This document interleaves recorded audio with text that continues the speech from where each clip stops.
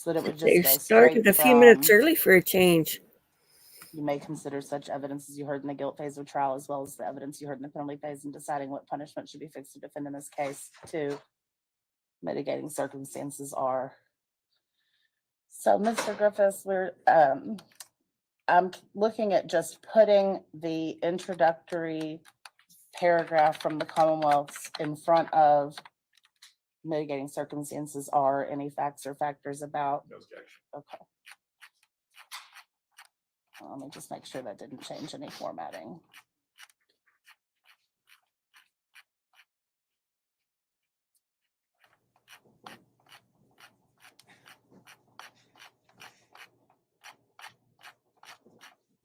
Okay.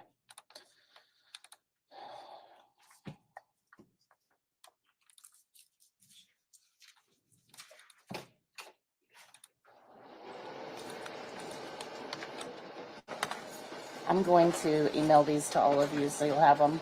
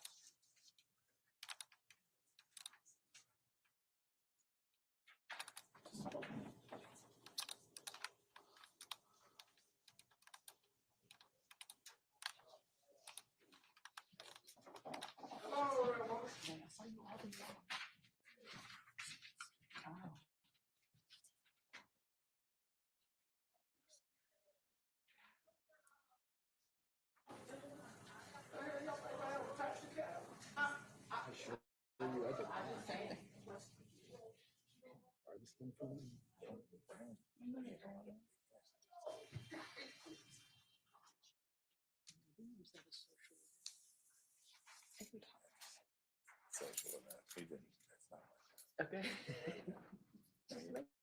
counted half of the lunch we had the other day. For lunch we had. Yeah. Yeah, it's probably 50-50, probably 6. And then I mean, that coffee.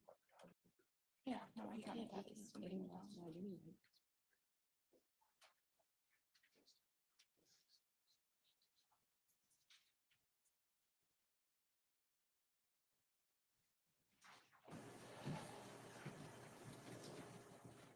All right. Janelle's going to bring me those copies when they're done. So is there anything else we need to pick up before we bring the jury in? Ms. Jones-Brown, you look like there might be something you're thinking about. No, Okay. I did not notice any other errors or. Okay, great. All right, so are we ready to bring the jury in then? Yeah, okay. All right. Let me just make sure my phone's off. We're good to go.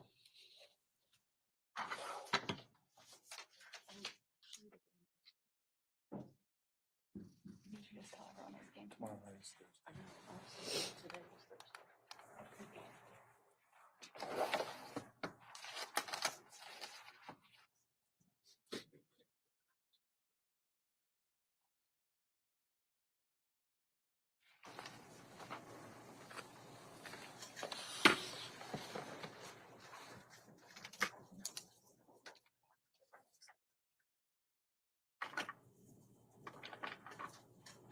I love that this pencil was in here when I came in.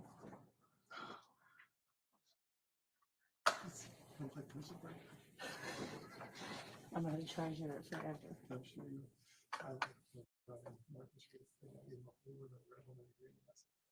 Tulane, Louisville, and Kansas. That's right.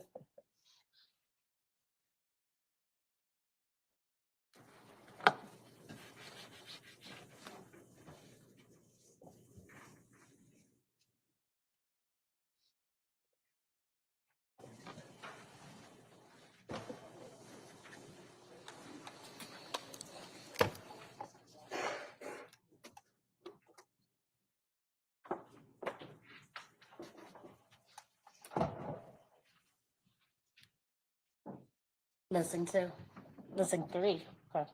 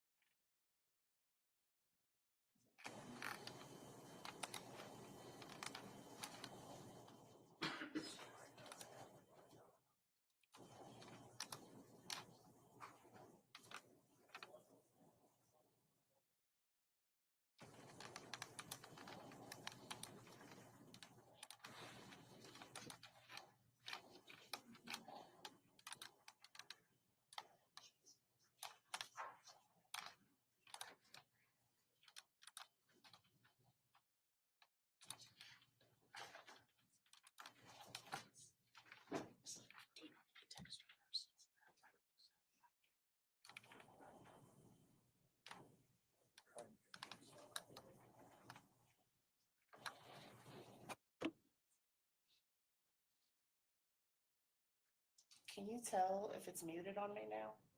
No, it's not. It's not. Okay. Well, I've been hearing the. Yeah. Testing, testing, testing, testing. You up on these. Okay, great. Thank you. Oh, so do you mean that all of our bench conferences are being broadcast? No, because the white noise was on, which oddly sounds like a toilet flushing when played back. But, so no, they weren't, but only when, the issue was when I was like typing and stuff. That did sound loud when we were listening to Mr. Carter's testimony again. Yeah.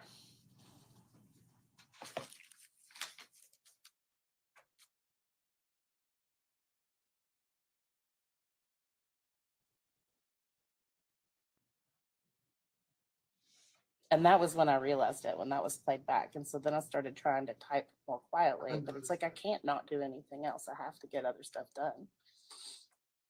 I'm also a typer judge. I feel your pain.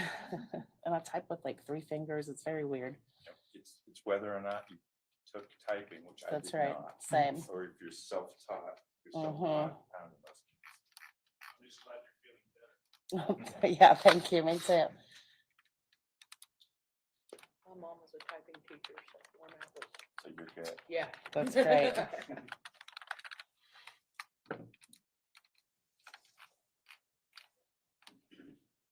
Home road.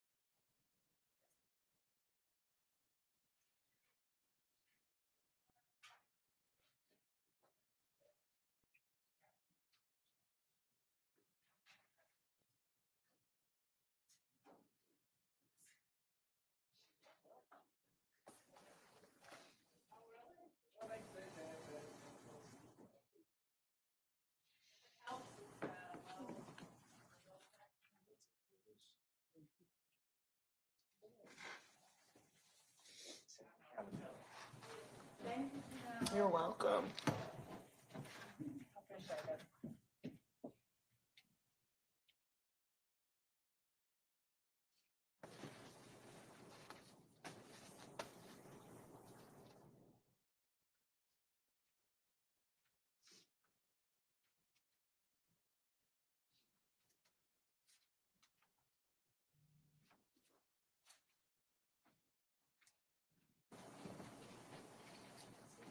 Hey, can I get you to do me a favor? Ron, can you do me a favor? Will you give one of these to each of the lawyers and one to Mr. Rhodes?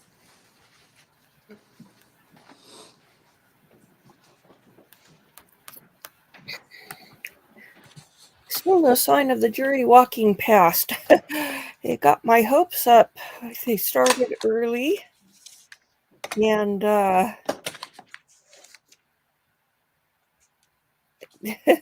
sounded like they were ready to go. Oh, here comes somebody.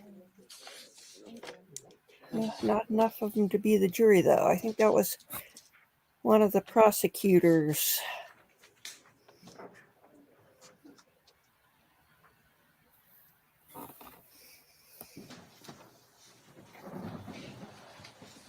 And then here's one for you, one for John.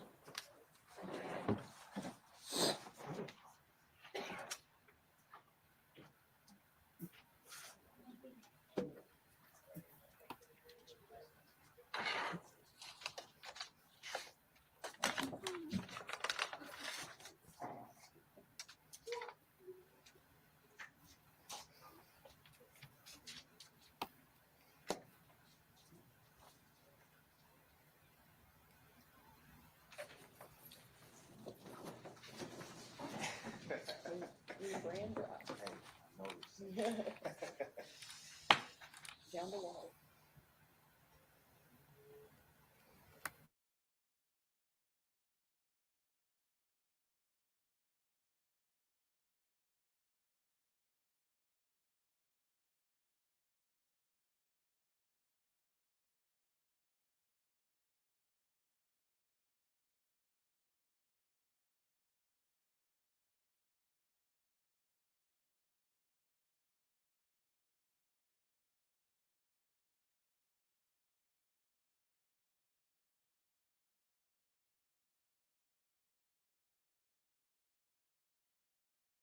Okay. On page number 7, we just need to put the aggravating circumstances in instruction number 3. And the same Oh, thing on the next page.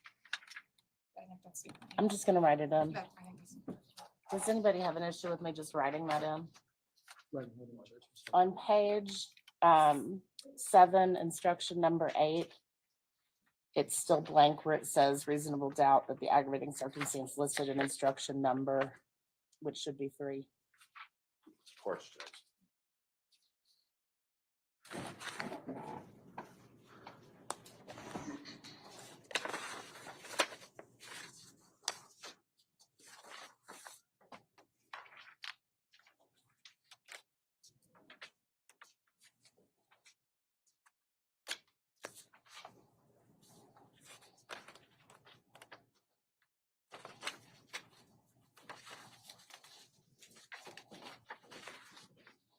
Oh, wait, I think it's on 2 pages.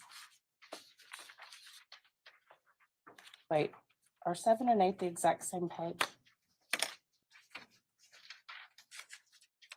One's for Jones and, Oh, or okay. Gordon and. But I still need to write it in on both pages, okay.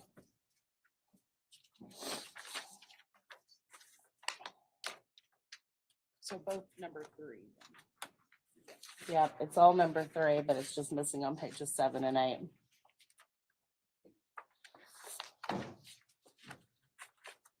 Morning. I don't think we need it. Thank you, guys. Thanks for checking in.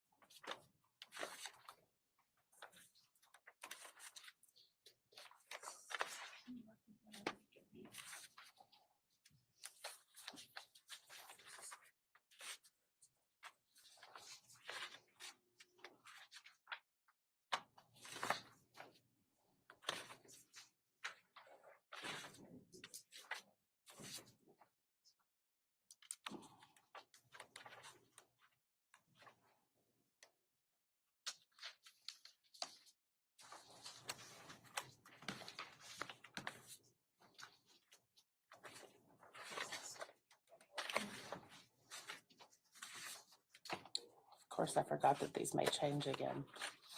Shouldn't have copied them yet.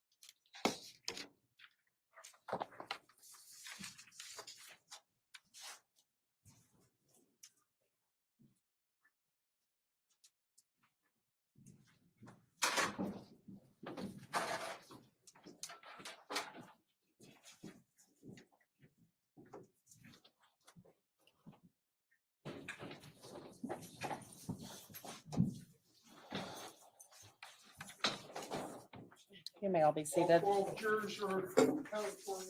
Thank you, Deputy Mills. You may all be seated.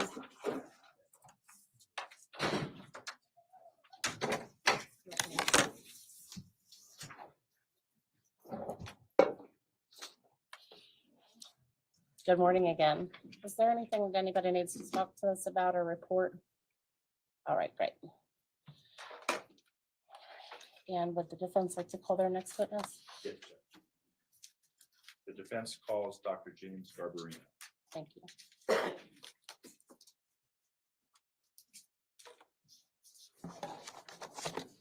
Doctor, if you could just come right up here. When you're seated, I'll swear you.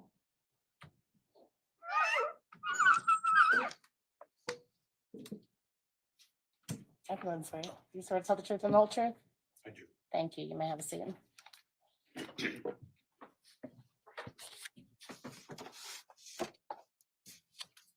And that's a glass of water if you need one. Thank you. Good morning, doctor. Good morning. Could you identify yourself for the jury, please? My name is James Garbarino, Garbarino. And what, I'm gonna have you sort of introduce yourself and your areas of expertise and things like that. First, can we start with your credentials, college, things like that? Well, I went to college at St. Lawrence University in Northern New York State a long time ago. Hmm. Got my degree in 1968. I went to Cornell University in Ithaca, New York, and got a master's degree in 1970, and my PhD in human development with a specialization in developmental psychology in 1973. So this is the 50th anniversary of my completing doctoral studies. Congratulations. Can you tell the jury what areas you have specialized in? I've really specialized in all the dark side of human experience: trauma, child abuse, violence. Done work in war zones around the world, in the Middle East and Central America, sort of all the bad places and bad things. For the last 30 years, I've particularly focused on the developmental issues in children and adolescents that ultimately lead to situations like this, being in a courtroom uh, with people facing murder charges, trying to understand how they get to that point. That's really been the focus in the last 30 years. But throughout that period, I've been a college professor teaching psychology, developmental psychology at Penn State University, at Cornell, at Loyola University, Chicago. I was president of an institute in Chicago called the Erickson Institute for Advanced Study in Child Development. But as I said, throughout that period, I've always had one foot in the university teaching and doing research, and the other foot out in the rest of the world dealing with children and youth in difficult situations. Have you received any awards in this area? Well, I've been very fortunate that my work has been recognized by a number of professional organizations.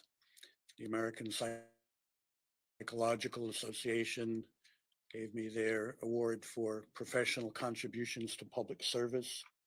The American Humane Association gave me an award for work on child abuse. American Academy of Pediatrics gave me an award for work on violence.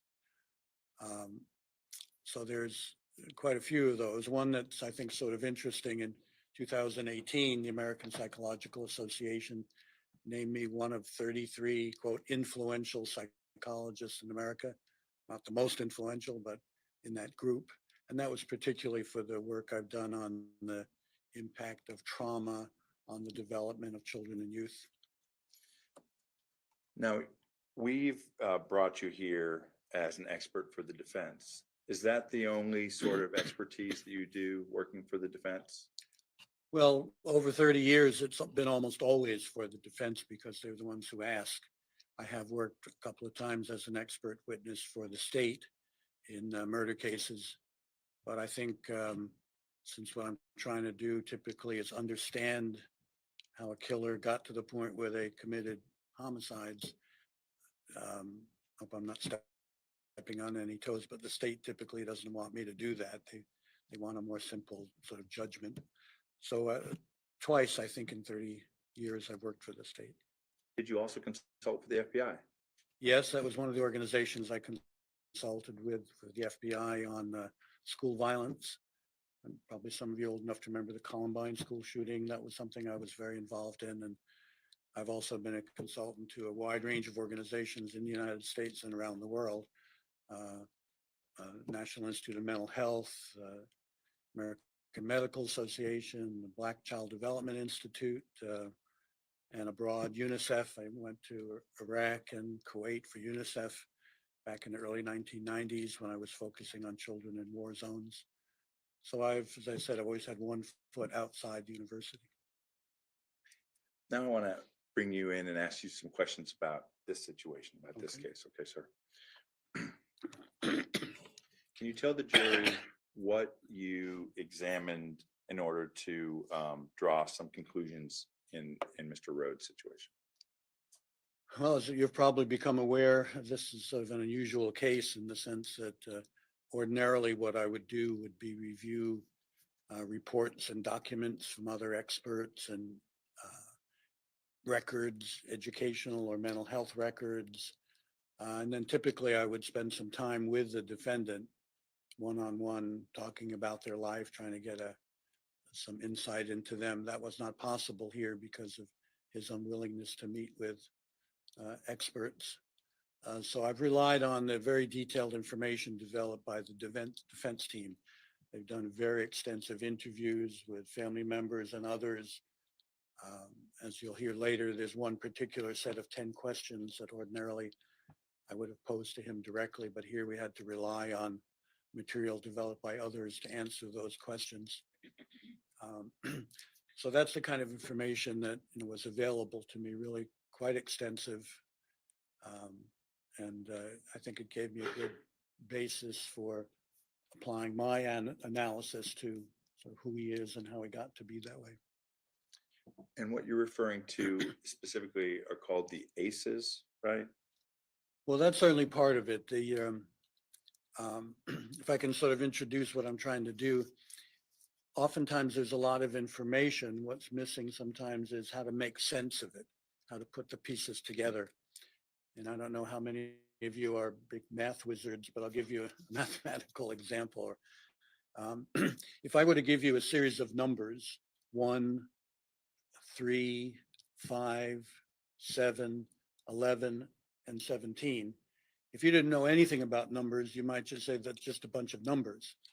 But if you had some arithmetic, you'd say, well, those are all odd numbers, which they are. But if I, excuse me. But if I tell you the number 2 is on that list and the number 9 is not, well, obviously they're not odd numbers because 2 is not, is not an odd number and 9 is. So you'd be left with a bunch of numbers again. It's only if you have the concept of what's called a prime number. A prime number is a number that can be divided only by 1 or by itself. Then it all makes sense. Those are all prime numbers. And you would know that between 11 and 17, there's a missing prime number of 13. So what I'm trying to do is make sense of all this information based on research and theory from developmental psychology, particularly because I know we tend to think often there are senseless acts of violence, but I think if you get into it, you need to understand they usually make sense from the point of view of the perpetrator, at least while they're committing the crime. So that doesn't excuse it, but it's important to try to understand. So I think what you just told us is it's not always merely what's there, but also what you can tell is missing. Yeah, as I said, if you knew what a prime number was, you would say, aha, we've got to go look for number 13 because it should be there between 11 and 17. And that's often what I'm involved in doing is trying to find the missing link or the missing piece that will explain something which otherwise seems just, senseless or crazy or just evil. And those are all, real words that we use. But if you get behind that, there's often a story to be told that evokes more compassion and more understanding. So one of the things you look for are what are called risk factors, right? And risk factors are things that do what? What does that tell you? What does that tell us? Well, risk factors are things that increase the odds of a bad outcome happening. They don't guarantee it. A good example would be we've learned from decades of research that smoking is a big risk factor for getting lung cancer. Doesn't mean everybody who smokes gets lung cancer. My mother lived to 89 and used to say she was going to smoke on my grave, which is not a very nice thing for a mother to say. But it made the point that, she felt like she wasn't going to get lung cancer even though she smoked. 19% of people who get lung cancer have never smoked. But we recognize, even the courts have recognized that smoking is a, quote, cause of lung cancer. So risk factors are things that increase the odds. It's not a one-to-one correspondence. And as I mentioned before, there's something called the Adverse Childhood Experience Scale. It's often called the ACEs for the initials ACE. And that's a way of measuring, a very important way of measuring the amount of risk factors that a kid had growing up. So would something like the mental health issues, not only of an individual, but in their family, be a risk factor? Yeah, as I said, what we try to do is identify the whole package of risk factors, because rarely, if ever, does one risk factor account for the outcome. But it's as if you're building a tower of blocks. You put risk factor after risk factor after risk factor, and the top tower gets so tall, eventually it falls over. And so it's not any one, But certainly one of the risk factors is temperamental issues. I don't know how many of you have children, but most people who have children recognize that temperament is important. I have two biological children. My daughter was a very easy baby. You know, in her college entrance essay, she described herself as a Mercedes-Benz of babies. Just sort of change the oil and she cruises along. Her brother, my son, was a very difficult baby. He had asthma, he had projectile vomiting, he didn't sleep well. He was a real challenge. And the research shows, for example, that for easy babies like my daughter, only about 10% end up with having significant adjustment problems in elementary school. For difficult babies like my son was, it's about 80%. So again, it's not 100 to 0, but it's a risk factor having a difficult temperament. And in this case, you know, there's evidence in Brice's biological family of mental illness. I believe at least 2 of his biological relatives were diagnosed with schizophrenia, which is a very significant problem with thinking and feeling. Again, it has some genetic basis, it's some heritability of it. If you have relatives who have schizophrenia, your risk is greater. It's not a one-to-one correspondence, but it's one of those blocks, you know, building up the tower. Let's turn to the ACEs themselves.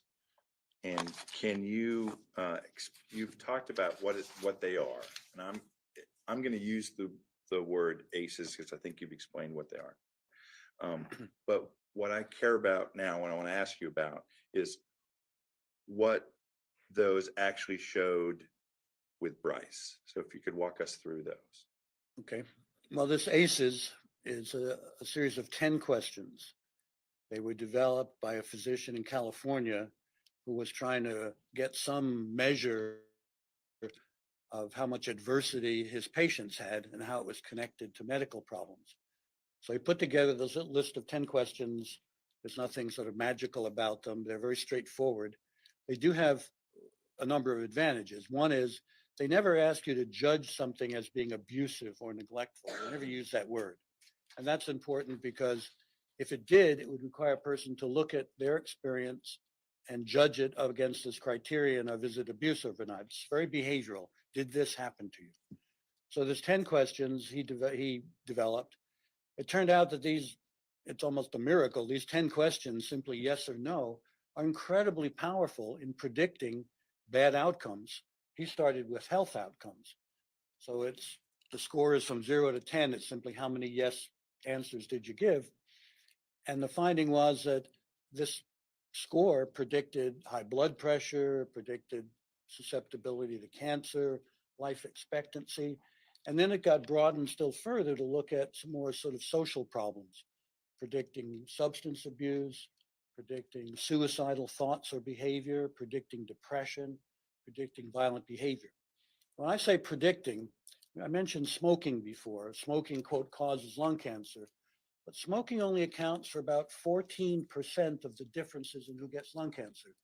These 10 questions account for like 50% of the differences in who ends up depressed, suicidal, substance abusing, engaged in violence.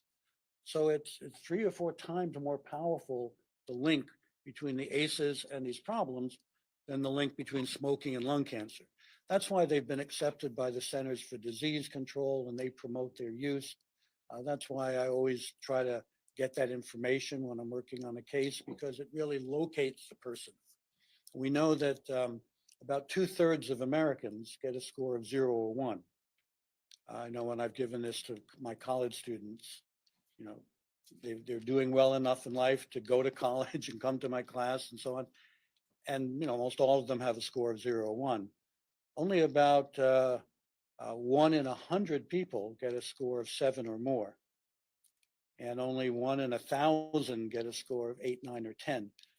So it takes us from a general question, did this person have a difficult childhood, to how difficult was their childhood compared with everybody else.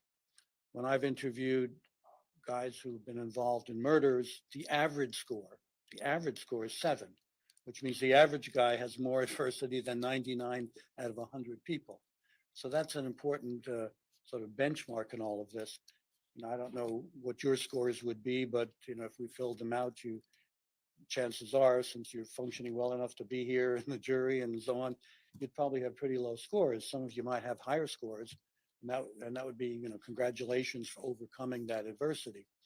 Now, this individual, Brice, he, again, I wasn't able to give it to him directly. I had to rely on information developed by the team who did interviews with all kinds of people, family members and others, looking at records. And the conclusion was that, he had yes to 8 of the 10 questions, which is worse than 999 out of 1,000 people. So that's important in understanding how he got to be such a damaged person.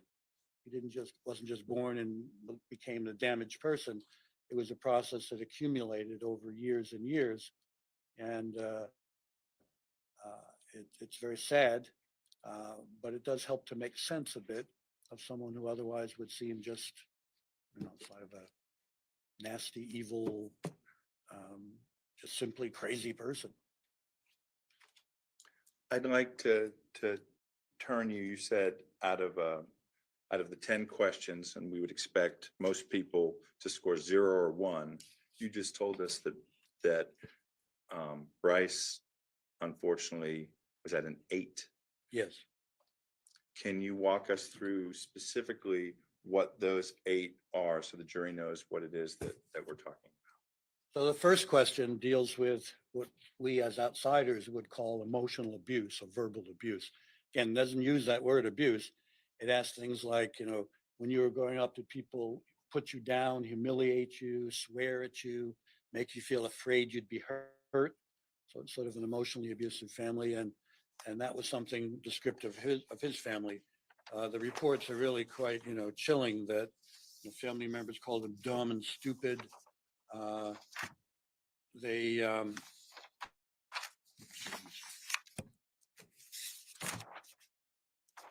find the right page. That a family member used to make him feel afraid that a family member says Brice was curled up in a ball hiding from her and saying he was scared to go. He was 8 or 9 when this occurred. So there's a lot of instances of that, just terror, being put down, being maligned, being degraded. So that then on the ACEs, that's question number 1. Question number 2 has to do with being physically attacked. Again, we would say being physically abused, but doesn't ask were you abused. It simply says, were you hit, left marks, were you beaten, these kinds of things. And the information indicated that he was beaten with a belt. He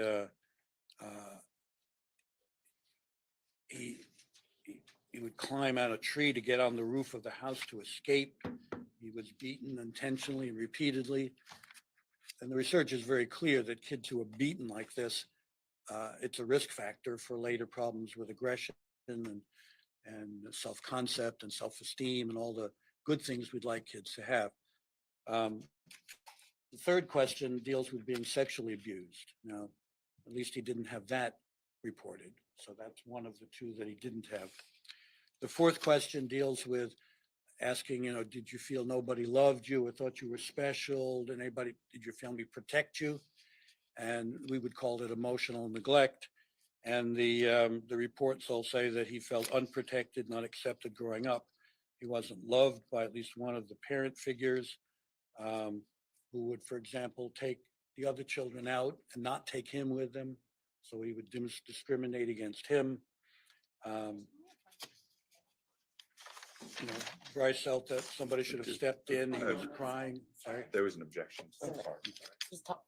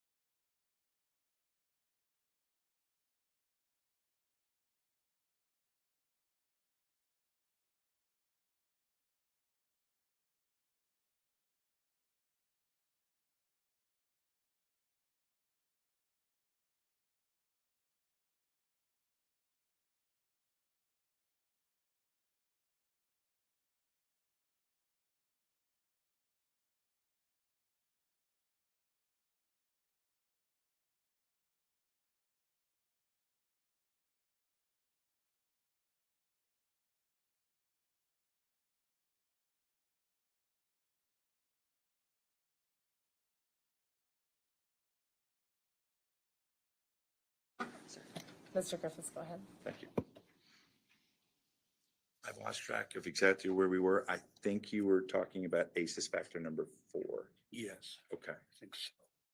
Can I go ahead? Yes. Okay, Yes, please. So the fourth one, we would call being emotionally neglected, but it deals with feeling unprotected, unloved. No one thought you were special. All these things that eat away at the self-esteem of a child. And again, the reports from numerous people who observed his childhood, saying nobody protected him. He felt unprotected and unloved. So I think it's fair to make that a yes. It's worth noting that one of the themes in here is being rejected by key parental figures. It's one of the few sort of universals in child development is that kids who feel rejected by their parents, that that's a big risk factor. I mean, I said, smoking accounts for about 14% of the differences in lung cancer. International research done in 118 countries finds that parental rejection accounts for about 25% of bad outcomes by itself. So it's almost like the worst thing that can happen to a kid is to feel his parents reject him. They don't accept him. And he seems to have experienced that. The fifth item is physical neglect, which, is probably, again, it doesn't use the word neglect. It happens particularly when parents have substance abuse or mental health problems and they can't take care of their children, they can't protect them. The question asks about things like, if you were sick, would somebody take you to the doctor? So that's neglect, and that seemed to be evident. The sixth question has to do with parental separation or divorce. I said before, 2/3 of Americans get a score of 0 or 1. If they get a score of 1, it's typically because parents separated or divorced. And my kids would have a score of 1 based on that their mother and I divorced when they were kids. Because this, again, is a challenge to kids. It's some of you may have gone through this. It's a disruption in a child's life. And so it's one of these 10 risk factors. Number 7 is witnessing domestic violence. Again, doesn't say domestic violence. It says, was your mother or stepmother hit, punched, bitten, knocked down, all the things that make up domestic violence. This alone has been shown to be a predictor of later difficulties in life. And that was very clear from the reports. Doctor, I wanted to follow up on what you just said. Can you give the jury some understanding of the sort of things that caused you to find factor 7? Well, in the reports, there was a report that Brice witnessed a parent figure cut, I guess, his mother's hair off, drag her by the hair, smash her face. And he reports remembering there's nothing he could do about it. That's very common. Boys particularly feel like they should be able to protect their mothers, but when they can't, it's often particularly disturbing. And when they get older, they often get in this protective role. So in many states, allowing your child to witness domestic violence is itself considered neglect, that you're supposed to protect your child from that. And clearly he was not protected from that, and it happened. The eighth ACE question has to do with living with somebody in your household who's a substance abuser, alcoholic, drug addict, whatever it is. And the reports from the interviews is that his mother was a drinker.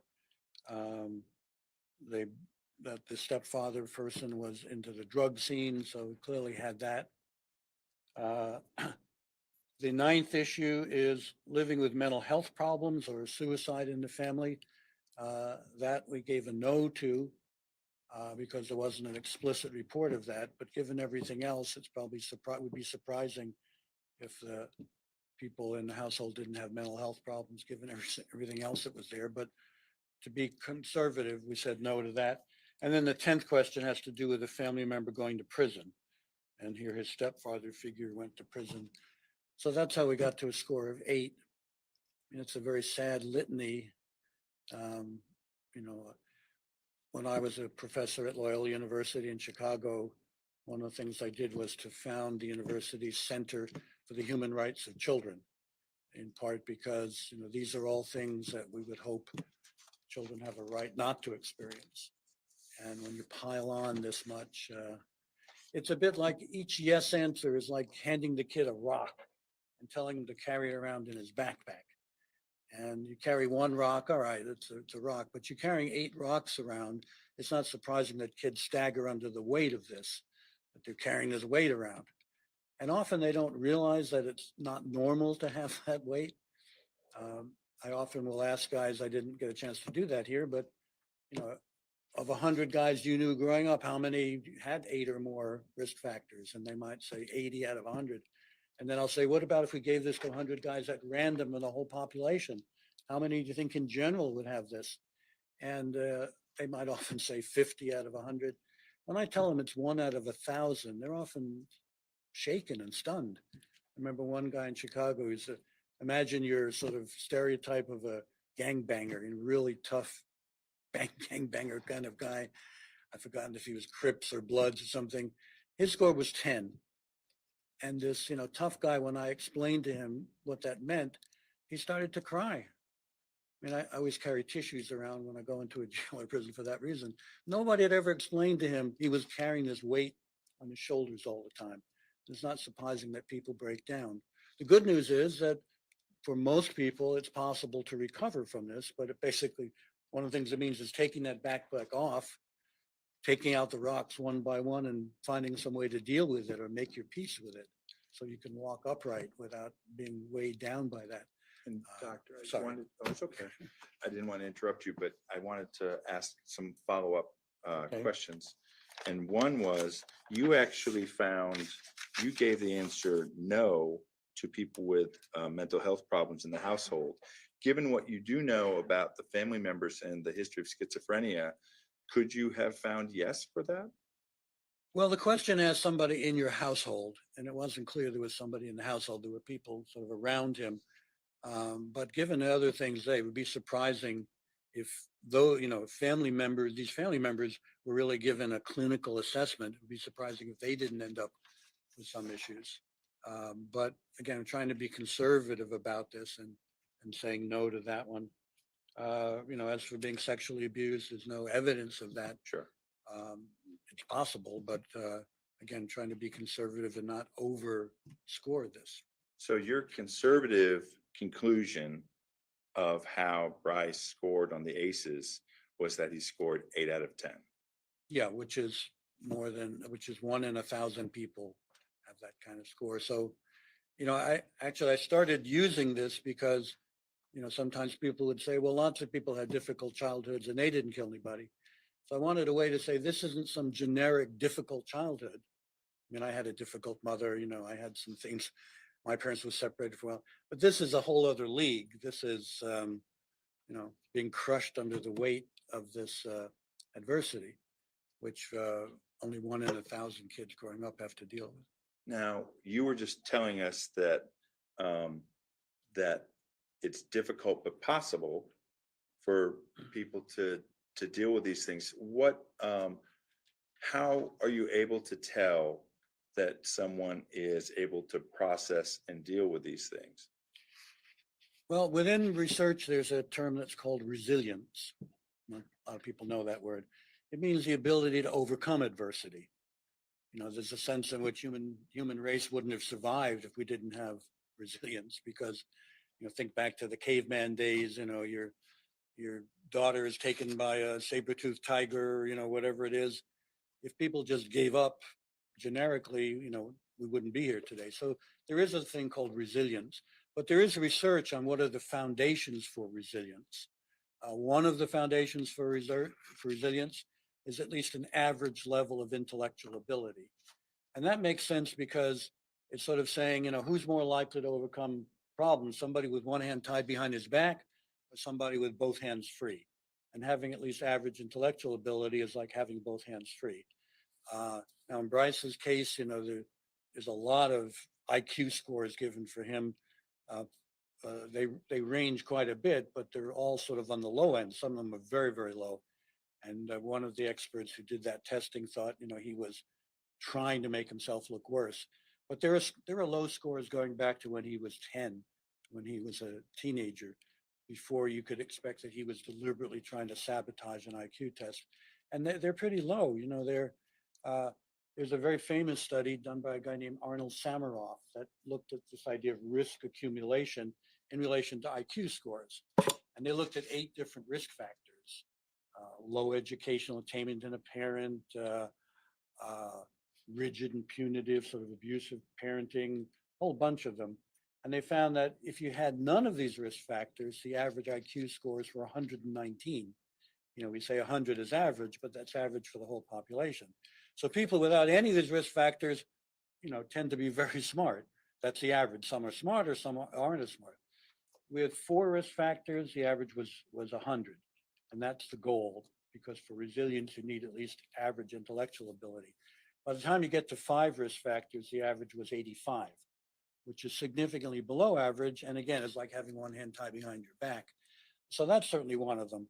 Another one is having somebody who is sort of crazy about you and thinks you're really special. Another one is having some special talent or ability. And I want to jump I'm in and just sorry. make sure that what you're talking about now is clear. You're talking about things that would make someone resilient. Yes. And indicate that someone might be able to overcome or deal with their trauma, right? Yes. Okay. Yes. And you said the first one of those was low intellectual functioning. Yeah, that's the first risk to this. Or And I mentioned there were 8 of these factors in that study, and Brice had all 8 of them. So it wouldn't be surprising if his intellectual ability was hampered by that. A second one is at least one person who's crazy about you. Can you explain what that means? I'm sorry. Can you explain what that means? What is a person who's crazy I about was you? What going is- to try to. Okay, If you go to somebody's house and they have young children, you often see they've taped the child's drawings on the refrigerator, and to an outsider, they look like scribbles, but the parent says, this is my kid's drawing. And, kids know that they're special. I mean, my Italian grandfather was buried with a picture of me in his arms. And that's always stuck with me that, my Italian grandfather really thought I was special. So having at least somebody in that role is really important. It's hard to see that, Brice really had that. His mother, in one of the reports, says his mother expresses love and concern for her son, but their relationship was so difficult at one point she sought a protection order against him. So it's hard to see had that demonstrating some special talent or ability. Some kids at sports, music, art. I remember visiting a really dysfunctional family once in the Bronx in New York City, and the one girl who was doing okay, she was a track star. And in this chaotic, dirty apartment, there was one corner with her track trophies and stuff. And that, that was a special thing that she had and contributed to resilience. Another thing that contributes is, educational developments, good education. And as you get older, reading and writing, thinking, this is one of the resources for overcoming adversity. and did he have that? No, he seemed to have difficulty with that. I think there's a lot of school failure. He didn't go that far in school, all kinds of problems in school. So I think, he didn't really have that growing up. Supportive community. People rally around you. Sometimes it's older mentors or, clergymen or whoever it is, other people. Brice doesn't seem to have that. And in his case, it seems to be compounded by this paranoia that he expresses of distrust of people. And it's very hard for people to support somebody if they distrust people generally and push them away. The last one on this research that I'm particularly drawn to is a positive approach to life. The people who just have a sort of, sometimes people use the word spunky. They just have a positive view of life and they can overcome stuff. A term that's used in the field is hardiness. And that suggests somebody who has this positive view that they can manage things and so on. So you put these things together and they're sort of foundations for resilience growing up, but they're also foundations for resilience in rehabilitation later on in adulthood. And in adulthood, sometimes you can compensate for things that you didn't have in childhood, which is, why people do sometimes get better as they age. They overcome adversity and trauma. So you've indicated that based on the materials you examined and your expertise, that he scored very high on the ACEs. Yes. And I think you just told us that also he scored unfortunately very low on his resilience. That'd be my conclusion, yes. Can you tell us the effect that that would have on someone as they go through life? Well, I think, the effect depends in part on where you grow up, what the rest of your environment is like. Let me give you an example of that. If by age 10, a kid is showing a chronic problem of aggression, bad behavior, acting out, violating the rights of others, if they see a psychologist, they might diagnose them with something that's called conduct disorder. It's a fancy label, but it just means that you've observed a pattern of aggression, bad behavior, acting out, violating the rights of others. These are the kids who, by age 10 are getting sent to the principal, they're being expelled from school, they may get juvenile delinquency things. So we know that if you get to that point by age 10, that on average, about 30% of those kids will end up as seriously violent delinquents, 30%, 3 in 10. But nobody lives on average. Everybody lives somewhere. So research finds if you live in a very positive, supportive neighborhood, the no crime or low crime and a lot of positive role models and all of that, it's not 30%, but 15% of those kids who end up as serious violent delinquents who have that problem at age 10. If you live in a dysfunctional neighborhood with crime and violence and bad negative role models, it's not 30%, but 60%. So the odds that the same kid would end up having serious violent delinquency is 4 times greater in one neighborhood than they are in another. And so I always have to look at what's called the context of any of these individual things. I'll give you this one more example, if I may, about that. I mentioned schizophrenia before. About half of the people who get diagnosed with schizophrenia hear voices. The technical term is auditory hallucination. And people generally haven't studied what the voices say because they're voices in people's heads. But some anthropologists did. And they looked at people who hear voices in 3 different cultures, in the United States, in India, and in Ghana, which is in Northwest Africa. And what they found is amazing. Again, these are schizophrenics who we think of being, crazy and disconnected from reality. In the United States, 70% of the voices for schizophrenics were telling them to commit acts of violence against themselves or others, 70%. In India, it was only 20%. In India, most of the voices are telling them to do things like clean your house better, which is annoying, but not dangerous. And in Ghana, it was only 10% of the voices urged violence. In Ghana, the voices are mostly thought to be positive conversations with God. So I mention it because, the society you live in can have an effect on how your trouble expresses itself. For schizophrenics, 70% of the voices here tell them to hurt people, themselves or others. In India, it's only 20%. In Ghana, it's only 10%. So being a schizophrenic here is more dangerous than it is being a schizophrenic in India or Ghana. So the context is always important. And I think in the case of Brice, the context was working against him to make things even worse. So it gets less and less surprising that we're sitting here today. So I want to turn you now to the future. This jury has found Brice guilty, Yes. and they're literally going to sentence him. That's what we're here for. One of the things that it is important for them to understand is whether there is hope for Brice in the future. Can you explain from your expertise and your conclusions, Brice's path to improvement in the future? Well, obviously it looks pretty bleak right now, that's for sure. But there is, research shows that development can turn into a positive direction in adulthood. There's a very famous book called The Brain That Changes Itself. It's research about how human brains in adulthood can change in response to changed experiences. And one chapter deals with having a stroke and how certain experiences can help your brain repair. On the negative side, there's a chapter dealing with pornography, that watching pornography can affect the way your brain deals with sexual stimulation. So the good news is that in a positive, supportive, therapeutic environment, even damaged people can get better. There's a form of therapy called cognitive behavioral therapy that tries to change the way people think, and that can be very successful. If you get it, it can change the way you think, which can change the way your brain works, which can change your behavior.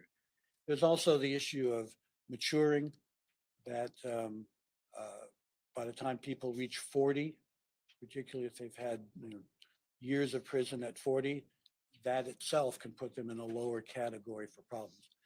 So it's quite remarkable. A lot of the cases I work on are teenagers who've committed murders. I mean, they do some terrible stuff. I remember one case the judge said in sentencing a 15-year-old, there's no possibility of you ever reforming, you're just a lost cause. And now 25 years later, that same individual has been going back for resentencing because not only did he rehabilitate, but he became a remarkable person. Now, that may be a rare case, but it does happen. And that's one reason why I think it's good to leave open the door for this kind of improvement, not to guarantee it, but to say at some point there should be another look at Brice to see if he's as terrible in 20 years as he was when he did these terrible crimes, because it does happen. Sometimes it's almost miraculous that you look back and think, wow, I wouldn't have predicted this. The younger they are at the time of the crime, often the more the prospect is. The fact that he was, 26, I think, at the That's time. correct. From the point of view of brain development, that's still pretty young. Research shows that you can't really presume a mature brain until about age 25. We have 18 as a marker, but the science says 18 is not a scientific cutoff point. Just a couple of years ago, the American Psychological Association looked at the evidence again and said, for example, scientifically, we shouldn't have a death penalty until at least 21. And other researchers have said you should push that to a higher level. So in a sense, that's good news. Being relatively young means he's still immature. And the research also shows that the more adversity you have, the more it slows down the process of brain maturation.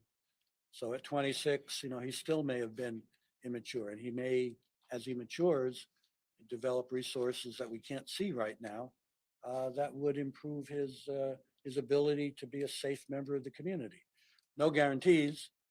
In fact, if you had to bet, if I had to bet my firstborn male child on this, I would not want to offer up my son and say, oh yeah, this guy's going to be okay. But I think we need to leave the door open based on, the science of development. Thank you, Doctor. I don't have any further questions. Stay there, prosecutor. Good morning, Doctor. Good morning. As you said, you did not interview the defendant, correct? That's correct. You reviewed interviews of his family members? And other sources about him. Yes. So this is all sort of collateral information in a way gathered by the mitigation specialists, particularly, who in my experience over 30 years have shown themselves to be very reliable information gatherers. Did you conduct any interviews yourself? No. And did you listen to the interviews or did you read a summary of the interviews? I think I read summaries or in a couple of cases transcripts, but mainly summaries. Okay. Did the information come predominantly from his stepmother and his brother? I think, if I recall correctly, those were two sources, but there are others as well. I'm sure that, the defense could provide a list of all of them, but I think it's not just from a couple of sources. But you had to rely on what was provided. You didn't get to do follow-up questions to further analyze your 10 factors. No, I think the information seemed pretty clear, particularly with respect to responding to the adverse childhood experience scale. So I felt pretty confident that this was solid information to go on. Ideally, I might have spent a couple of hours with him, but even then, I'd still rely to a large degree on information collected by others.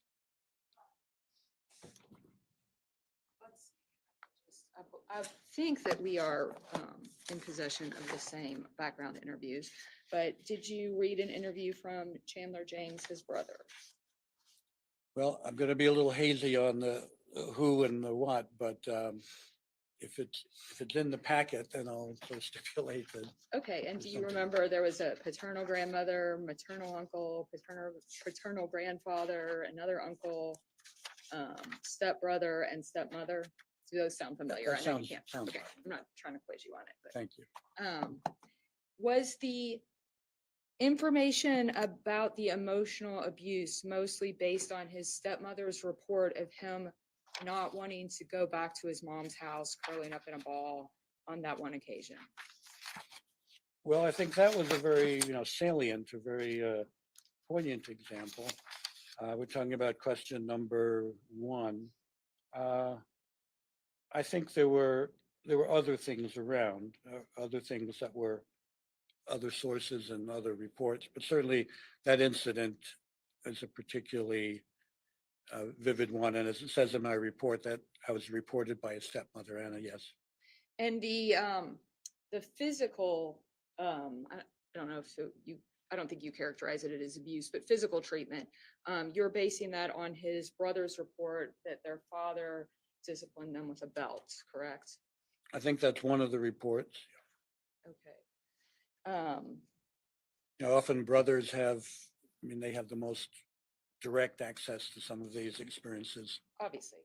But you're basing this on what other people reported. Well, you're basing this on a summary of what other people reported to the mitigation specialists. Yes, I'd say in most cases it comes directly from the individual, but then the usual criticism is, well, how do we know they're telling the truth?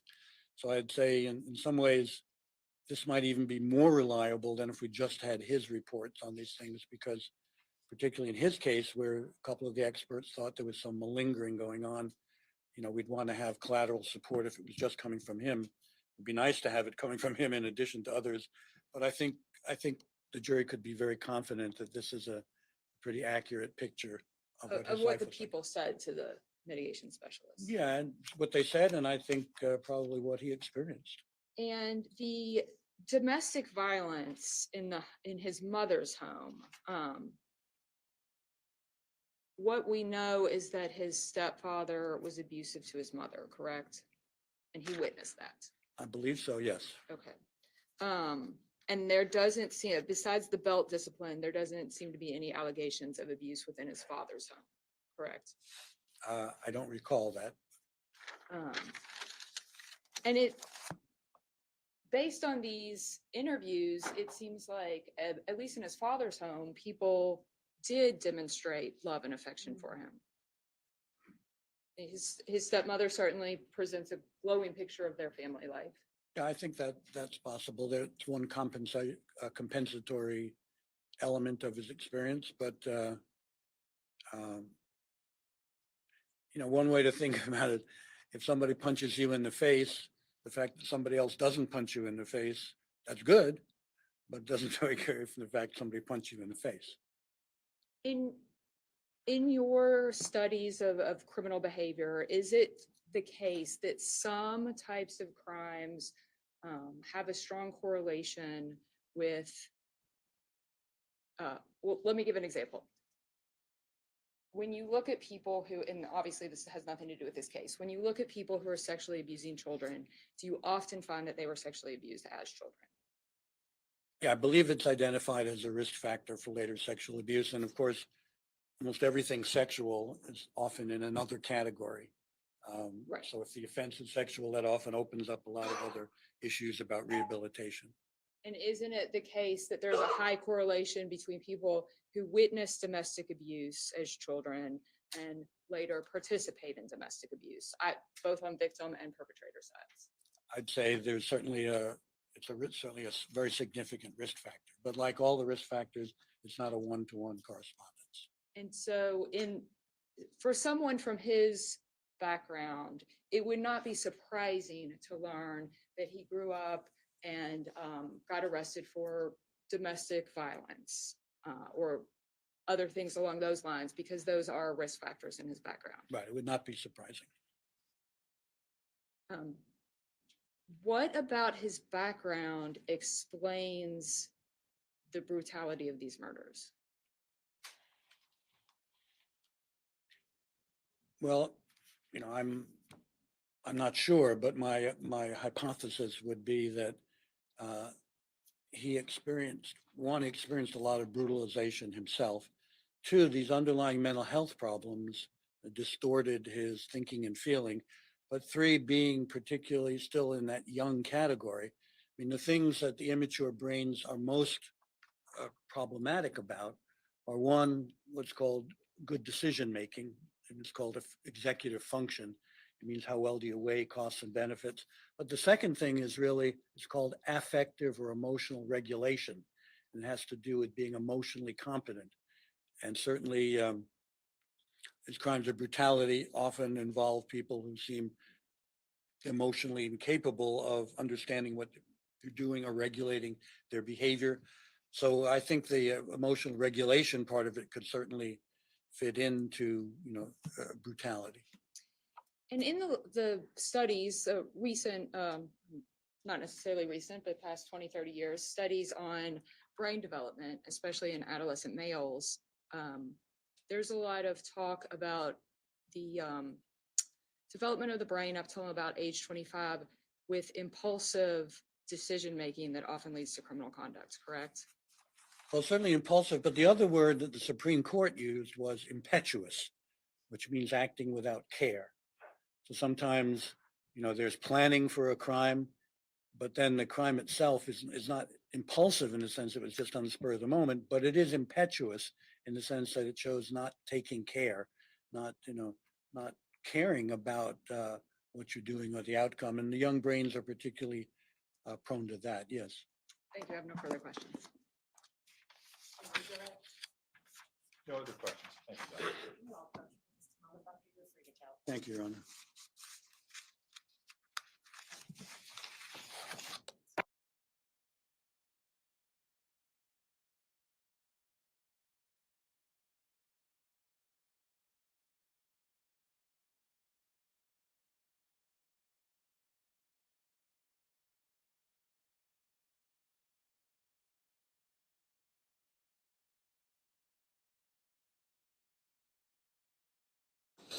All right, we are gonna take a 10-minute break. If you could please be back outside the courtroom doors at 10:25. Thank you.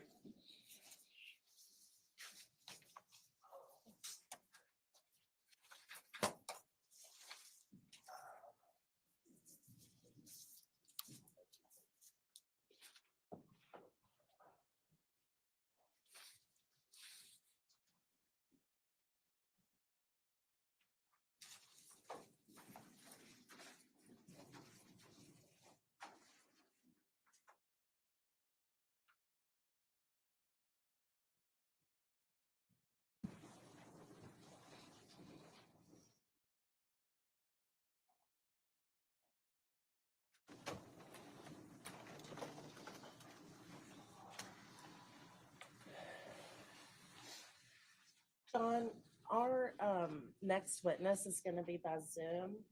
Do you want to move? I don't want to step on your toes. I'm not going to move it. Would you mind to move the TV and turn it on?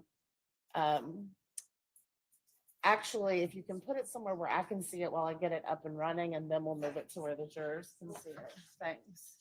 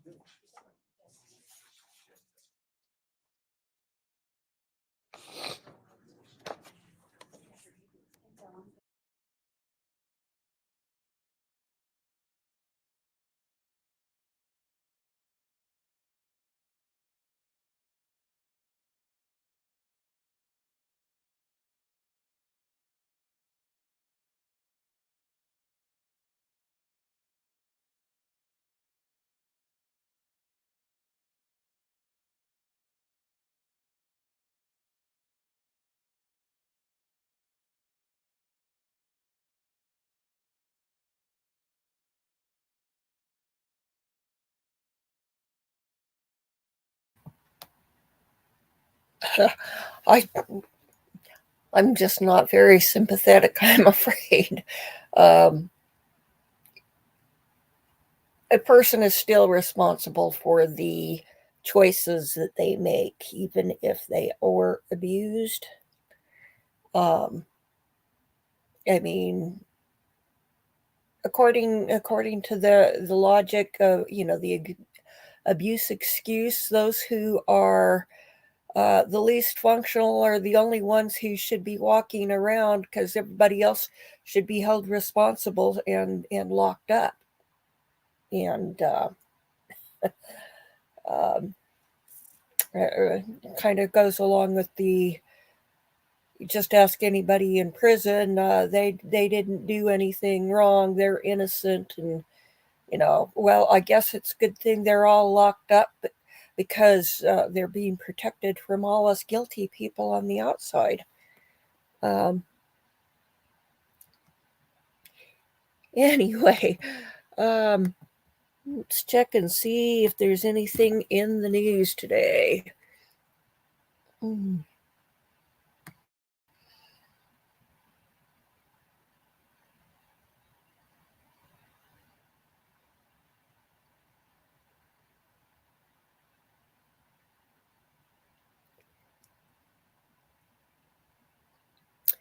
Oh, yes, we've got a missing 17-year-old from North Logan. Let's take a look at that. The FBI has joined the search for a teen who has gone missing for over a week. Um, Kiana Alyssa Beard, 17, left her home sometime between 9 p.m. on December 11th and 6:15 a.m. on the 12th, and her family said an outside sighting in Salt Lake City on December 12th. There have been no signs of her since, including activity on her bank or social media accounts. Police say Cayenne has been using a burner phone in addition to her regular phone, as she's apparently been communicating with someone at a number that was registered to a fake name and address. Parents are hopeful the FBI is better equipped to track down someone with those clues. That certainly doesn't bode well. It sounds like she's fallen prey to some predator. Cayenne, I've never encountered that as a name before. I'm not sure that's what I would want to name my daughter. It might inspire them to be a fiery personality. And conversely, I wouldn't want to name my daughter Angel because I've never really met an angel who acted angelic. It seems like they are trying to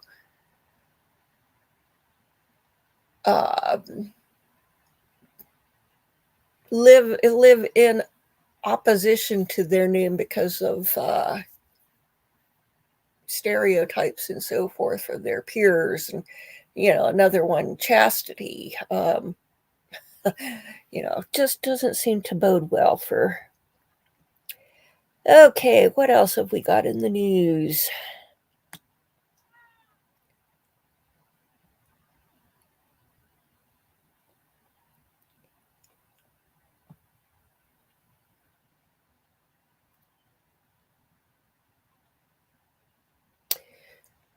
Oh, we've got a Utah. Let's see. Oh, Eowyn has come to say hello.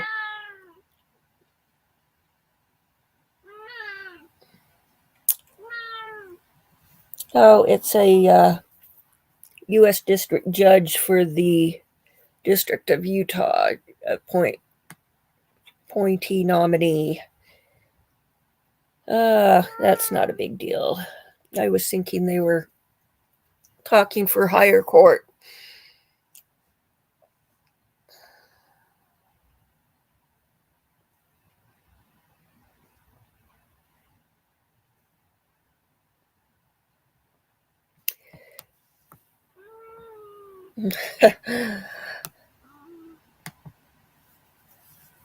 Okay, let's see what we've got in YouTube land.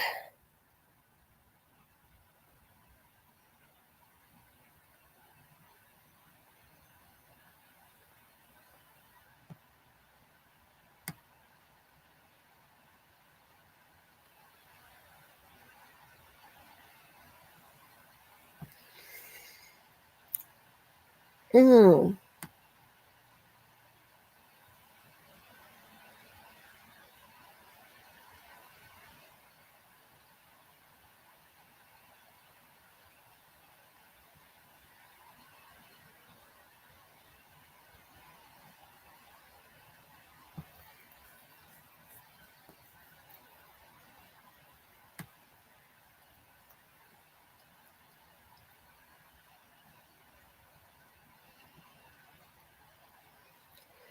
Not much this early in the day on YouTube.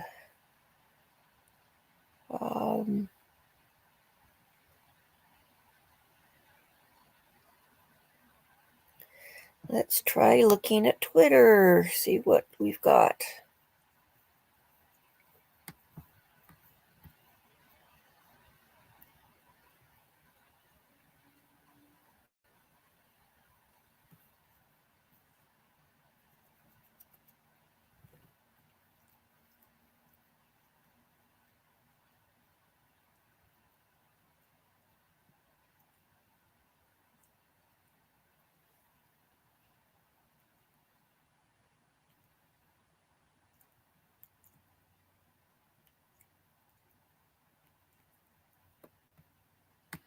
We've got somebody who is tweeting from, well, I'm not sure if it's the courtroom or if they're just tweeting about the feed in the courtroom.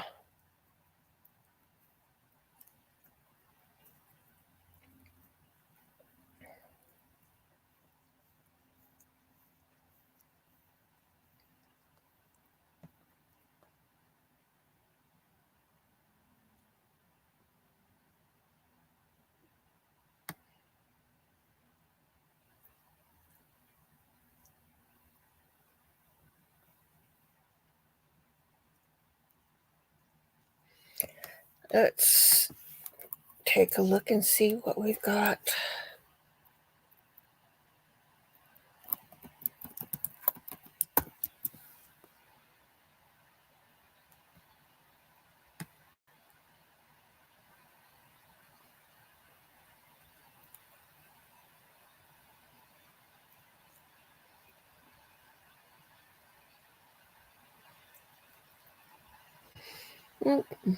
Not that much today. I guess everybody is getting ready for the holidays.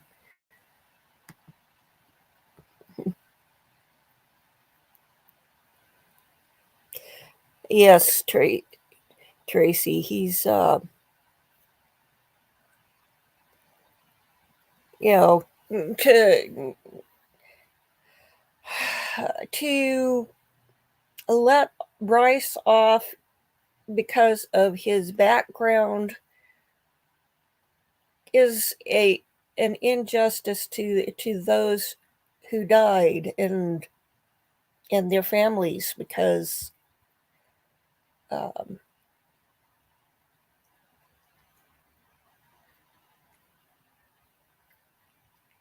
never going to get any better. They're not going to make a recovery. They are dead for the rest of time. And people need to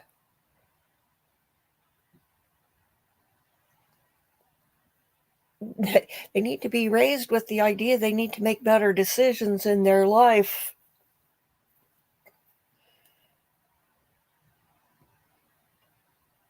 Now, it sounds to me like it would have been much better off if Brice had uh, been raised with the father and the stepmother than with his mother. Yeah, I don't know that why it happened that way. I don't know if it was a case of, well, the mother, child belongs with the mother, no. Obviously, those in the father, the paternal household turned out much better. So,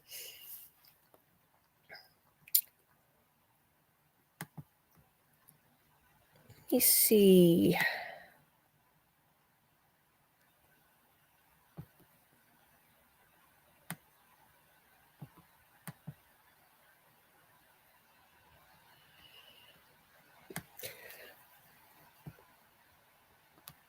I discovered a new court feed. Oh yes, I was thinking the same, Tracy. Um, that doctor in the Letitia Go ahead. Step trial Dr. James, was can you nuts. hear me? I can. Okay, great. Just wanted to check. And then I will, Okay. perfect. Yeah, no, I will. I want to move this so I can see her. Yeah, that But- makes sense. But I don't need to move it. And then too I'll much. try to keep the camera view here so that Dr. James can see you as well. Okay, great.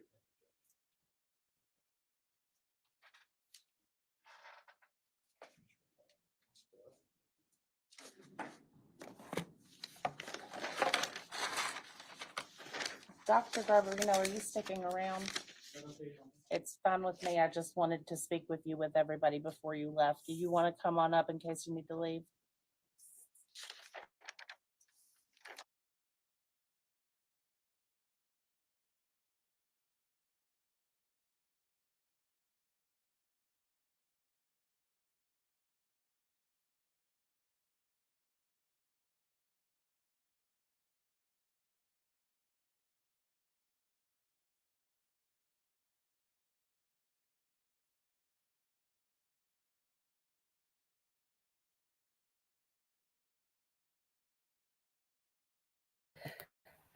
One thing that I just think of is all the times we have a news story where there's somebody who has just gotten out of prison recently and they go out and commit some horrendous crime, whether it's murder, whether it's assault, and they completely devastate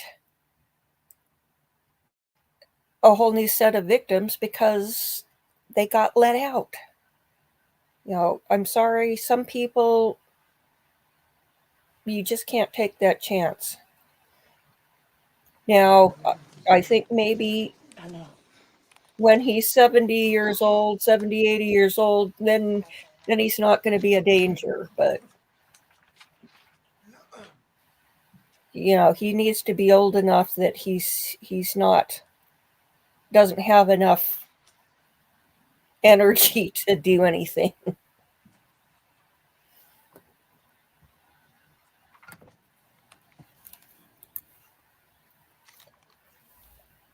So, I wonder, do they, with the penalty phase, do they add the alternates back into the mix?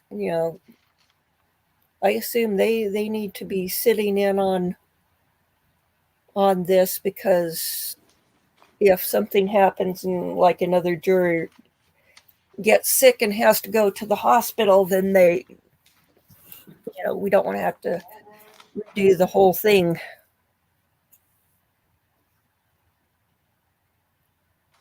Here we go.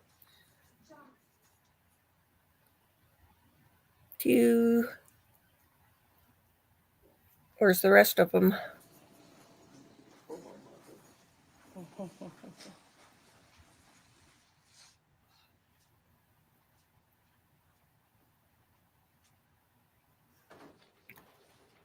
Well, so far I see 3 sets of feet that look more female. One I'm not quite sure about. All 12 jurors are present, Your Honor. Thank you, Deputy Mills. Everybody can be seated. Okay, here we go. Zoom Ladies and gentlemen, our witness. next witness is going to be testifying via Zoom. Mr. Griffiths, are you ready to call your next witness? Yes, Judge. Everybody see this okay? Yes, sir. All right, and your next witness is Dr. Joette James. Dr. James. If you could please raise your right hand. Do you swear to tell the truth and the whole truth? I do.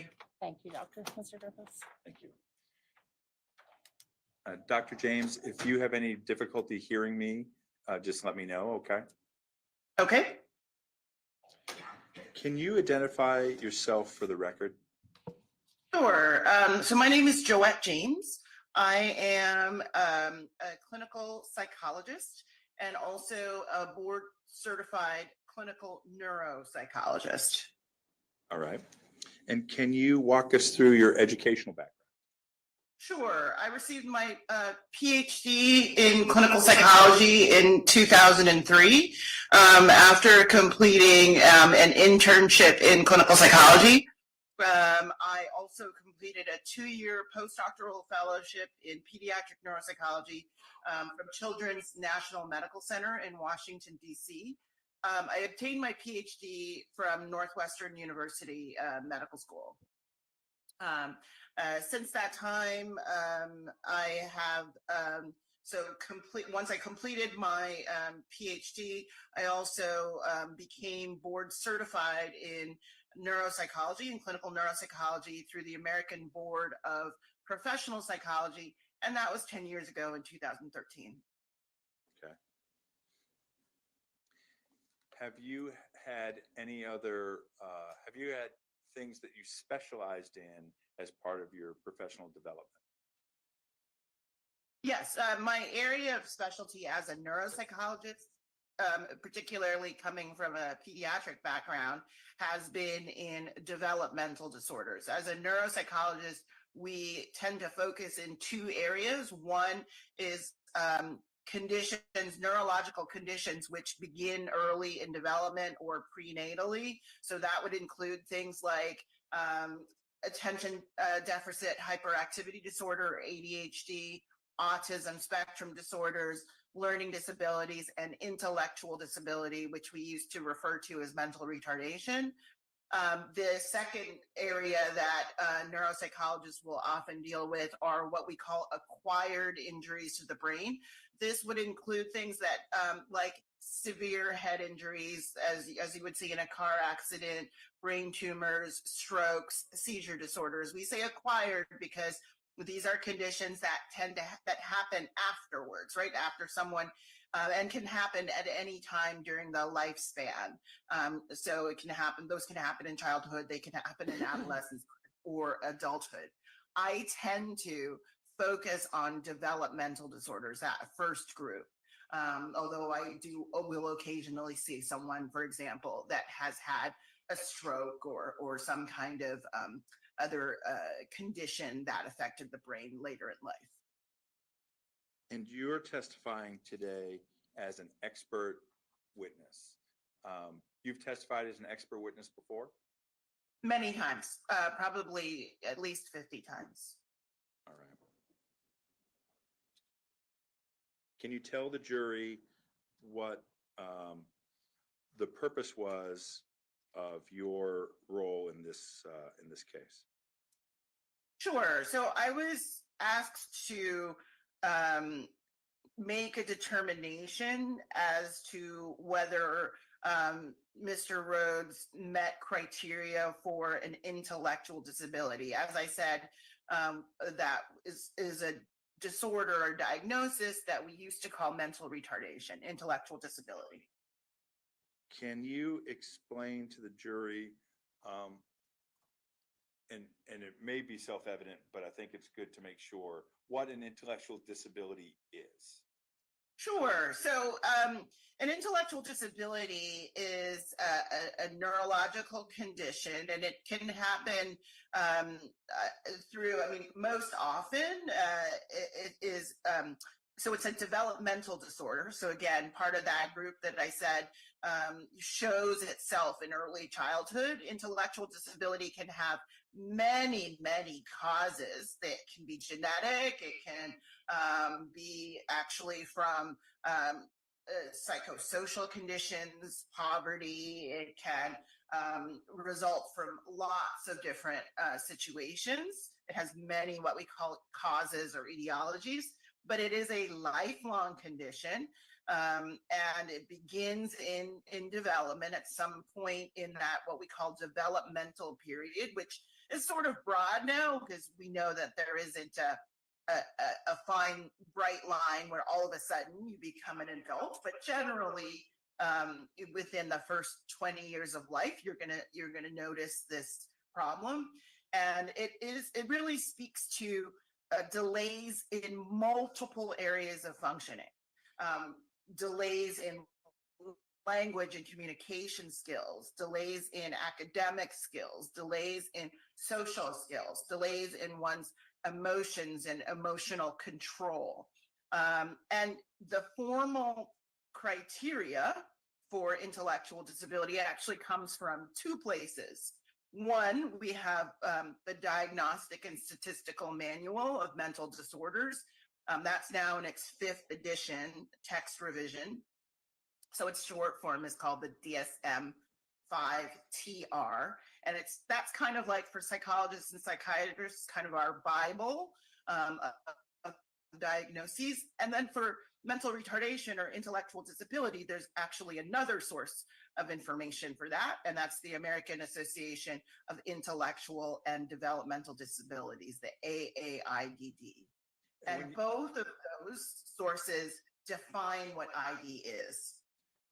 That's exactly where I was gonna go. So in order to determine that someone is intellectually disabled, you look to the scientific basis, and though they lay out the test, right? Right. So both of those sources, the DSM-5, the Bible for psychiatry and psychology, and the AAIDD, they both have manuals that have the definition, the clinician's definition for ID, the scientific definition. And that is number one, the person has to have an IQ that is significantly deficient.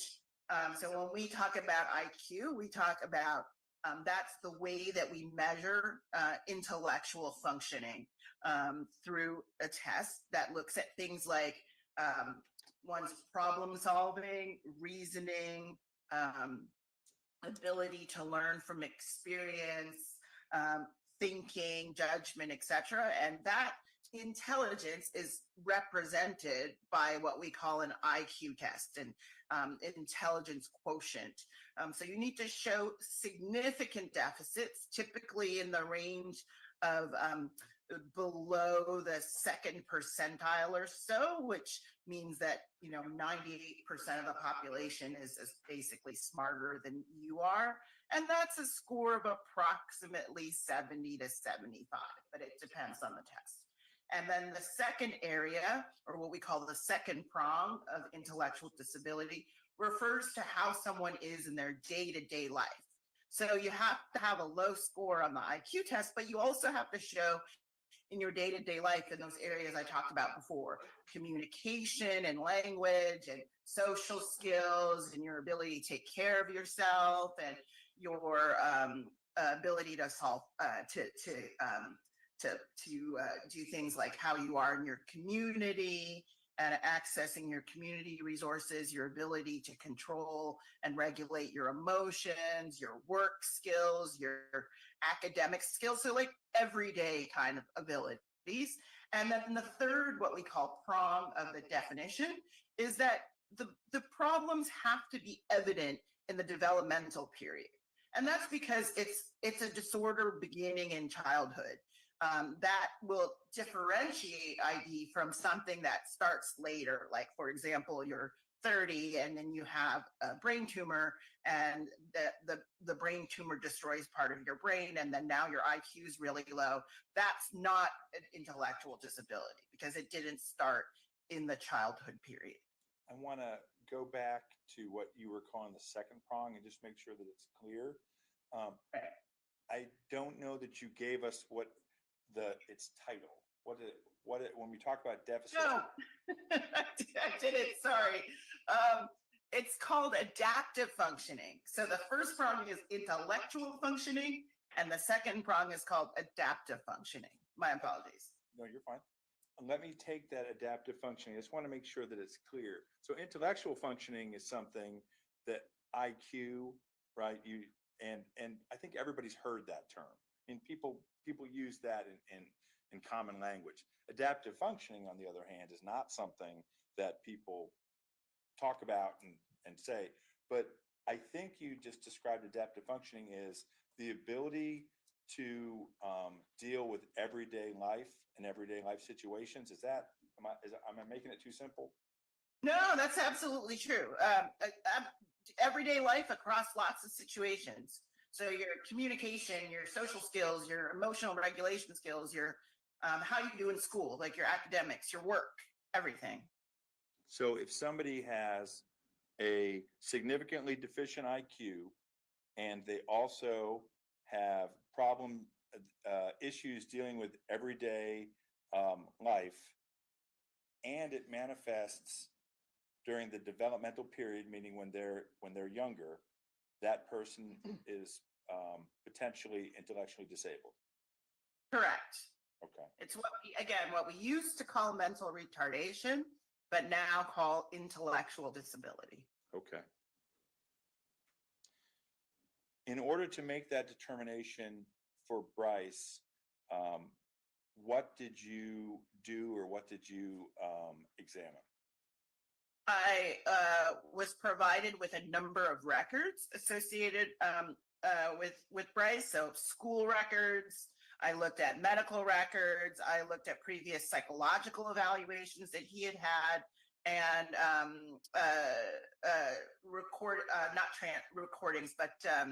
summaries of adaptive functioning interviews that had been conducted with people who know him very well. So these would be relatives of his. And I also interviewed his mother and did what is called a formal assessment of adaptive functioning. It's a specific test. We have, as neuropsychologists, a few tests of adaptive functioning. The one that I used is called the Vineland Adaptive Behavior Scales. And I asked his mom to actually focus on a particular period when Brice was 15 years old. Okay. And from, in addition, when you looked at those records, did you find any previous diagnosis of any conditions? Yes, Brice was previously diagnosed with ADHD and with a bipolar disorder. And what is ADHD? So ADHD stands for Attention Deficit Hyperactivity Disorder. It's a developmental disorder. So it's, again, one of those disorders that clinicians and lay people notice in the childhood period. It begins in the childhood period. I think a lot of people still use the term ADD, but that's kind of an outdated term. And with folks that have ADHD, they can have more problems with the attention part, which we call predominantly inattentive presentation. But the vast majority of people with ADHD are what we call combined presentation, which means that they have problems with focus and attention and listening and following instructions, but they also have problems with restlessness, impulsivity, kind of doing things before thinking. They often find themselves, as children, often are the kinds of kids that will just be not able to sit still or run across the street and someone has to grab them They just have a lot of hyperactivity and restlessness. As an adult, what people describe is more of an internal restlessness, like they just feel jumpy and restless in their head, but you might not see that in their body. And a lot of people with ADHD have trouble with just regulating their skills, like regulating their emotions. They're kind of people who are too much or too little. They have kind of trouble maintaining that even keel. And that's true about their impulses too. And you said bipolar disorder. Can you flesh that out for the jury? Yeah, bipolar disorder is a mood disorder. It's what we call a mood disorder. And that can happen at any age. It's different from a developmental disorder like ADHD, meaning that we see it in childhood. Now, mood disorders run in families. So some of the most severe mood disorders actually do start in childhood. But a mood disorder can happen really at any time. It can happen even in reaction to something really bad happening in your life, especially if that reaction, like a depression or a sadness, is even more than what we would expect or lasts longer than we would expect for the bad thing that happened. So like depression, bipolar disorder is a problem with regulation of mood. It's a little bit, as I said, with people with ADHD, they kind of have that problem anyway, but it's like much more challenging if you have a mood disorder. You have periods where you might be quite up and excited and positive.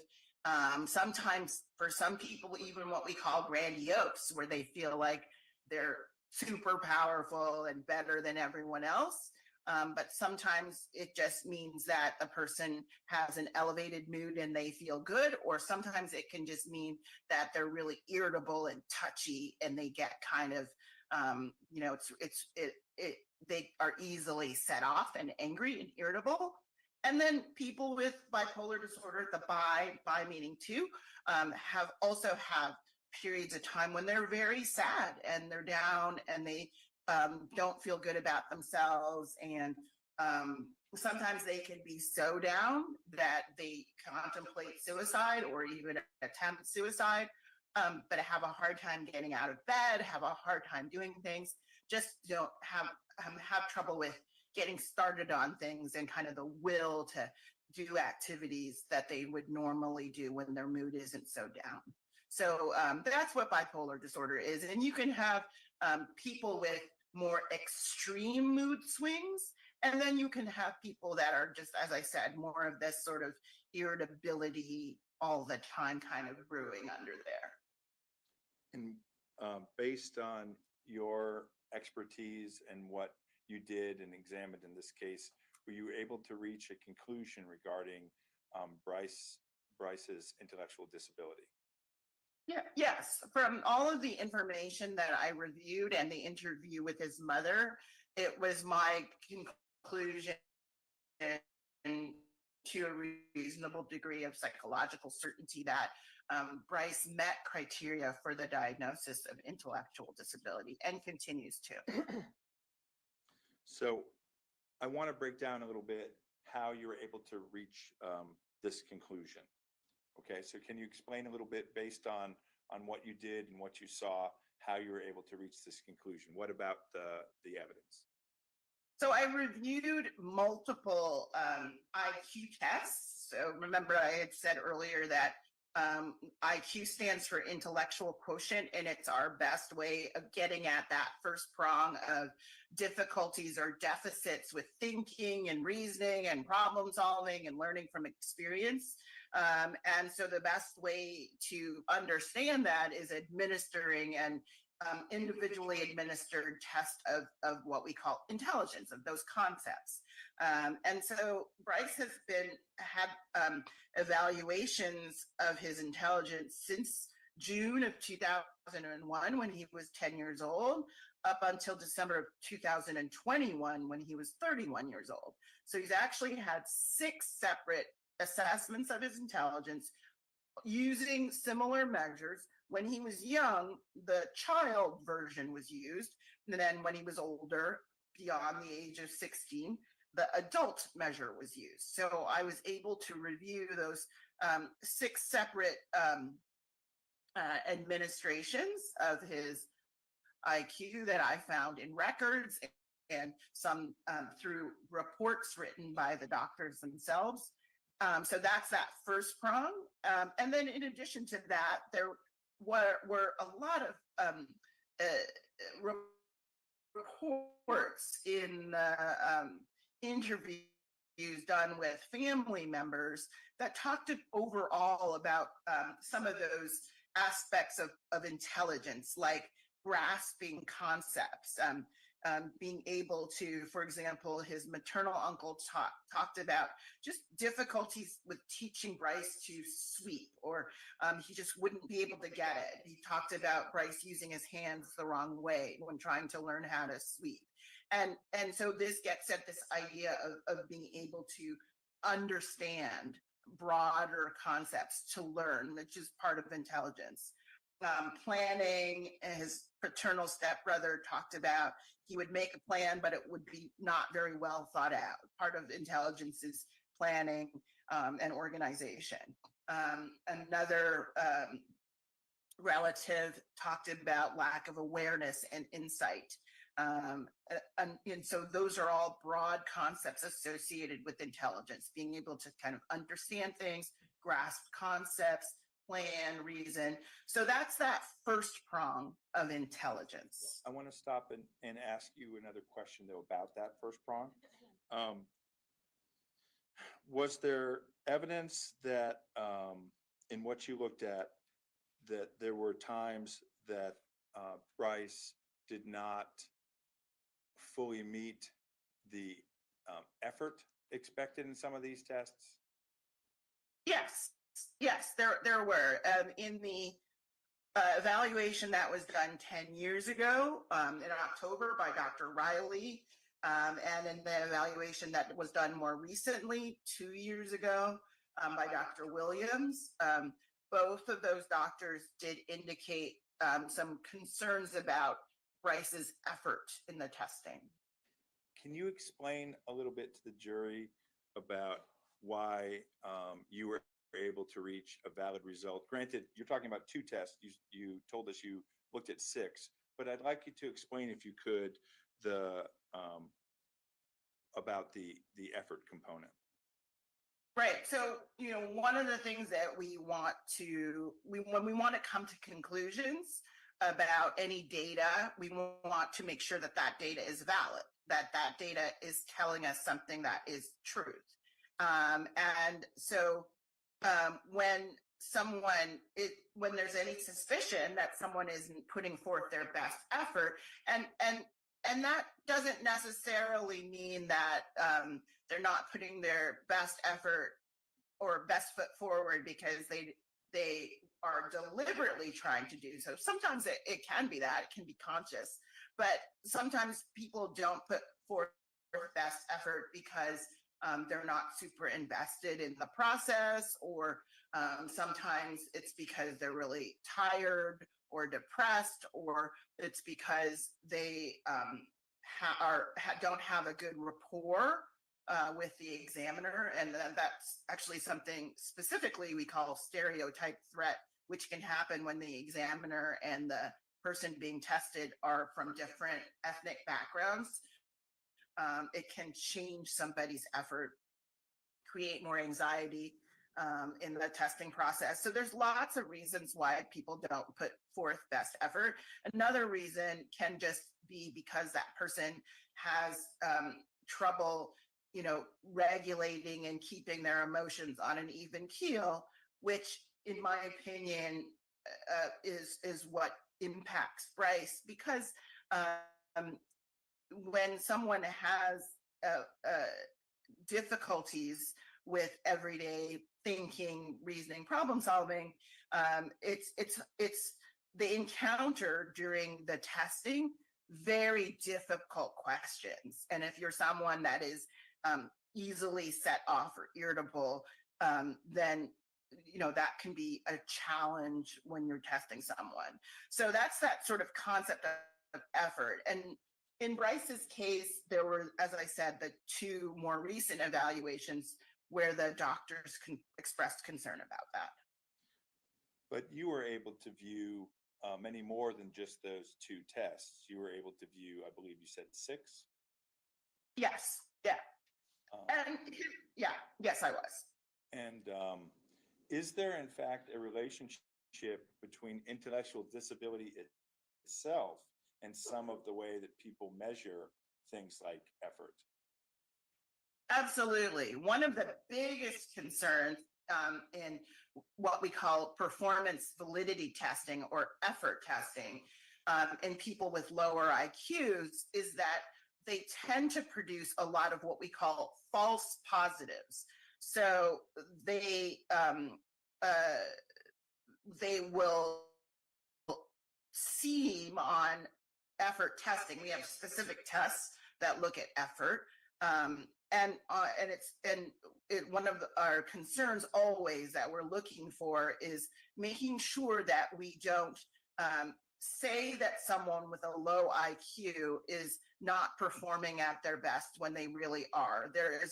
And that's what a false positive is. It's identifying someone as not trying when they really are trying. And that is much more likely to happen with people who have low IQs because they have low IQs. So what a test that would seem very easy for someone who doesn't have mental retardation or intellectual disability is actually a little hard. It's harder for someone with a lower IQ. And so they may look like they're not trying when they really are. My conclusions about Brice's IQ are based on the bulk of the evidence that I have. I had 6 IQs. There were 2 that there were some concerns about effort. One of those doctors that had concerns about effort actually said, if we retested him in a year or so, I would expect that that he would have an IQ that is actually in the intellectual disability range. And so, there was a consistency in generally lower scores that I felt confident about that we would still say Brice met the criteria for that prong one being deficits in intellectual functioning. And we're using the term effort testing, right? But another term for that, right, is malingering. Yes, that would be at the extreme end of conscious, deliberate, not putting effort into the testing. So that's malingering is like one of many reasons that people don't put forth best effort. As I said, they could also be because they're having trouble with emotional control, and things are hard and they don't want to do them, or because they don't have a good relationship with the examiner and they feel very nervous, or they're not invested, or they're tired, or in pain. I mean, there are lots of reasons why people don't put forth best effort. Malingering is only one. Okay. You were just expressing sort of the effect that intellectual disability itself has, ironically, on testing for intellectual disability. Are there some other myths about intellectual disability that it would be good to explain to the jury? Yeah, I mean, I feel like many developmental disorders, part of the problem is that people have a particular idea when they think about a developmental disorder, like autism and like intellectual disability, and traditionally, and even like schizophrenia, which is not a developmental disorder, all of these sort of mental conditions, people have like a stereotype in their head. For ID or mental retardation, what people often think of is the person who is very severely or profoundly mentally retarded. So that would be someone who can't walk or can't talk, is in a wheelchair, can't feed themselves, needs 24-hour care, and might have like physical stigmata that tells you that something is wrong with them. Like, for example, Down syndrome, which is typically associated with intellectual disability. Many people think, oh, well, if you have the intellectual disability, you're going to look funny. I'm going to be able to tell in your face or your body that something is wrong. And all of that is actually not true. The vast majority of people with intellectual disability, 85%, look totally normal. They don't have anything physically. You can't tell, and many people with intellectual disability can read and write.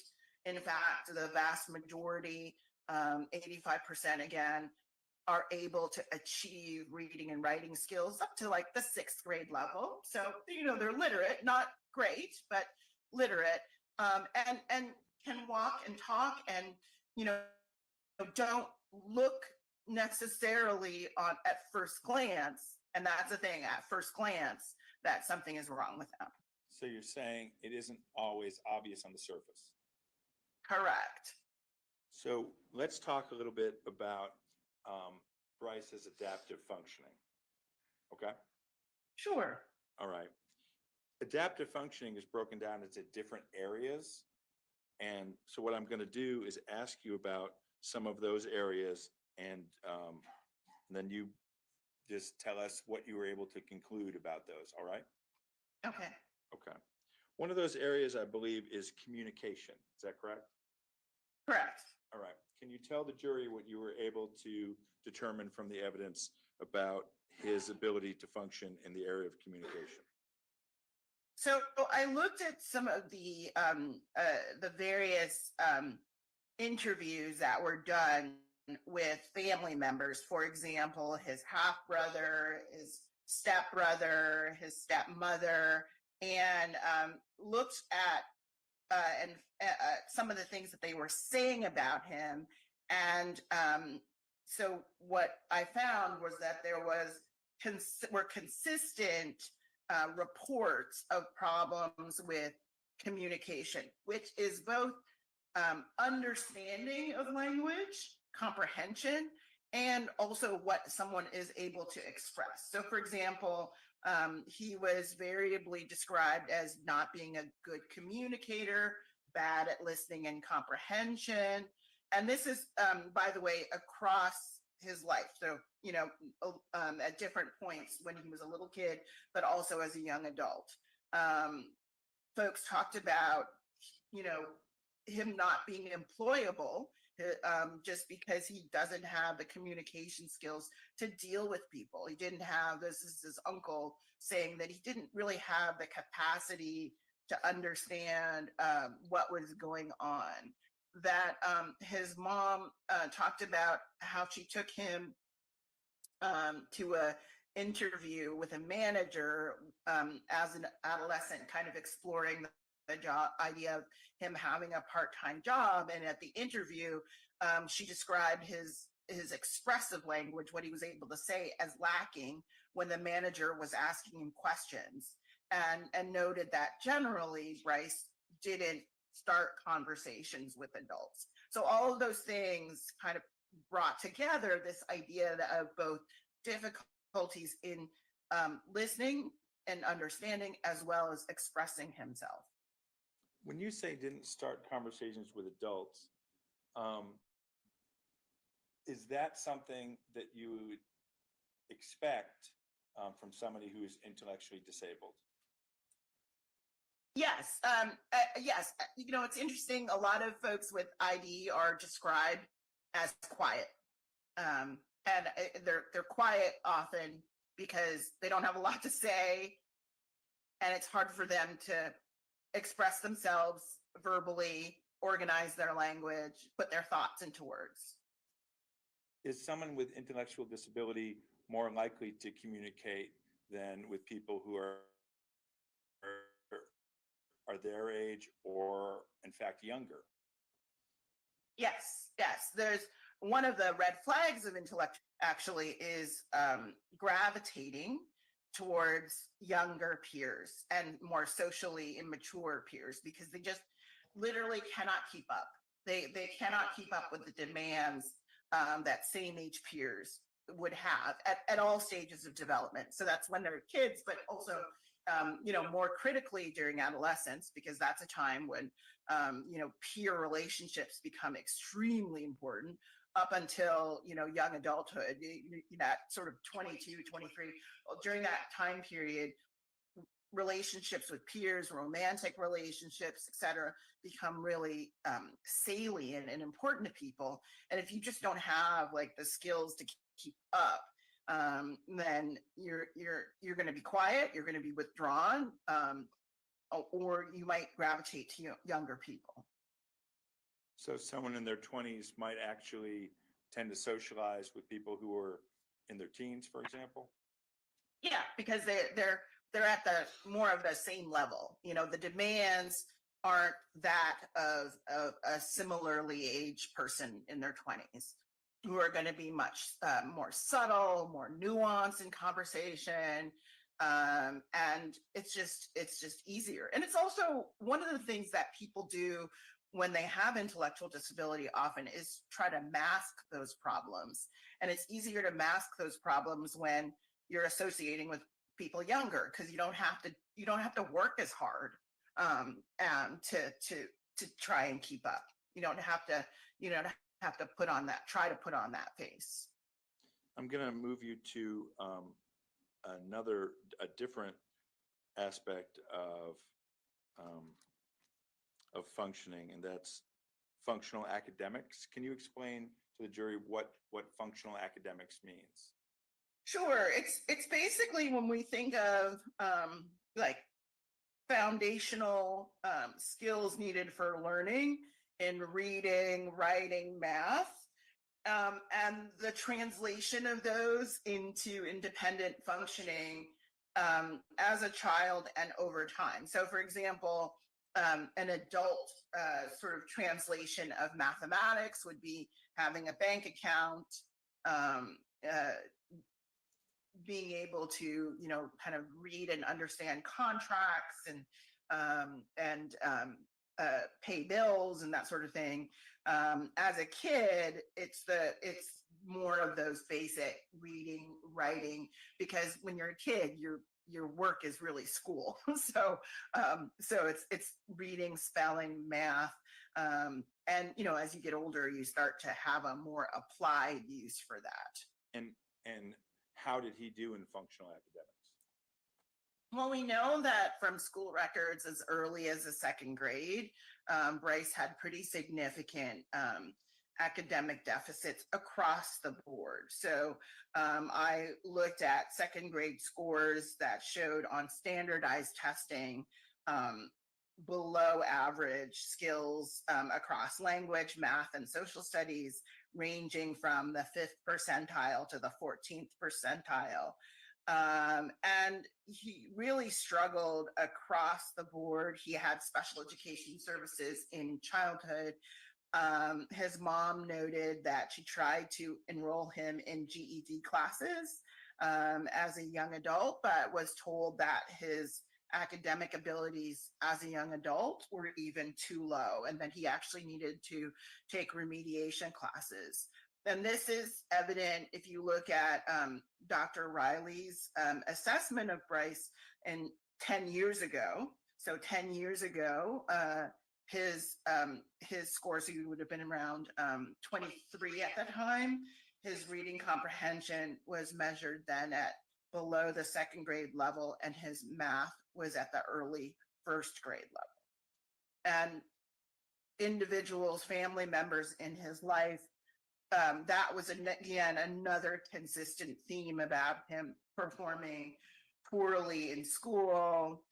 He was described as a terrible student, learning disabilities classes, not particularly good at reading or writing or academics in general. And his younger brother actually would help him sometimes, which is pretty telling. So again, this idea that he just wasn't grasping academic concepts at his grade and age level, such that even his younger brother was able to do the kinds of academic tasks that he couldn't.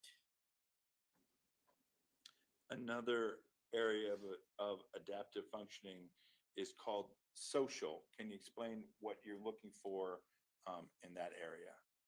Sure. I mean, social's an easy one because it's kind of self-explanatory, but so it means, how a person gets along with people, how they their social interaction skills. It's having friends. It's spending time with those friends.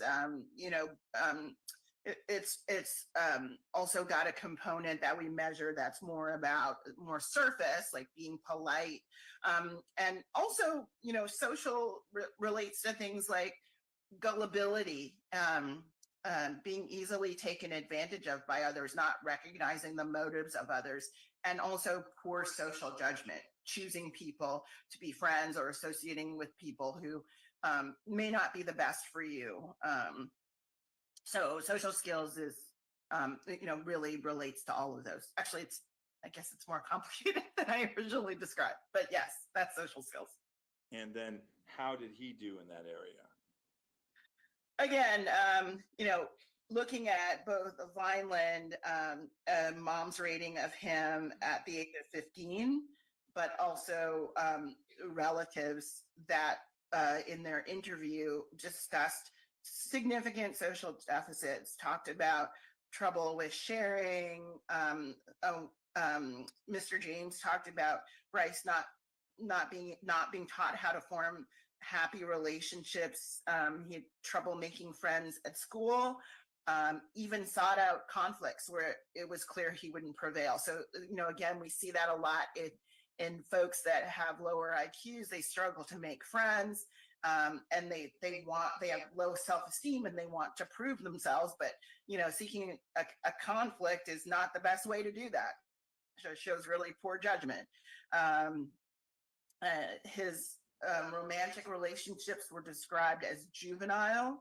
Others talked about him always seeming a little bit immature and struggling to socialize, and being the least intellectually capable despite being the oldest. And when you say least intellectually capable despite being the oldest, you mean of the siblings? Correct. The last area I want to ask you about in adaptive functioning is what's called self-direction. Can you tell the jury what that means? Yeah, that's a really super complicated way of just saying being able to handle, to regulate yourself. So they're regulate, and the term executive functioning is part of that. I think that's a lot in popular literature right now, this concept of executive functioning, which is basically your ability to regulate your emotions, regulate your impulses, initiate tasks without, someone constantly having to light a fire under you to get you going, or remind you to stay on task. Attention is part of self-direction. Anything you have to think about that was related to regulating and executive functioning. When you have good executive functioning skills, those are really key to being able to do well in real life. If you have trouble controlling your emotions or your impulses or your attention, that's going to interfere with your success in day-to-day life. So that's what self-direction is. And then how did Brice do in self-direction? This was actually one of the areas in which he struggles the most. Again, when you think of his diagnoses of ADHD and bipolar disorder, those are both reflecting problems in self-direction. Bipolar mood regulation, ADHD more attention regulation. So since he was younger, school records from childhood through adolescence shows problems with controlling emotions, being able to focus his attention, being able to sustain his attention. He couldn't focus in the classroom, but he also struggled to focus even in sports like football practice. He was impulsive and impatient as a child, and that continued into adulthood. Mr. Rhodes described Brice as having trouble with concentration and said that there were things that he wanted to try and wanted to do, but could not follow through.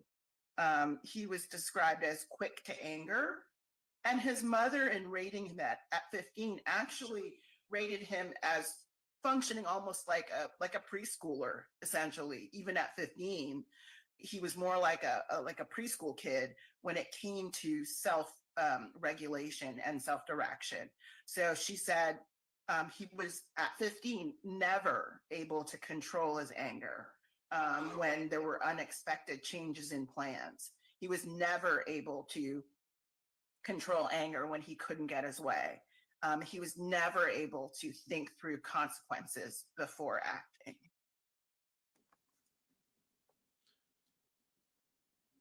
So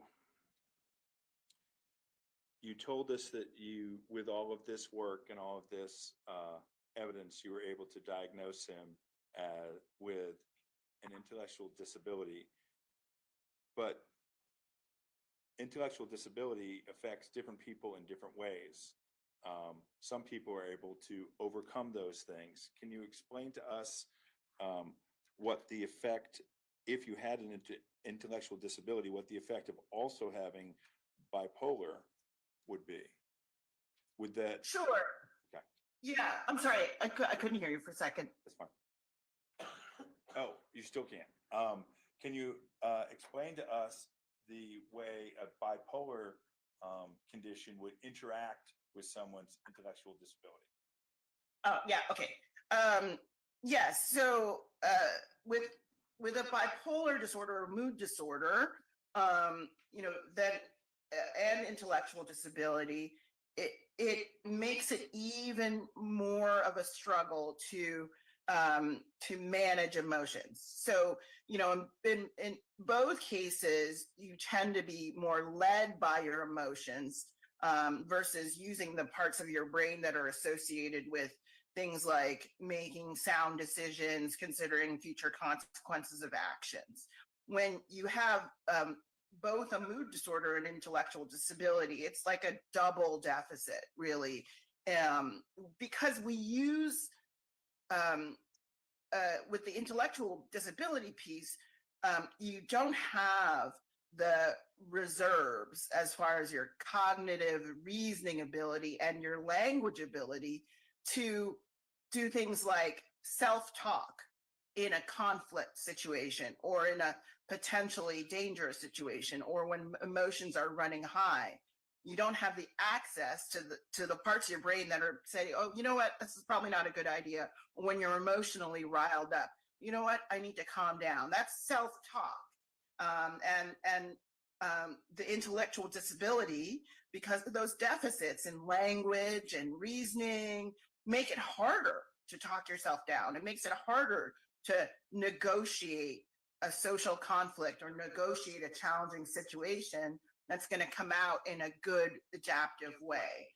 You're more likely to kind of be led around by the nose of your emotions and more susceptible to those mood changes and the problems with impulse control that those mood changes will bring, or the problems in managing anger that those mood changes bring.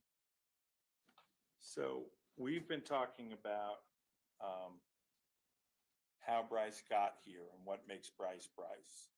But this jury, and unfortunately, I don't know that you can see the jury, but they're right here. This jury has found him guilty of these charges.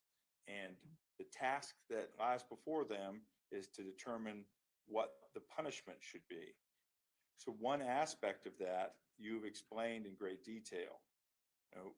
But another question that they have is, can Brice improve? Is Brice capable of getting better? I'd like you to address that if you could.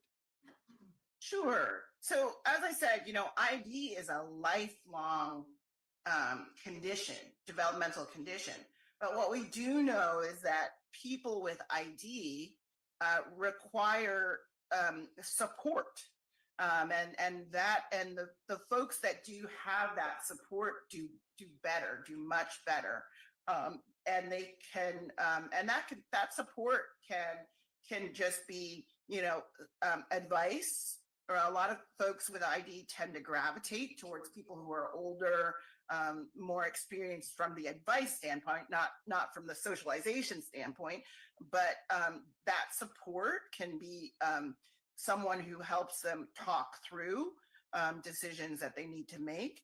And it's also really about skill building, learning skills to control emotions, learning skills to recognize when you're getting heated up inside, and you need to do something about it before you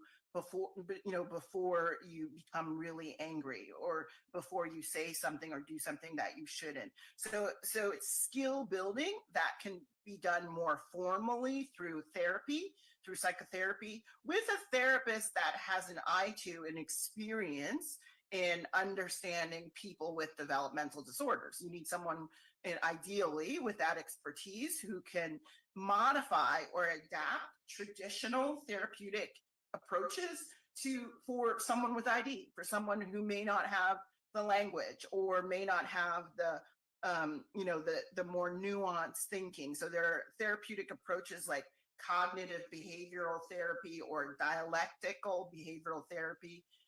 Those are fancy terms that mostly mean teaching someone how to be more mindful of their emotions, how to recognize their emotions, how to be able to exert better control over their emotions, understand the relationship between their emotions and their thoughts, and why they might behave in certain ways. So helps someone develop more insight, which would help Brice tremendously. And then of course, on top of that would be medication, there are a plethora of medications that really help people better control their emotions and also better focus their attention. They're not magical pills, but they help. And especially in combination with, as I said, the therapeutic approaches I just talked about. So you talked about the creation of support. Yeah. So medication would be one way that support could exist, right? Correct. I think you told us therapy, right, just now? Correct. Is it fair to say that counseling in different ways could also provide some additional support? Yeah, that's what I meant by therapy. Okay. Also, participation in various programs that could be offered by the Department of Corrections could provide that support, right? Correct. I understand that there are programs related to, especially group programs around anger management, for example. And also resources that would be available, ongoing resources if someone after years was returned to the community, right? Correct. Yes. Yeah. Well, we call those wraparound services. So it's a combination of check-ins and therapy and medicine. And then for people with intellectual disability, you want them delivered in what's called a wraparound way, where there's a team and there's coordination. And there are a number of programs in the community that provide that. So you're testifying that with the right combination, there's still hope for Brice in the future. Absolutely. Thank you. I have no further questions. Does anyone need a quick break before being cross-examination?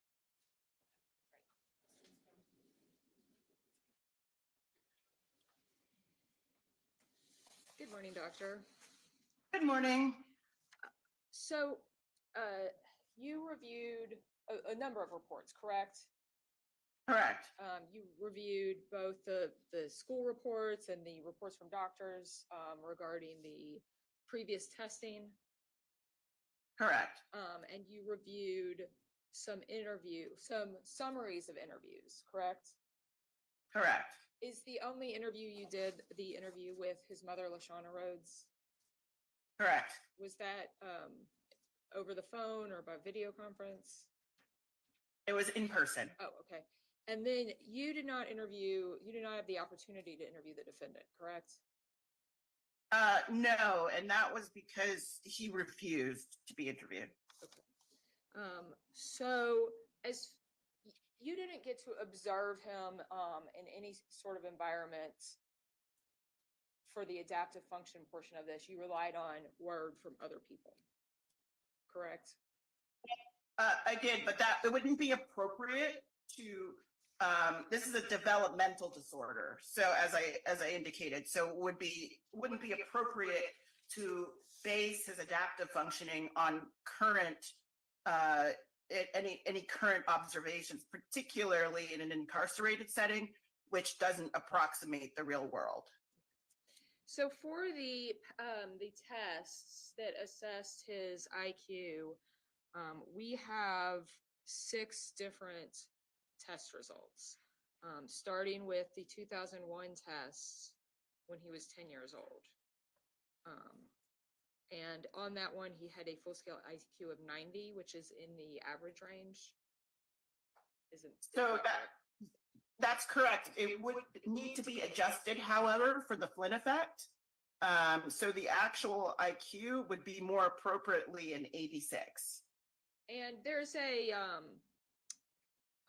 range where you can have confidence in the result of 5 points plus or minus on each of these results, isn't there?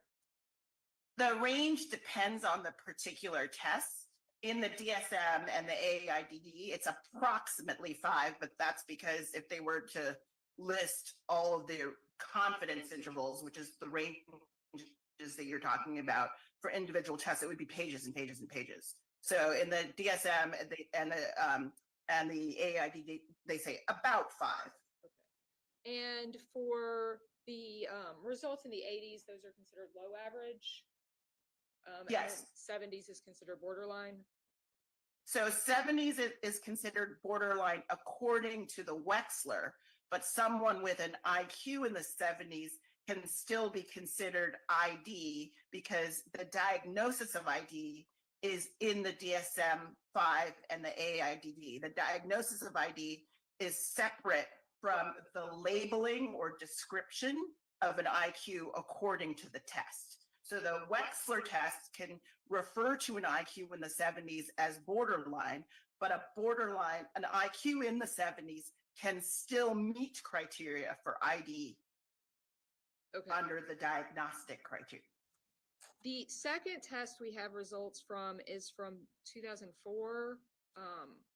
And is it correct that we don't have details about this test? We just have the result that it was a full scale IQ of 80.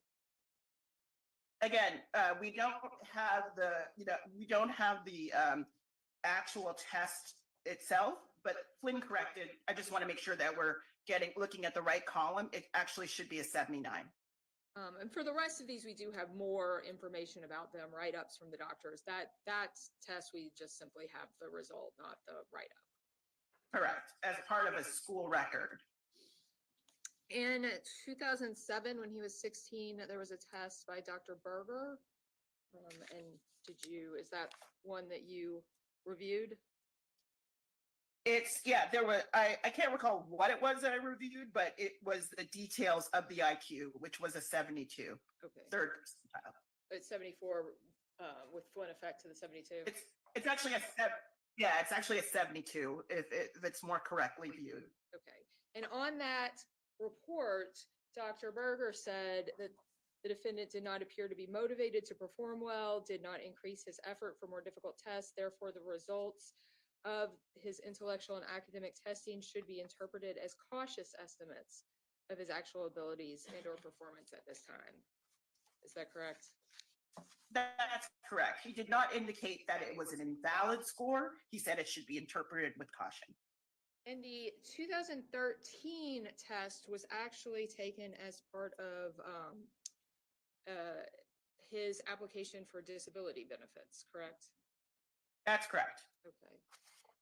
And then for the 2013 test with Dr. Riley, that one, there was great concern from Dr. Riley about the results. And he actually said the client may not have given his best effort, tended to exaggerate memory problems. Performance may reflect an attempt to present himself in a most unfavorable light in order to receive services or special considerations. The current test results are believed but a gross approximation of the cognitive and academic strengths and limitations that Mr. Rhodes brings to training and employment. Isn't that correct? Yes, and he indicated that reevaluation in 1 year may reveal borderline or mildly impaired intellectual functioning. He also said that the results were most likely invalid of this test, correct? That's correct. And he said that reevaluation in 1 year would likely produce results that were in the intellectual disability range. But he also said that even a provisional diagnosis of borderline or mentally impaired intellectual functioning was not believed warranted. On page 7. He may have said that, yes. And again, I think it's really important because all neuropsychologists do this. We're not looking at individual scores. We're looking at them as a whole. So when I make an evaluation of that prong 1, it's looking at all of Brice's scores, not just one, and taking into account, as I did in the chart, some of the concerns about effort, but nevertheless, there is a consistency there that his IQ scores show deficits in intelligence. And then the final test was in 2021. That test as well, correct? Yeah, that's correct. And the score that was produced, again, shows a good consistency of intellectual deficit. Thank you, doctor. I have no further questions.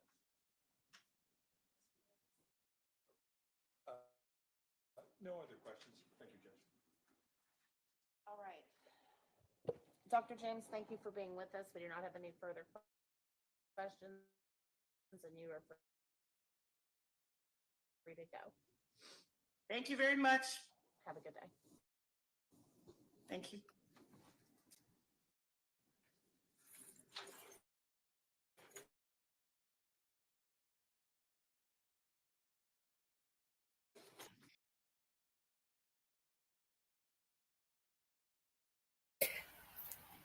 Okay, are we going to have more witnesses?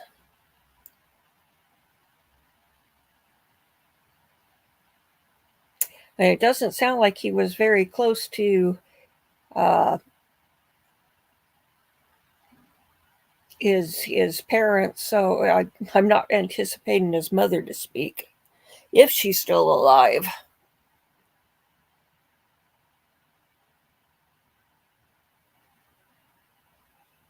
It would be interesting to hear from the bio mom and the bio dad, but I don't know. I remember watching. All right. Are there any other witnesses for the defense? No, Your Honor. That's the end of the defense's case for mitigation. Thank you, Mr. Griffiths. All right, we're going to go ahead and break for lunch. We will have one witness when we come back, and then you will get the case for deliberations again. I'm going to ask you to be back outside the courtroom at 12:30 p.m., okay? Thank you. All right, jury. Okay, so that would be a 55-minute lunch. Let's take a look and see what's on my playlist.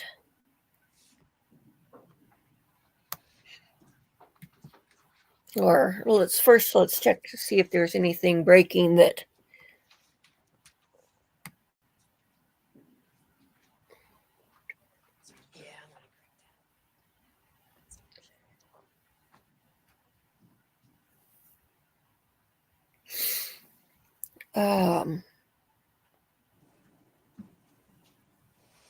oops, looks like I've got an incoming call. Just a sec.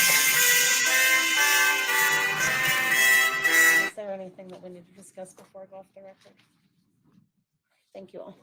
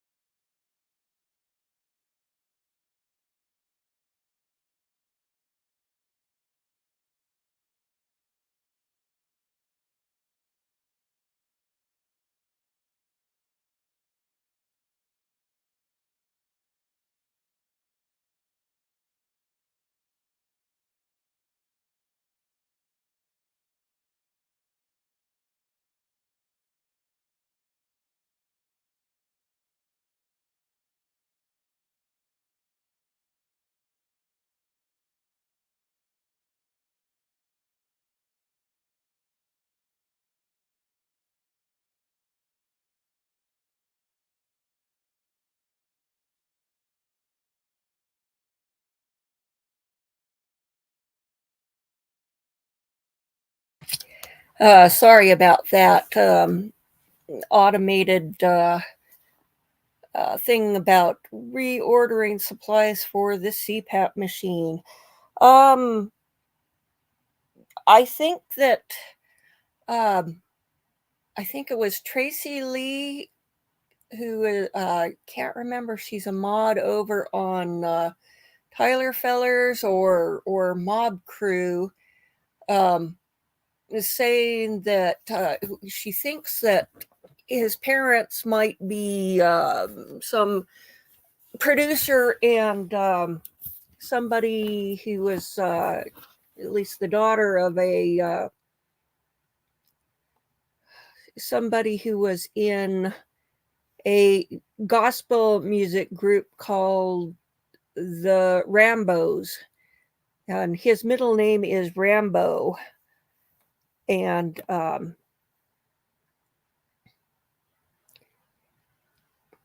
I read an article which said that the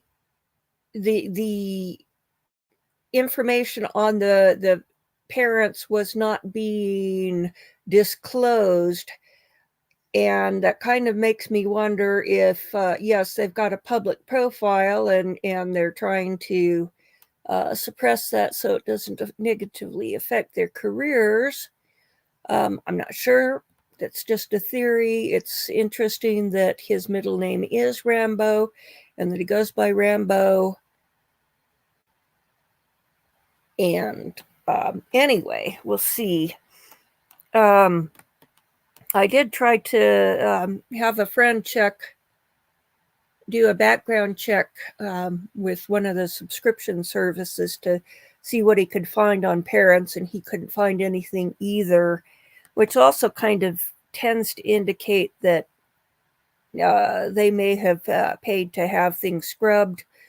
It could also be that it's been so long since he's had contact with any of them that it's kind of fallen off the radar, because it sounds like before this all went down that he really didn't have anything to do with.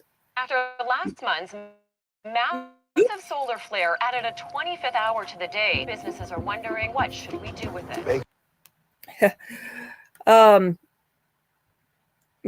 That just distracted me.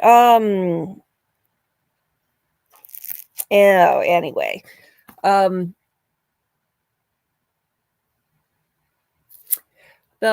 one of these videos that we watched last week, I thought that there was a video which had a grandmother and was saying he should get the death penalty, which I thought was rather odd. Now I'm wondering if maybe there was some mix-up and that was one of the victims' grandmothers.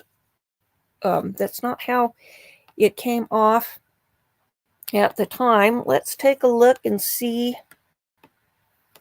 what we've got on YouTube. So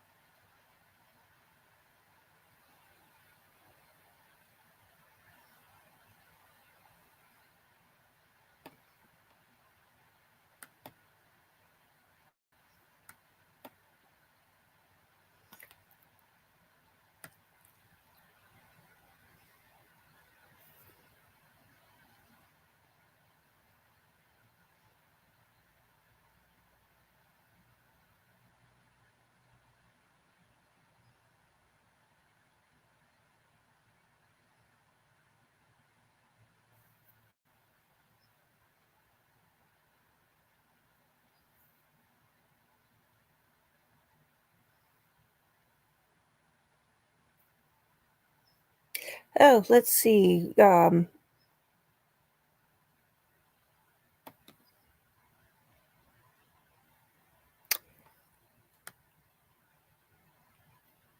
Take a quick look.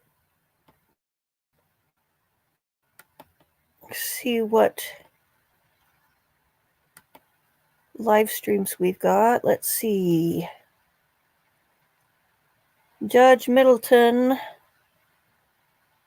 in Michigan is doing misdemeanor sentences. Let's see. Honorable Cedric Simpson is.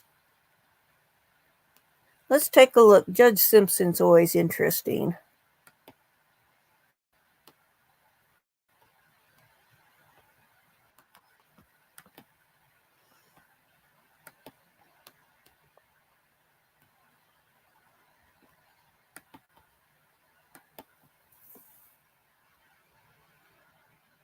Oh, it looks like maybe we're between cases, or is somebody coming up? Maybe they're just starting. Willing to do January 15th.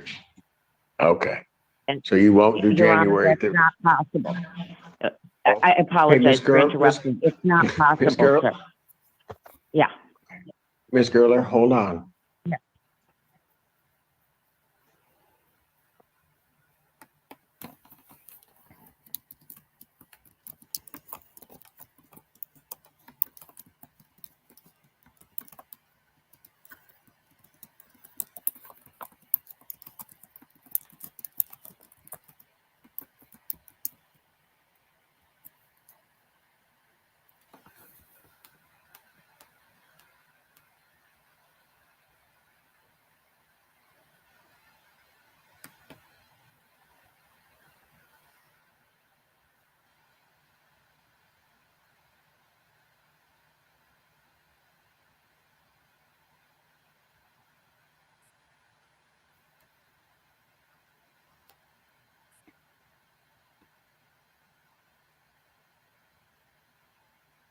Anybody have anything else to say? Before I give you my ruling. Your Honor, if there was anything else beyond hold on, I did not hear it. This is. No, okay. I was just asking if anybody else wanted to say anything else before I issue my ruling. Your Honor, I would like to say, if it is possible, they hold $995 as a security deposit, which they could keep for the month of January if I were allowed to stay.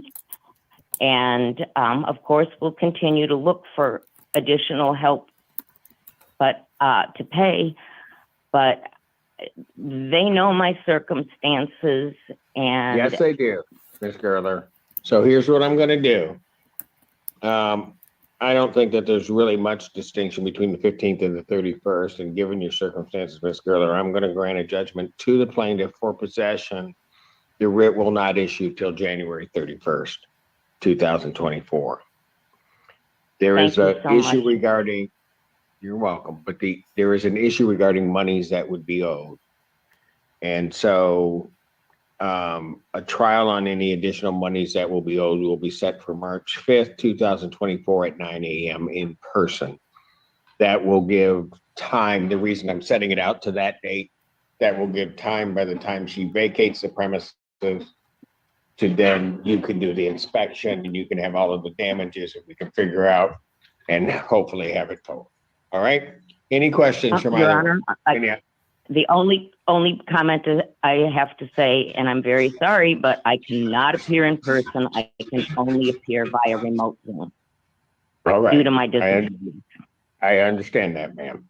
All right. Yes, ma'am. Your Honor, you have struggled getting into for many months now. Since I asked her to leave, pay up or leave from the possession that I filed a few months ago, October. The tenant has not paid us any rent, and she will not let us have access to our mechanical room, which unfortunately is, we have to have access to the mechanical room through her apartment. And we give her notices, and then we have people come and she will not, oftentimes won't answer the door, or will just say, you know, whatever excuse, and then we have to continually deal with it. That's why I really didn't want to extend the time, but I understand your perspective. It's been very difficult dealing with her. And This is not true. looking forward to this being completed, and I just want to, we do want access to our. All right, under paragraph Your 10, Honor? when you fill out. Yes, Ms. Gerler. I would like to respond to that, please. Which Um, part? The part about them wanting access to their mechanical room, or access to the apartment. I have been subjected to an increasing amount of hostile, threatening, aggressive action, pounding Okay, on Ms. the Gerler, door. Ms. Gerler, Ms. And Gerler. I would allow them in to do whatever they need to do, but not by myself, with someone else. I have not resisted them. I have been literally ill when they wanted to Okay, come so in. here's, Ms. Gerler, here's what I'm gonna do. On the judgment form, when you fill that out at the counter, under paragraph 10, the defendant is to allow plaintiff access to the mechanical room upon 48 hours notice. Ms. Gerler, that will give you time to get somebody there. That's adequate notice that you, if you're gonna have somebody else go in and look, you got the time to do it. Your Honor, that is totally fair, and I Thank am you. thankful. That's what I do. I'm very impressed with you, Your Honor, so thank you. Well, thank you, Ms. Gerler. I appreciate that. Will you put that in writing, or do I need to? You need to write that under paragraph 10 on the judgment form when you pick one up the front. Okay.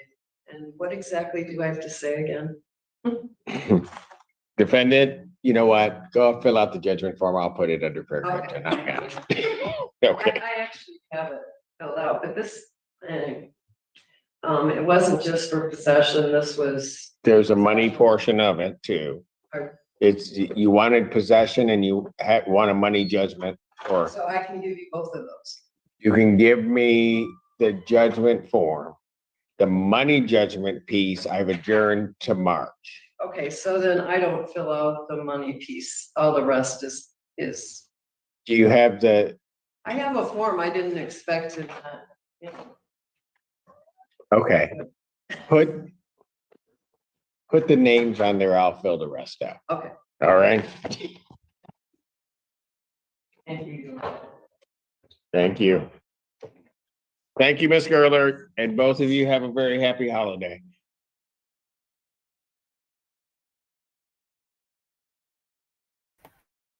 Okay, so that ends Judge Cedric Simpson with a landlord-tenant issue. Sadly, I've done too many of those, and they're extremely frustrating. Okay, let's see. Let's look at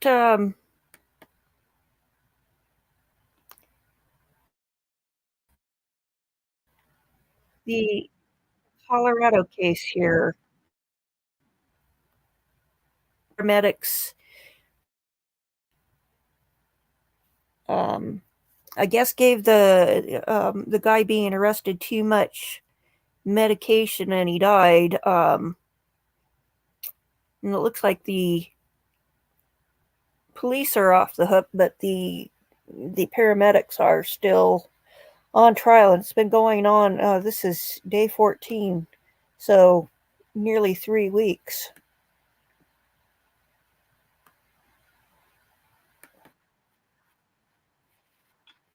Take it out of the fact that we are articulating and arguing he was acting in that capacity.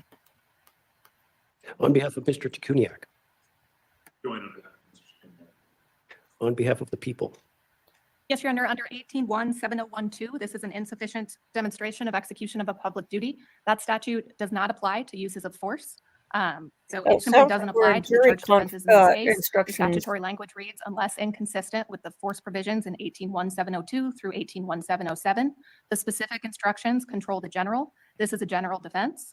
I would also note, much like omission, the defense has not identified a statutory basis or binding judicial order in Colorado that provides the basis that their conduct is legally authorized. And execution of a public duty does not create a blanket governmental immunity for anyone who acts in their official capacity. That's simply not what this statute does. If we look at some of the referencing cases, including Neckel, 2019 COA 69, which is also 487 P3rd 1036, that's the process serving case that when you are serving process pursuant to a court order, violating a no trespassing sign does not create.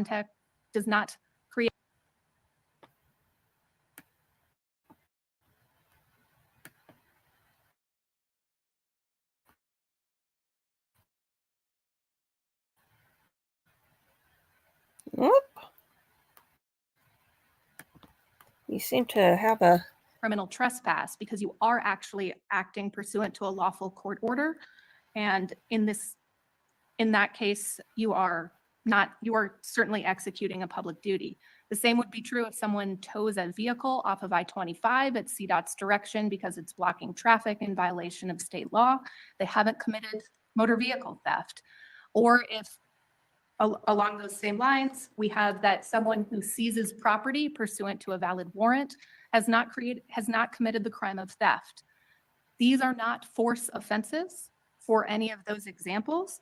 And this statute does not apply to uses of force, nor have the defendants identified a particular statute or lawful court order that immunizes their conduct. And I think if we look at the instruction itself, it's clear that this does not apply, particularly to the uses of force here.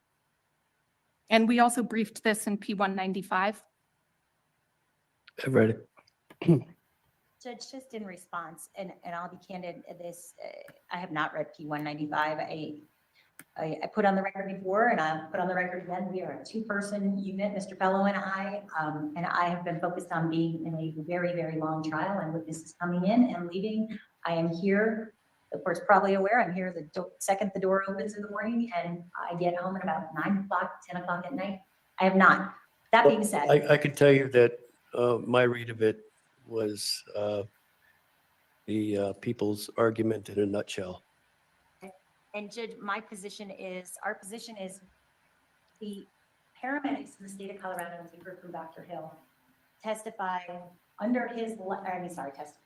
operate under his license. They are licensed by the state.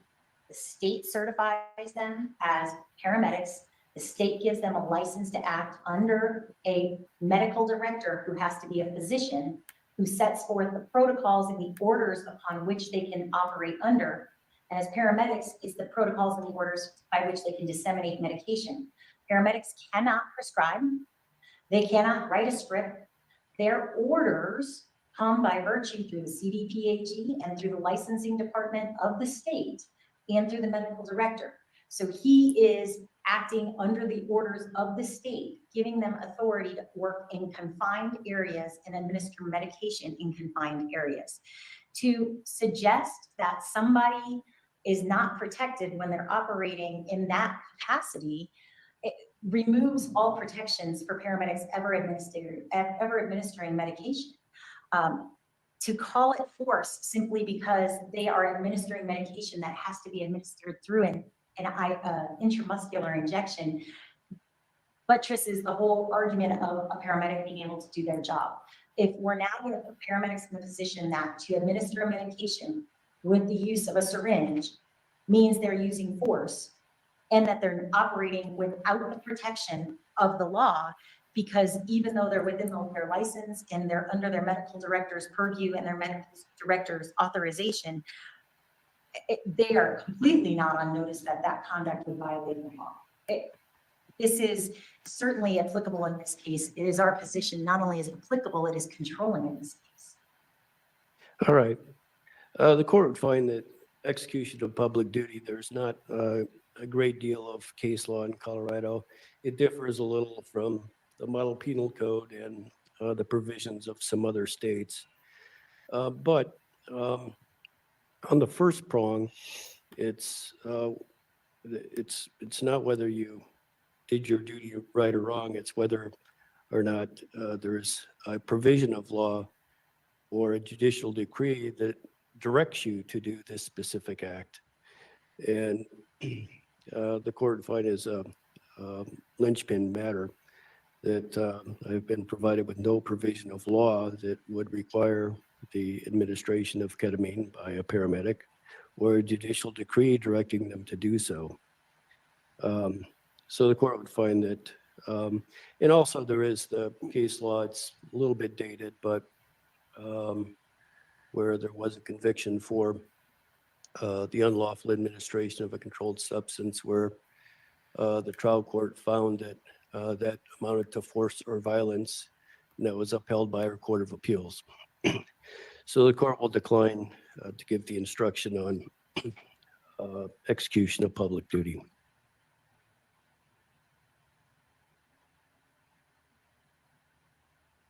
Okay, now talk about H10, I guess. Yes, Your Honor, it may be helpful to start with the people's objection so that defense knows Yes. to respond. So we have two objections to this instruction. Well, pardon me, three objections to this instruction. One is that it's not an affirmative defense to reckless manslaughter or criminally negligent homicide. I know that the court may be considering a traverse instruction, but our position is, of course, that that would look different than this one. Second, in numbered paragraph 1, he was a duly licensed paramedic. We agree that Mr. Cooper and Mr. Chikuniak were duly licensed paramedics, but the statutory provision is actually one acting under the direction of a licensed physician, and we believe the statutory language is more appropriate here. And then finally, under sub 3, we object to the treatment was administered in an emergency when the paramedic reasonably believed that no one competent to consent. That does not track the statutory language. But because this is the defense requested instruction, we would defer the floor to them. But we did want, for the record, to know that we don't have an objection to giving this instruction generally, but we do have an instruction to giving this specific. We do have an objection to giving this specific instruction in its current form.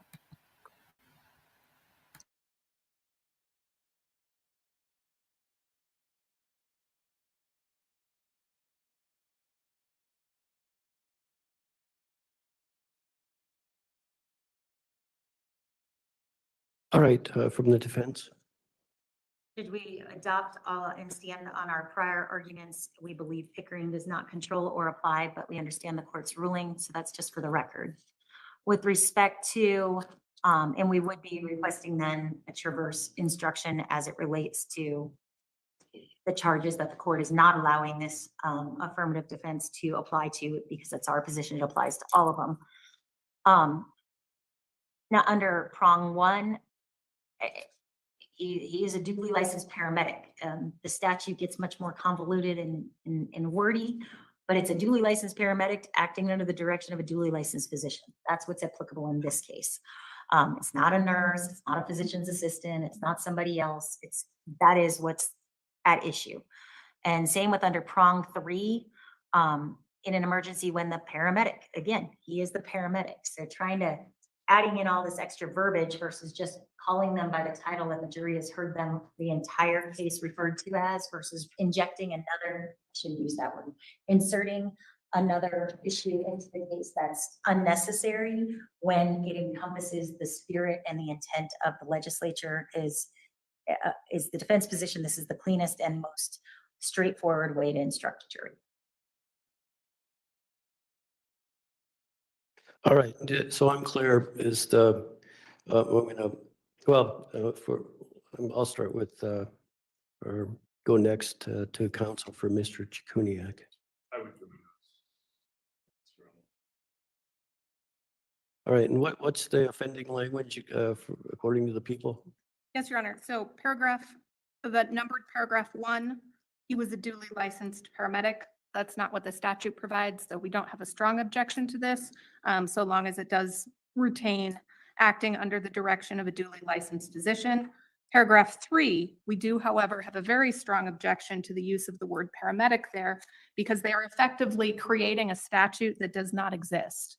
So under 18-1703, 1E, the provision in the statute reads, the treatment is administered in an emergency when the physician or advanced practice nurse reasonably believes that no one competent to consent can be consulted, and that a reasonable person wishing to safeguard the welfare of the patient would consent. And if we contrast this with sub E, where it says a duly licensed physician, advanced practice nurse, or person acting under his or her direction, the legislature did not include person acting under his or her direction in the emergency treatment portion.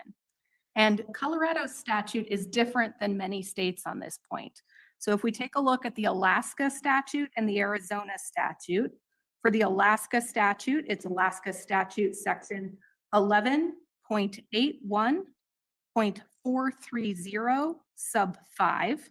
And for the Arizona statute, it's section 13-403 sub 5. In both of these statutes, they say, in an emergency, if the person administering the treatment reasonably believes that no one competent can be consulted.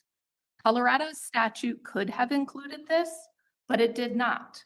When the legislature makes a specific decision in defining affirmative defenses, then it is the legislature's sole prerogative to define the scope of that affirmative defense. We cannot deviate and omit words from the statute or inject words that the legislature has not injected into the statute itself. We would invade the legislature's province and create an affirmative defense the legislature has not seen fit to adopt for Colorado. Adding the word paramedic here is inconsistent with Colgi, it's inconsistent with the statute, and it violates the very basic principle of who defines affirmative defenses. So we have a strong objection to the word paramedic. Under both Colgi and under the statute, it should read, if the treatment is administered in an emergency, when the physician or advanced practice nurse reasonably believes that no one competent to consent can be consulted. So in this case, certainly the defendants are free to argue that under Dr. Hill's consent protocol, they have that authority, but we cannot change it to the person administering reasonable belief. That would be creating a different statute than Colorado has adopted.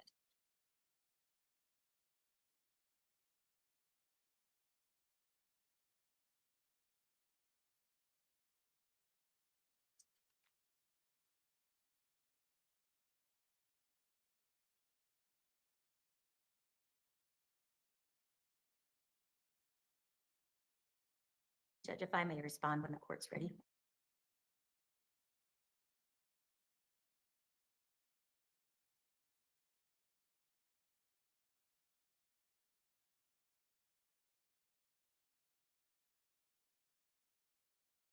Okay.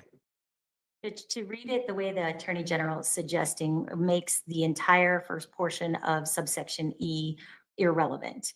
You read the statute in total and you carry it over. So a duly licensed physician, and if they want to change it to have this language, a duly licensed physician, comma, or a person acting under his or her direction, comma, may use a reasonable and appropriate physical force for the purpose of administering a recognized form of treatment that he reasonably believes to be adapted to promoting the physical or mental health of the patient. If, subsection 2, the treatment is administered in an emergency when the physician or advanced practice registered nurse, you refer that back to paragraph E where they said, comma, or a person acting under his or her direction, then reasonably believes that no one competent to consent can be consulted, and that a reasonable person wishing to safeguard the welfare of the patient would consent. Judge Dr. Hill was very, very clear that the training and the eons of protocols and education and licensing in Colorado, paramedics work under his license. They do implied consent under his license. That in pre-hospital care, this is all completely under his license. They are at his discretion. At his direction. If you try to now take out and say that, oh, well, the first part applies, but the second part doesn't, you make that first clause completely irrelevant. And it also leaves, again, paramedics who have been trained, educated, and taught that this is the way that they are to act, and it's protected. Again, now you're in a mistake of law and you're in a mistake of fact situation where You heard from the medical director himself, that this is how they're trained and what the law is as they understood it and has been taught to them. And most importantly is what their direction is, that they are a person acting under his or her direction, and that they can proceed under implied consent, that no one competent to consent can be consulted, and that a reasonable person wishing to safeguard their welfare would consent. If you take that out, there was no purpose for the legislature of having in the clause or a person acting under his or her direction. And Your Honor, we disagree. The legislature certainly has the ability, and it has specifically included the clause or person acting under their direction above. It did not adopt that into sub 2. And in this case, the defendant's ability to authorize under implied consent is through Dr. Hill's authorization. So certainly they can argue that under Dr. Hill's consent waiver, they were operating under implied consent, but it's not a subjective belief of the paramedic in the field. Otherwise, Dr. Hill's protocol on implied consent would be irrelevant. We're not saying the protocols don't apply. Instead, we're absolutely saying the protocols do apply, but that is under Dr. Hill's authorization for the implied consent. The paramedic's subjective belief is not included in the statute.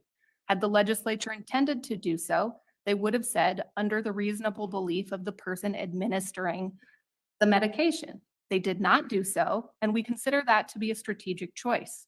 We cannot read words into the statute, and more importantly, we cannot read words out. Here, the statute says physician or advanced practice nurse. It does not include person acting under their direction. It's also not consistent with Colgi to add that modification, and the Colgi tracks the statutory language much closer than this instruction does.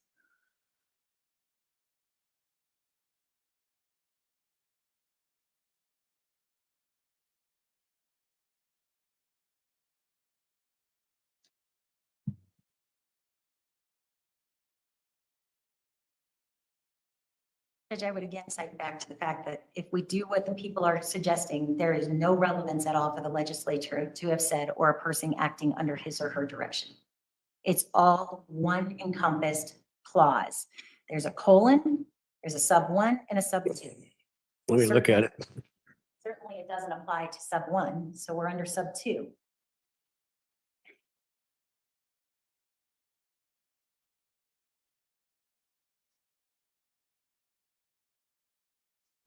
And Your Honor, it's the person acting under direction that is doing the act, but it is ultimately up to the physician to determine implied consent. Actual consent under sub 1 would be a different situation, but the defense has not requested that actual consent be included, and we agree with that.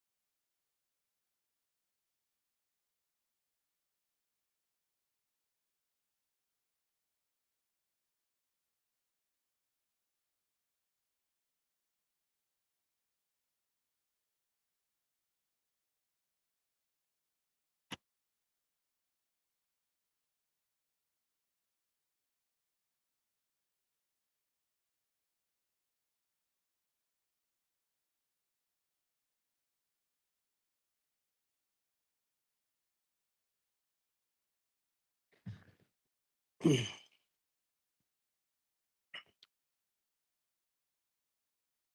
right. The discussion has been with respect to the use of physical force in special relationships. The court agrees that we don't need, we can just use paramedic in paragraph 1. Really, the argument, if you will, is the language in the 3rd paragraph. That it's in 181703E Roman 2. But section E is the duly licensed physician, advanced practice registered nurse, which I don't think we really need to have that in there because there's no evidence of an advanced practice nurse. They use reasonable and appropriate force for the purposes of administering a recognized form of treatment that he reasonably believes be adapted to promoting the physical or mental health of the patient. If, and the paragraph that is relevant here is 2, Roman 2, the treatment is administered in an emergency when a physician or advanced practice registered nurse, which we're going to take out, reasonably believes that nobody is competent to consent or can be consulted, and a reasonable person wishing to safeguard the welfare of the patient would consent. I would agree with the people that statutory language links the reasonably believes to the physician. But reading E and E Roman 2 in paramateria, the court would find that the language of a physician or one acting under the direction of a physician would be appropriate under this set of facts. Your Honor, could we then modify sub 3 to be the treatment was administered in an emergency when the paramedic acting under the direction of a duly licensed physician, so that Yes. there.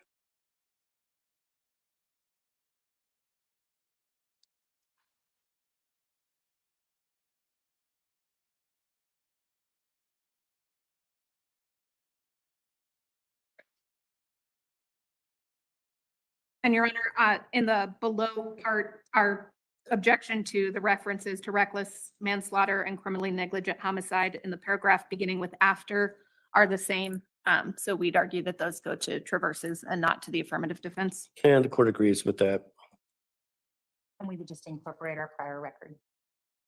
Well, I say that with less confidence than I would 2 months ago when the Supreme Court took cert on Make My Day, one of my cases, but I said I'll let them figure that out.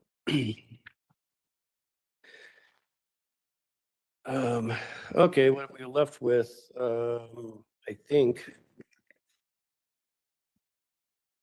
stake of fact and implied consent. And quite frankly, I think the special relationship instruction that the courts approved really covers this. I think it does too, Your Honor. We weren't sure mistake of fact. I think it's also appropriate to argue if in the prohibited conduct under mistaken belief to wit that the patient had excited delirium and due to the mistaken belief did not form the particular mental state to intend to harm anybody, did not intend to administer medication for any reason other than a medical lawful treatment, and certainly did not, well, the court, for traverse purposes, based on the court's prior rulings, that there was no gross deviation from standard of care and no reckless mental state. So the mistaken belief we would be focused on is the presence of excited delirium. Okay, on behalf of Mr. Chikuniak or the people? Your Honor, we believe this is encompassed under the special relationship and by proving the elementals themselves. Additionally, under People v. Walden, 224, P3rd, 369, Colorado Court of Appeals, 2009, mistake of fact instruction need not be given if the proof of the mens rea necessarily requires proof that the defendant was not operating under a mistaken belief of fact. They're essentially adding an element that the people would have to disprove that does not exist, and we object to providing this as an instruction. We believe it's covered in the other affirmative defenses and in the elementals themselves. And the court agrees.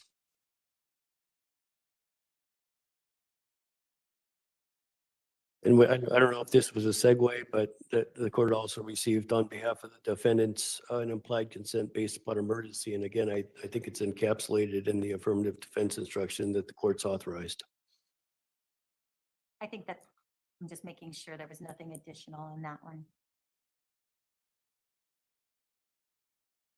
I think it is encompassed as well, Your Honor. The only addition I see is a reasonable paramedic in Aurora, Colorado. So I think tightening it up to their duly licensed physician, I think is fine. So I think it is encompassed. Okay. Agreed on that, Mr. Chair. Very well. So what, I guess what that means is we don't need a plural because the defense that will be, or the affirmative defense and the traverse defense, if you will be applicable based upon the culpable mental states stated in the offenses. How quickly do you think we can get these put together?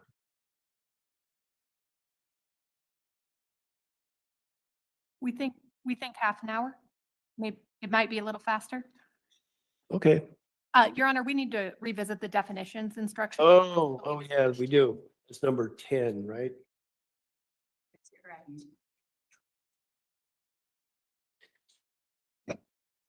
And Your Honor, have you made a decision as to that we are giving a traverse instruction or that we'll address that once we've provided a draft of what that traverse would look like? Well, I think that there's kind of a Colgi version of the traverse, is there not? But I was just trying to find. For self-defense, there isn't one for special relationships, but we can work off of the self-defense traverse. Okay. All right. Well, what are we left with? Are we still in disagreement about the definition of consent? I think now it would become even more confusing. I would just ask we remove it, Judge. I think that, again, that's encompassed in the affirmative defense, and I think it also has a common understanding. I don't think we need to explain it. If they have a question, they can send out a question. I agree. And so do the people, Your Honor. We think we should remove it here. Okay, and we talked about drug. It is in the elemental, Your Honor, which is why the people included it here. I think there could be some questions, but if the defense would like to modify this, we're certainly open to modifications. I think it's the definition that's up. It's fine to keep it, Judge. Okay, as I mentioned, some of the language in there, I think might be important for the defense as well as the prosecution. What about the lawful medical or therapeutic treatment? Ask that that be removed, Your Honor. And again, if they have a question, we can deal with it at that time. If the court feels it has to give something, I do object to what's here. I would say is a recognized form of treatment for a medical purpose. I mean, but I don't think we need to give it. I think, especially under the facts and circumstances, this case, it's kind of part of what they're deciding. So. Right. The determiners in there, like bona fide and just reasonable medical practices is right to the jury. For the people? Your Honor, I think in light of the court's ruling on the affirmative defense, it's probably embodied there. So I think we can withdraw this, but again, address it if the jury does have any questions. All right. All right. So we'll take out the lawful medical or therapeutic treatment. And just so I'm clear, I, quite frankly, over the course of the trial, didn't really get a real good chance to go through. But did this really come from the, I have Colgi 34:25 that talks about it's really unlawful sexual contact. Yes, Your Honor. We looked through the entire, both Colgi as well as the Title 18, and that was the only place that we found it referenced. We wanted to propose it in case the court believed it was appropriate, but we don't have an objection to withdrawing it at this point. It's just, it really is a pretty narrow set of circumstances. It looks like both unlawful administration And then that provision of sexual assault appear to be the only areas in the criminal code that address it. So while I don't think it's an improper instruction, I do think that the affirmative defense probably covers it. And in light of the court's ruling, we agree to withdraw it here. All right. Yeah, I suppose if the jury has a question under Leonardo, if appropriate, we'll try to put something together. Are we at administer, bodily injury, drug, and serious bodily injury? Is that right? And conduct without omission. Oh, conduct means an act or series of acts and its accompanying state of mind, or where relevant, a series of acts. Yeah, I don't think we need to put the series of acts in there twice since it's there at the end, but I never think, well, I rarely think redundancy is bad. And I apologize, Ms. Fagan, I didn't hear, did you also say serious bodily injury at the end? Serious bodily injury, yep. We agree. Okay, let's get together in about 20 minutes or 25 minutes and hopefully we can. Your Honor, I have one other question about a possible instruction. I know just given the length of trial and the number of times we've used transcripts, I didn't know if the court would like to consider a prospective instruction that transcripts will not be available to the jury. And I'm curious to the defense position if we wanted to give that instruction to avoid a question. I would object to that actually, because I think it might invite them to this. Well, I guess what under one of my position always wonders how much the jurors absorb when I'm speaking to them. But in the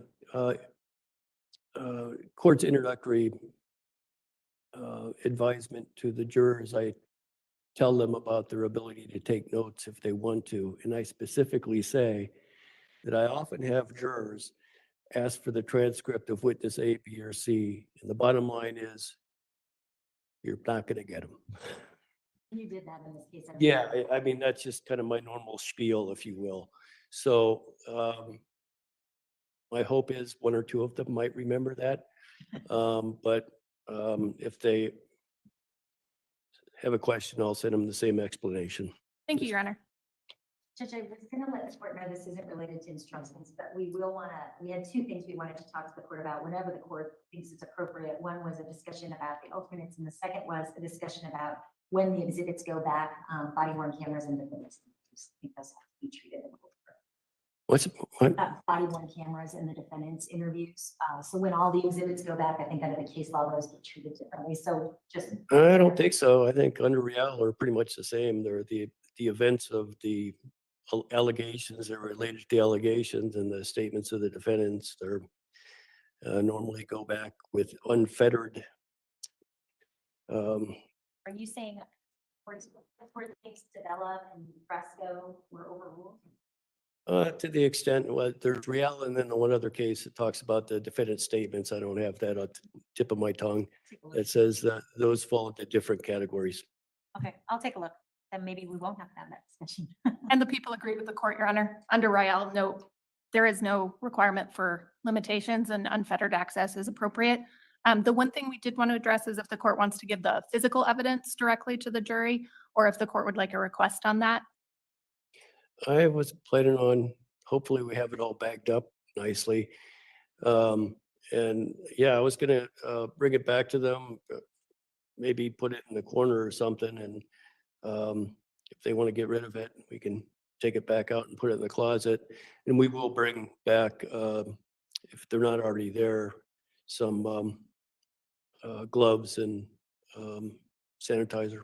Yes, Your Honor, and we intend to provide the people's exhibits on a clean laptop. I don't know, we can talk to the defense about possibly providing it all on one laptop. For the record, our IT was unwilling to do it completely without a password because of security. The password is jury in all caps, which we hope the jury will be able to remember.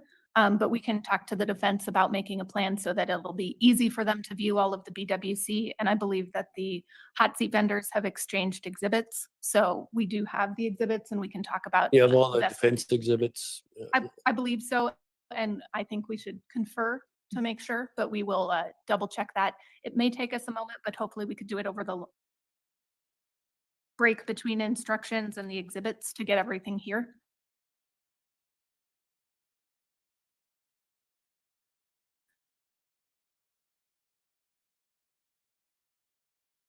Okay.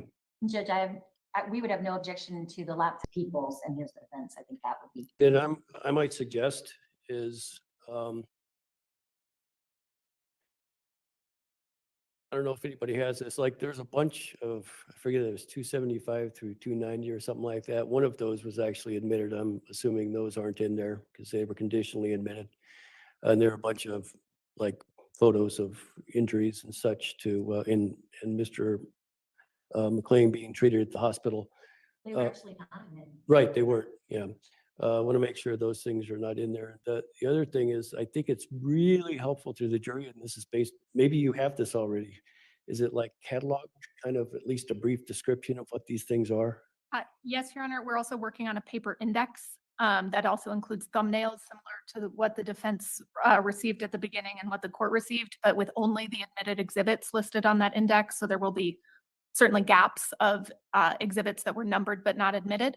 So we'll have that ready. And I don't know if the defense was planning to present a separate index, but our index does not include their exhibits. What do we have, like 5 or 6 or something like that from the defense? Yeah, if we could get those all in one document, that would be great. And they're not gonna have to be flipping through a bunch of paperwork. Okay, the court will be in recess for a bit.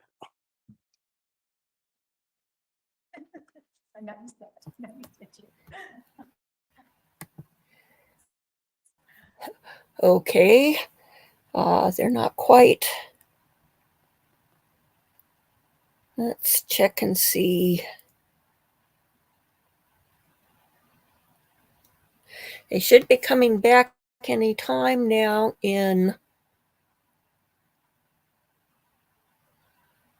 our sentencing. So let's take a look.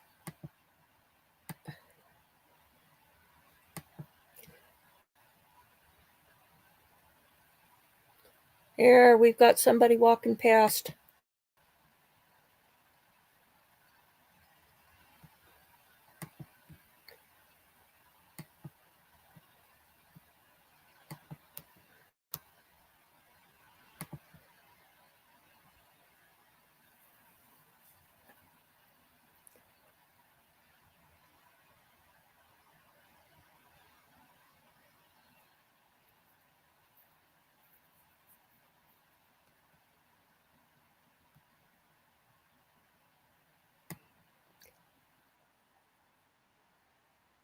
It's like they decided to try paying a bill.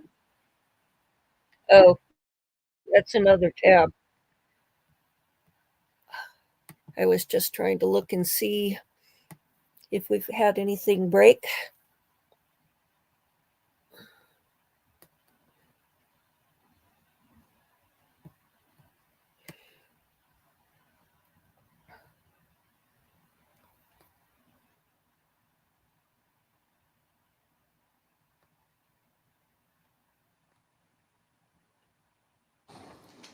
No, here we go.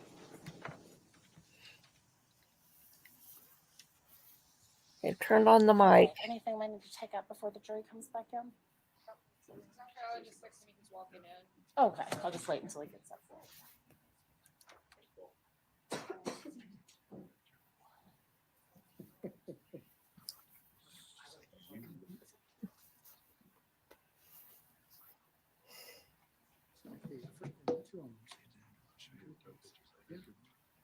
You're going to show the carpet when the jury comes in and out. You got to make sure that you have no stains on the carpet.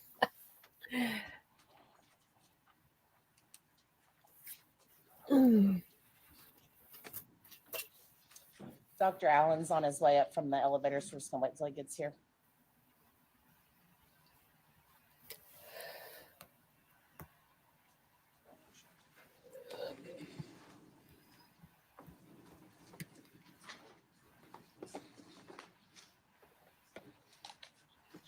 Let's place in my glasses.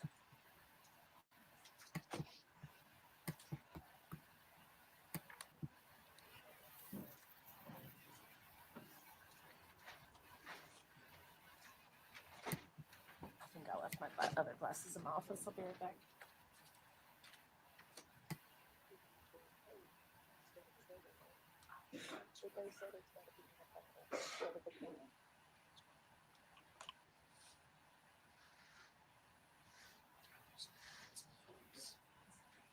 Okay.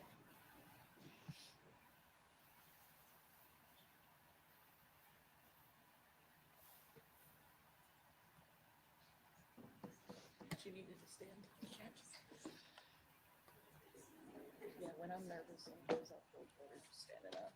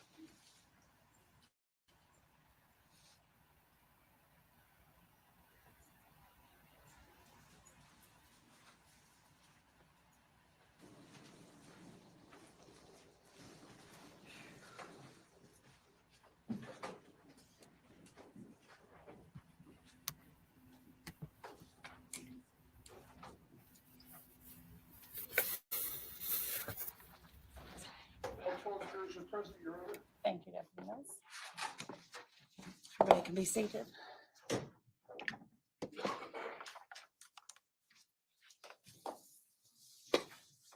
any jurors have anything they need to discuss with the court? All right, great. I understand that the Commonwealth has a rebuttal witness. Thank you.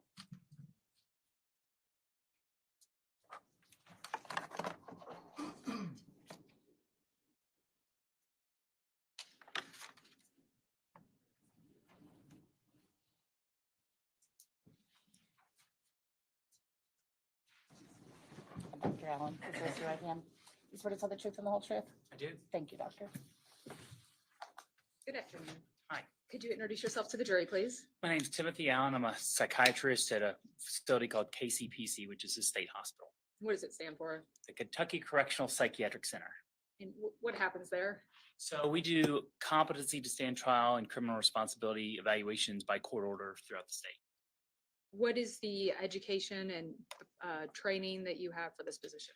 So I graduated from U of L in 1994, degree in political science, and then I went to UK College of Medicine where I got my MD in 1998, and then I did a 4-year psychiatry residency at UK, and then a 1-year forensic psychiatry fellowship at Tulane University in New Orleans. So I've had a medical license in Kentucky since 1999, and I'm board certified by a national group called the American Board of Psychiatry and Neurology in general psychiatry, forensic psychiatry, and brain injury medicine. How long have you been with KCPC? Started there in July 2003, so into 20 years. And are you the only doctor there? No, so there are 2 other forensic psychiatrists, and then we have 2 nurse practitioners, and we have several psychologists. So there's a whole team. And are there other employees as well? Right. We have social workers, nurses, correctional staff. It's a fully staffed hospital that's also on the grounds of a prison. Did you have occasion to evaluate the defendant Brice Rhodes at the request of the court in this case? I did. He came to our facility on 2 occasions, in 2019 and again in 2022. And so I saw him for about a month each time. And I saw him several times during each one of those hospitalizations. And during those times, did he live at your facility? Yes. So he's there again for about a month, 24 hours a day. So he lives on a unit with 11 other people. They have sort of a common area. They have their own rooms. They go to recreation. They have activities during the day, and they have a treatment team, a medical treatment team that I'm the head of, that we see them at least once a week, address any psychological or medical conditions. And so we have, literally 24-hour observation of the person for a month at a time, and in his case, 2 different months. What did you notice about his ability to interact with other people, whether staff or peers? Well, generally we saw Mr. Rhodes function highly. He's articulate. He could explain himself. He could communicate well.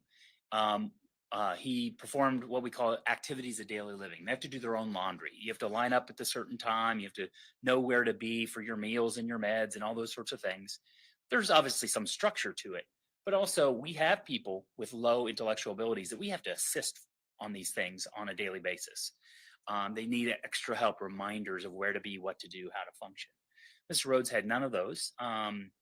He was interactive with me. He, again, could express himself very clearly.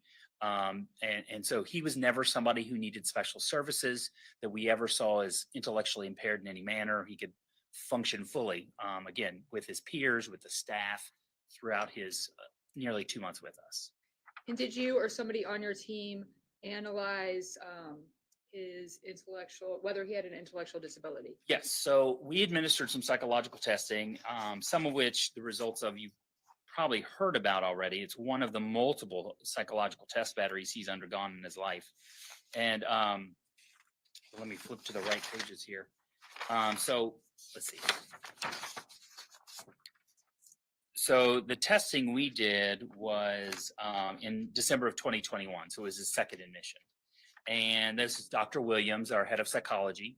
And whenever we give psychological tests, an IQ test being sort of the most prominent one we've probably heard about today, you have to give measures of effort. Because if I give you a simple math test and I ask you what 2 + 2 is, and you don't want to get the right answer, you can say 5, right?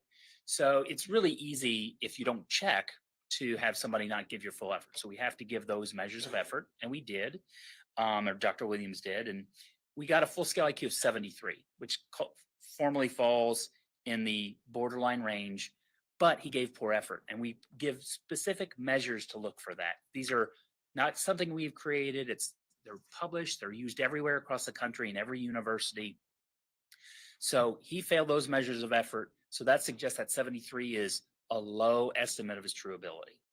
And so when we look at his, and then we compare how he's behaved for the month or 2 he's been with us, compared to that test, we again believe that 73 is not a true score. It's suppressed on purpose by him.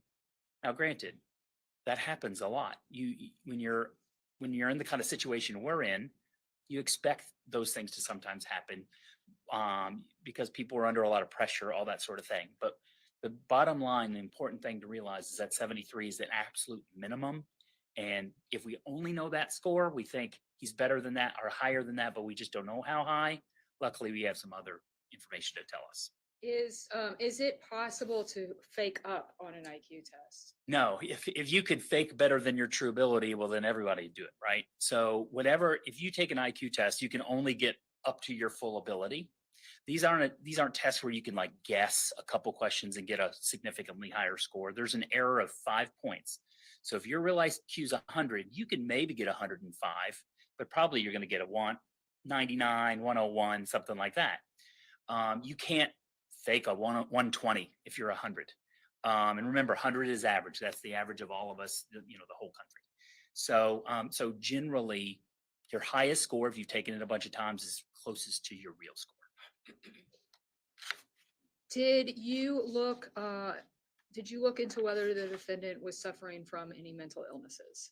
Yes, so that's something we are concerned with all the time, and we treat people with mental illness constantly. I'd say about 80% or 85% of the people we treat, we treat for a mental illness with some medication and therapy and other things. We even treat people who don't want to be treated because we see the illness, but they don't admit it. So that's a whole process we have to go through sometimes. In this case, Mr. Rhodes reported some anxiety, and I believe he has anxiety. I think there's some records to suggest he has anxiety. I think he's under a lot of stress and has been for several years while he's facing these charges. That's stressful. So we treated him for anxiety. At one point, I think in the first admission, we gave him an antidepressant, Celexa, for anxiety. This last time, we treated him with Vistaril, I think, which is a mild anxiety medicine. And I think he preferred to be on the medicine. It was helpful. But really, anxiety is all we saw. We didn't see any evidence of depression or mania. We didn't see evidence of psychosis, like hallucinations or delusions. These are all things we look for in every single person, whether they report it or not. We didn't really see any of those things. Did he have any other psychiatric diagnoses? So I diagnosed him with the last time. Make sure I got my reports right. With really three things. One was adjustment disorder with anxiety. That's, you're under a ton of stress and you have some psychiatric symptoms that are more than you might expect just for the stress. The second is antisocial personality disorder, which is a history of sort of flaunting the rules and not really going along with societal norms and that sort of thing. And then the last one was polysubstance use disorder, which is drug abuse.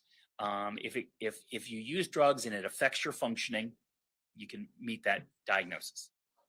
And did you see any evidence of bipolar disorder? I did not. I'm aware that that's been diagnosed in the past, in childhood, in adolescence. And from my experience, children who are having behavioral problems, if their parents take them to a mental health professional, they will often get diagnosed with something.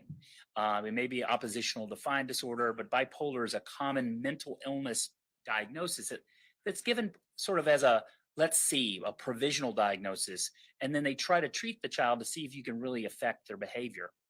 But as an adult, that's never really appeared anywhere in any documentation about Mr. Rhodes. He's never sought treatment, because when we talk about bipolar, we're talking about really the two poles of it, depression and mania. And so we haven't seen any evidence of either of those as an adult. And he's been incarcerated, I think, since 2016. So he's been seen by jail staff, medical staff, by KCPC, by many, many people. And no one during that past 7 years has said he looks depressed, he looks manic, or he has symptoms of bipolar. And what would be an example of mania? So mania is sort of the opposite of depression. Depression's run down, feeling bad. Mania is full of energy. And so these people who are truly manic, you don't miss it. It's not subtle. They may only sleep 1 or 2 hours a day. They're moving around constantly. They're agitated. They speak fast. They look hyperactive, but in the most severe sense that you could ever imagine. I teach medical students. I'm like, this is one of the diagnoses in medicine that you can see as soon as you walk in the door from across the room. You don't miss mania. It's severe, and it can get to the point where it affects your thinking. You can get delusional. Very often people become grandiose. I have a lot of money. I'm very powerful, all that sort of thing. So mania is hard to miss, number one. And number two is almost always results in a psychiatric hospitalization. Somebody somebody sees you, goes, that's not right. I'm going to get an MIW. I'm going to send them to the hospital. I'm going to have the police take them or an ambulance take them. We don't have any evidence like that for Mr. Rhodes. Did you review the defendant's interview with police in May of 2016? I did. Did you see any evidence of either the depression or the mania in that interview? No. So I looked back at my notes, and I actually reviewed the videotape of this, and I've reviewed the transcript of it. Mr. Rhodes was not agitated. He was actually very calm. He was articulate with the police officers. He denied knowledge about the charges and had relevant questions about it. He was not talking fast. He was not hyperactive. He was not delusional. I didn't see any evidence for that, and certainly no evidence of depression. So did you conclude, as a result of your 2 examinations, month-long examinations of the defendant, does he, due to any intellectual deficits, lack the ability to appreciate the criminality of his conduct or to conform his conduct to the law? I found no evidence for those things. I thought, he could appreciate his criminality. He could conform his conduct to the crimes law regarding mental illness and or intellectual deficit. That was going to be my next question. Thank you. No further questions.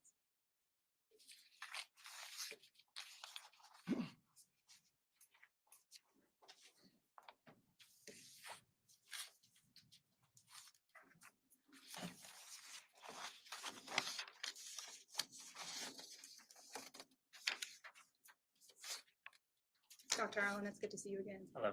I understand that you work for KCPC. That's right. I think we use that phrase so often. It stands for Kentucky Correctional Psychiatric Center. That's right. And this is a state-run hospital. It is. And the hospital, there are evaluations conducted there for pretrial clients. That's right. And there's inpatient treatment provided. Yes. And I think all patients at KCPC are court-ordered patients. That's right. And you've worked there for over 20 years now. I have. So fair to say that you testify for the state quite a bit. Well, I guess it may be semantics, but I've testified hundreds of times. I've done over 2,000 evaluations. Sometimes I'm called by the prosecutor, sometimes by the defense, because my report is court ordered for the judge and for the court. But you are typically called by the Commonwealth. More commonly, yes. So part of your job is to conduct evaluations for the state or the court. Yes. And you come across a wide variety of psychiatric illnesses in that work. That's true. Substance use disorders, mood disorders, anxiety disorders. Yes. Trauma-related disorders. Absolutely. And neurocognitive disorders. Yes. And you've admitted at a prior hearing that you are not an expert in intellectual disability specifically. Not specifically. I've not done specific research on it. It's something I deal with, pretty much on a weekly basis as far as treatment and that. But I don't have, beyond the typical psychiatrist, any specialized training or knowledge about intellectual disability. Let's discuss your evaluations for a little bit. I want to make sure I understand first that you don't work alone at KCPC. That's true. You work with a team. Yes. But the total amount of time that you spent with Brice, would you say was about an hour, hour and a half? So in at least if you add up all the time I spent with him, it's probably like in the first admission, he was there 4 weeks. So it's probably a total of about 2 to 2.5 hours. And then the second admission, he was only there, I think. Well, it was, hold on, let me get my dates right. Second admission, I think, was shorter. It was only about 2 weeks. So that's probably more like 2 hours or an hour and a half. So the total over those 2 times may have been 3.5, 4 hours. Okay, I want to take you back through your evaluations. Okay. First, would you agree with me that paranoia can be a symptom of mental illness? Yes. And paranoia can impact someone in a number of different ways. I agree. And it could impact someone's ability to participate in an evaluation. Sure. It could impact their ability to take the tests that you've administered. It could. And based on your evaluation, Mr. Rhodes demonstrated several aspects of paranoia. I think we've discussed this in a previous hearing even. There's some of his behaviors that I guess theoretically could be related to paranoia. I don't disagree with that. So if we look to the first report from 2019, I'm looking at page 7. Okay. He indicated that one of his habits was to lay out traps in his room. Right. Yes. In his room at KCPC. That's right. So he's talking about behavior that he's demonstrating or talking about demonstrating while he's at KCPC. That's right. And at KCPC, he's in a locked room. Yes. And despite being in this locked room, he had a standard practice to lay out these traps. Yes. And the reason that he did that was to know if other people had come into the room. That's right. This locked room. Yeah. If people had touched him or his things. Right. And he also indicated to you that there were multiple times that he thought that someone had been in his room, Yes, that someone had touched his soap, I think. that sounds right. And that would be paranoid behavior. Generally, yes. And you didn't bring this up while you were testifying just now. No, because being incarcerated, sometimes, in some ways paranoia is healthy. You have to watch out for yourself. You have to be concerned about the actions of others. And so, there's a certain degree of that that's understandable. So I didn't find it raised to the level of what I consider mental illness or something I would treat. In the second report, which was completed 2023, you indicate on page 2 that he wakes up during the night to keep people from harming him. Find that. It's down at the bottom under the hospital course.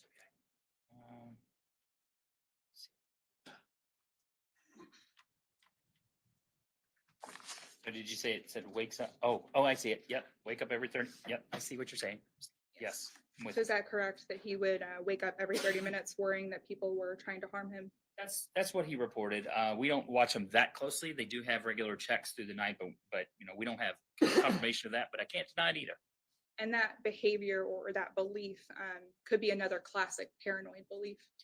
I mean, it would be pretty unusual. It's hard to wake yourself up, even if you truly are paranoid, but I'd say it could be. Yeah. And additionally, in that same evaluation, the second evaluation, I believe in multiple places, he talked about believing that people were trying to poison him. Yes. And that's another classic example of a paranoid belief. That one I agree. That's pretty classic. And you've encountered that paranoid belief before. Sure. And I think I'm looking at page 6, where he indicated that he specifically believed that the prosecutor was trying to poison him. Yes. And that the prosecutor was in a conspiracy with other people trying to poison him. Right. And obviously you don't believe that that was actually occurring. I do not. And so his belief that multiple people were trying to poison him is a classic paranoid belief. Could be, yeah. And paranoia is a symptom of someone who is bipolar. It can be, especially if you're actively manic. In the first evaluation from 2019 on page 7, you indicate, you reference his skin condition. Right. I'm probably going to say it incorrectly, folliculitis. That's perfect, actually. And he indicated that he believed it bled or did not bleed, depending on his belief in prayer. Right. And he indicated that if he prayed, then it did not bleed. And if he failed to pray, then it did bleed. Yes. And this is not a rational belief. That's not very rational. And I believe you testified to, from the 2023 report on page 2, that he was having anxiety and panic symptoms. Yes. And he was given medication for these symptoms. He was. And there was a reported improvement of his symptoms. Great. I want to talk next about hallucinations. Okay. In 2019, in the first report on page 2, when he's meeting with the team, he talked about hearing voices, whispers. He did. And he talked about seeing things. He called them shadows. Yes. And he saw he saw things moving. These aren't the shadows that you or I might see. Right. And that's a little bit out of the norm. That's out of the norm. And as a doctor, you might refer to those as hallucinations. Right. So if they're sort of out of thin air, out of nowhere, they're hallucinations. If they're a misperception of actual things, we call them illusions. So the classic example is when you hear a gust of wind and you think you hear a baby cry, but it's really just the wind. Or, you see a shadow and you think it's a person. I'm not sure which of those it is, but it's unusual. It's not normal. Next, I want to talk about some of the testing results. And you're not the psychologist. You didn't administer these tests yourself personally. That's correct. Brice was administered an IQ test. He was. And his score, the full scale score on page 4, is 73, Yes, and that falls into the borderline range. it does. You also administered the Abbas test, Right. and you indicated that he scored very low on this measure. Right, and that test is solely subjective report from his mom. But she basically scored him, that her responses scored him as being having very low adaptive functioning. And the Abbas test is trying to assess real life situations. Yes. And you also testified earlier that when you observed him and when your team observed him in a structured prison-like environment at KCPC, you saw him able to follow the rules. Yes. But that's not what the Abbas is trying to measure. Agreed. It's a different environment. So the fact that he may have had the ability to follow rules at KCPC where everything is structured and routine does not undermine the Abbas test. So they're not directly correlatable. So I agree with you there. Now, you wouldn't expect somebody who you see no deficits to be so impaired as reported by the mom. But so the difference is pretty stark. It's dramatic. But they're not a one-to-one. So I acknowledge that it's not a perfect comparison. And you don't believe that you have an accurate measure on the Abbas test. Yeah, that's true. I think, when you're asking, number one, for mom's opinion, when she knows the circumstances, and number two is she's having to remember when he was a kid and how he's been functioning maybe years ago. So there's memory issues there for any of us. How do you remember what your sibling or child acted like 7 years ago? That's kind of a hard thing. So there's a lot of difficulty. The Abbas is not perfect. It's the best thing we have, but it is just a questionnaire, really. And you've testified previously that the true Abbas score could be low or below average. That's true. Let's look at page 7. And you've also testified about this before. There's an example you provide there in reference to the Abbas test. You reference a trust fund kid performing poorly on sections of the Abbas because they maybe wouldn't need to work. Right. And that's your comment, your example. Yeah, that's my example. And you acknowledge that wasn't perhaps the right thing to say. That is not a comparison for Mr. Rhodes. I tried to pick a comparison that is totally unrelated to him. So that's kind of the reason I chose it. I didn't want to draw a parallel in any way. It just shows you that, if you say, well, somebody's not functioning because they never had a job. Well, what if they never looked for a job? If they never wanted a job? So the boss will say you're impaired because of that, but it may be because you didn't want to, because you made money other ways. So again, there's impreciseness that we have to consider. And you don't actually administer this Abbas test yourself. I didn't. Dr. Williams did by questioning Mr. Rhodes' mother. And you don't routinely administer the Abbas. I do not. And you also don't administer the IQ test yourself. I'm not even qualified to administer the IQ tests. You have to be trained very specifically to administer IQ tests and other cognitive tests like that. I look at the results all the time, but I don't administer them and do the raw data and all the calculations. And one thing that could impact someone's IQ during the developmental period is the onset of a mental illness. Yes. And some mental illnesses do not manifest until later in life. Right. They're typically, there's sort of spikes at different periods of life where mental illnesses spike. And one of them is the sort of transition from teen to adulthood, 19, 20, 21. So that's a common time where some things emerge. There's other spikes like later in life in your 60s, which obviously aren't an issue here. And bipolar disorder, especially in males, can manifest around age 19 or 20. That's true. And that could impact someone's IQ score. Over the long term, yes. Especially if you have a very long period, you've not been treated, you've had severe swings of mood and several manic episodes, that can cause sort of permanent cognitive impairment.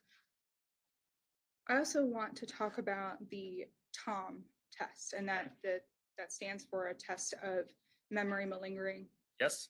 And I believe in your report, you indicated that he passed this test. He did. And these tests, you call them malingering tests, right? But they're tests of effort. Yes. And maybe engagement in the process. Yes. And you can't yourself determine from these tests themselves why someone might give poor effort. I agree with you. you can't determine the motivation. That's right. And symptoms of a mental illness could impact someone's motivation. They could. An intellectual disability could impact someone's motivation. Yes, but we have a little clearer data that tests like the Tom, which he passed, and the VIP, the one that he failed. They've been measured in people with intellectual disabilities and found to be relevant. But so I think that's a little bit different than somebody who has like maybe a delusion that the person given the test is trying to, kill me. You may not cooperate with that person. So you But- agree that paranoia could impact someone's motivation? It could, yeah. There's a lot of documents in this case. You've been given records from Brice's past, Yes, including past evaluations yes, and adaptive functioning documents. some, yeah. But you didn't have the chance to review those until after you completed your report. I think that's true. And you yourself are not an expert in adaptive functioning. Not more than any other psychiatrist. I mean, I think psychiatrists, we deal with it frequently, but there are people who subspecialize in that, and I'm certainly not one of those. That's why you have I think you mentioned her earlier, Dr. Jacqueline Williams. She's an expert in this area. Yes, and then again, she administers the test, which I don't. And so you have her on staff because you don't know enough about this material. That's her area. Well, again, she knows more, that's for sure. And so you're not really qualified to give a diagnosis on intellectual disability. Oh, well, no, I disagree with that. I mean, intellectual disability is something, again, I deal with every day. I think I get to split hairs because, let's talk about an expert. And I think very often we talk about expert being, in my world, we think about expert as somebody who's published 40 articles on something. But I diagnose intellectual disabilities all the time. I look at IQ test results on a routine, weekly, daily basis. So I am absolutely qualified both to assess intellectual deficits and to diagnose it. But there certainly are people who have more specific expertise, like administering the test and that sort of thing. And you did tell us earlier that you are not an expert at intellectual disability. Again, not beyond other psychiatrists.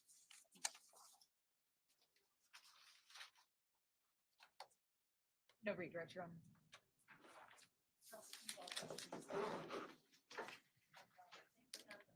No problem.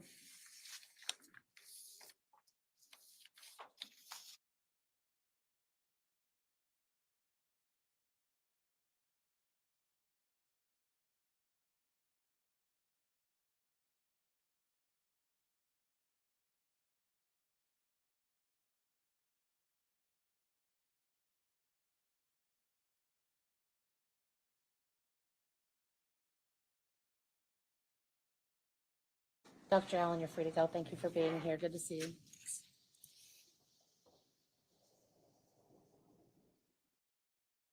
All right, so the only thing that we have remaining to do are closing arguments from the attorneys, and then you will be able to go start deliberations.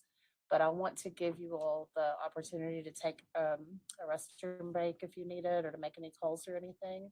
So I'm just going to give you 5 minutes maybe, and then come back in front of the courtroom doors.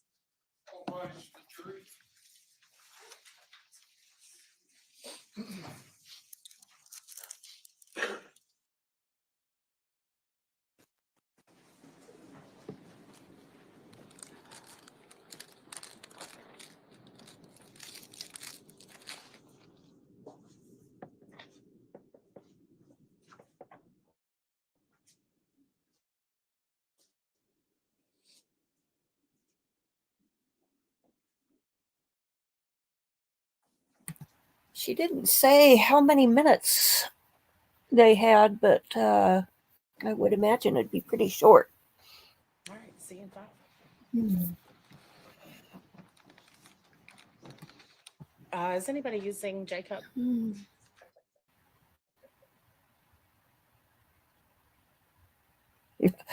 Yeah, some of these people certainly don't use proper English.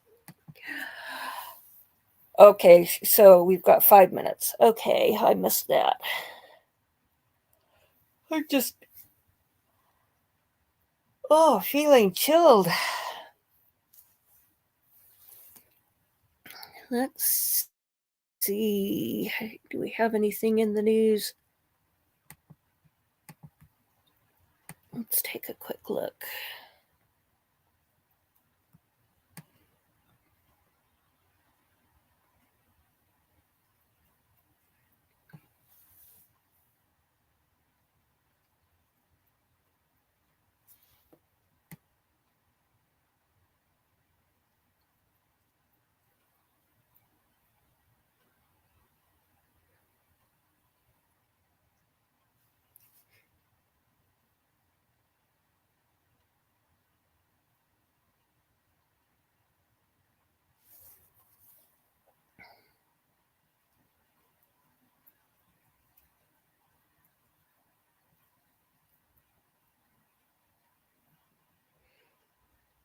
Nothing so far, but it's pre-noon news here, so you don't always get that.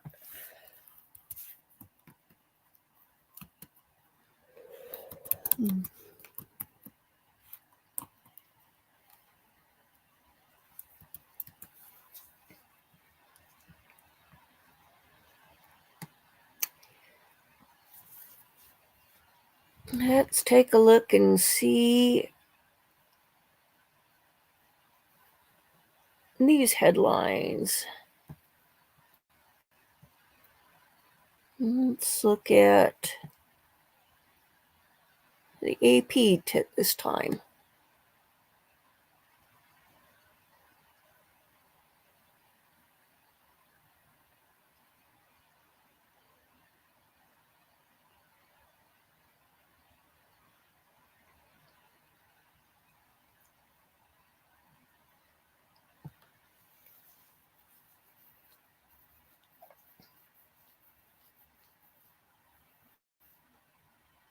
Let's see. We've got California top prosecutors won't seek charges in 2020 fatal police shooting of Bay Area man.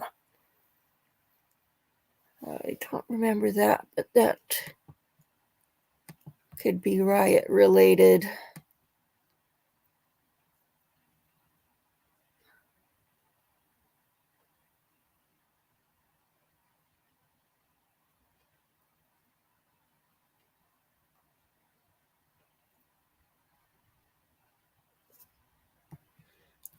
Okay, let's take a look.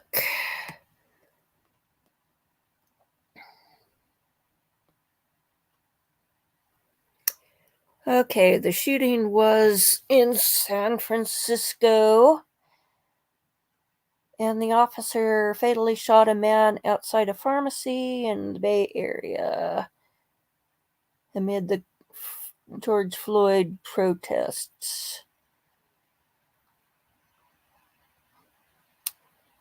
Vallejo officer fatally shot 22-year-old Sean Monterosa after responding to reports of suspects stealing from a pharmacy as peaceful protests and civil unrest swept across the country.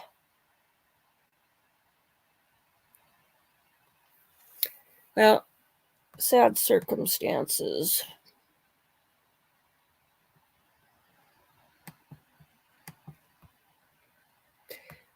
This sounds interesting. Man accused of assault on trial now, charged in 2003 intimate assault and murder of a Philadelphia medical student.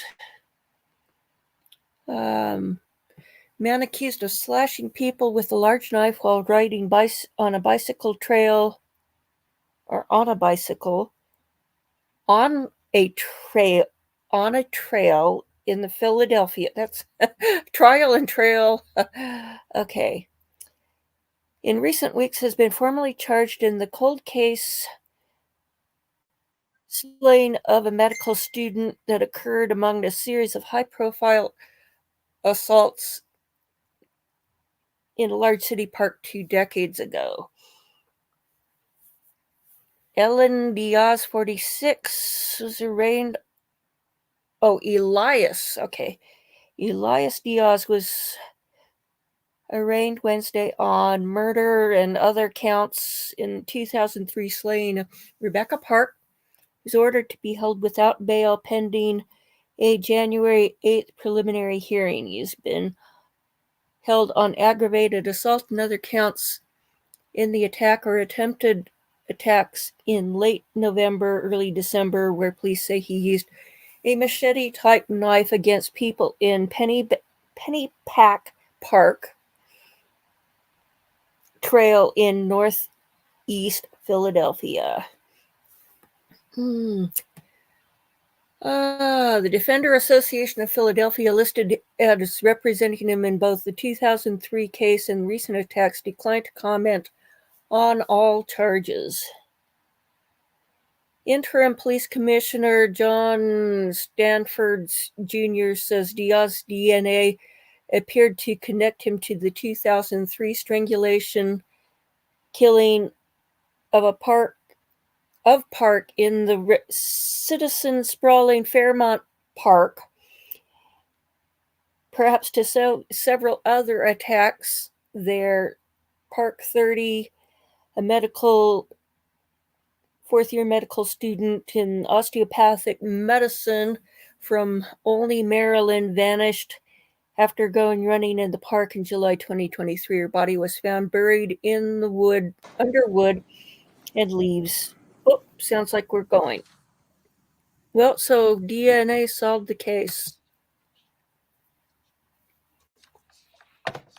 Oh, guess they're not quite back yet. We just have the mic going. Okay. In 2021, DNA analysis created a series of composite sketches of the man believed to be responsible for the assaults. Genealogy databases yield a link to a man named Elias Diaz, but couldn't be found. Officials said the suspect had just arrested, had previous contact with police, but authorities didn't have his DNA until his arrest in the recent assaults. Stanford said the 2-decade-old Fairmont Park assault case and park slayings had haunted the community and the park department. Well, excellent news.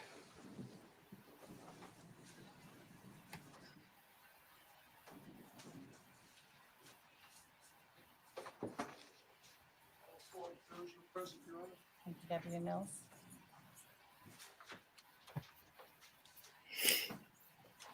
All right, we can all be seated.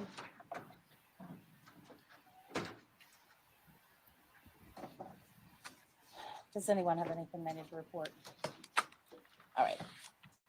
In just a moment, you will hear closing arguments from the attorneys. Just as I said to you during the guilt phase of the trial, closing arguments are not themselves evidence, but certainly they're a way for the attorneys to argue to you what they believe the evidence showed and how you should apply that.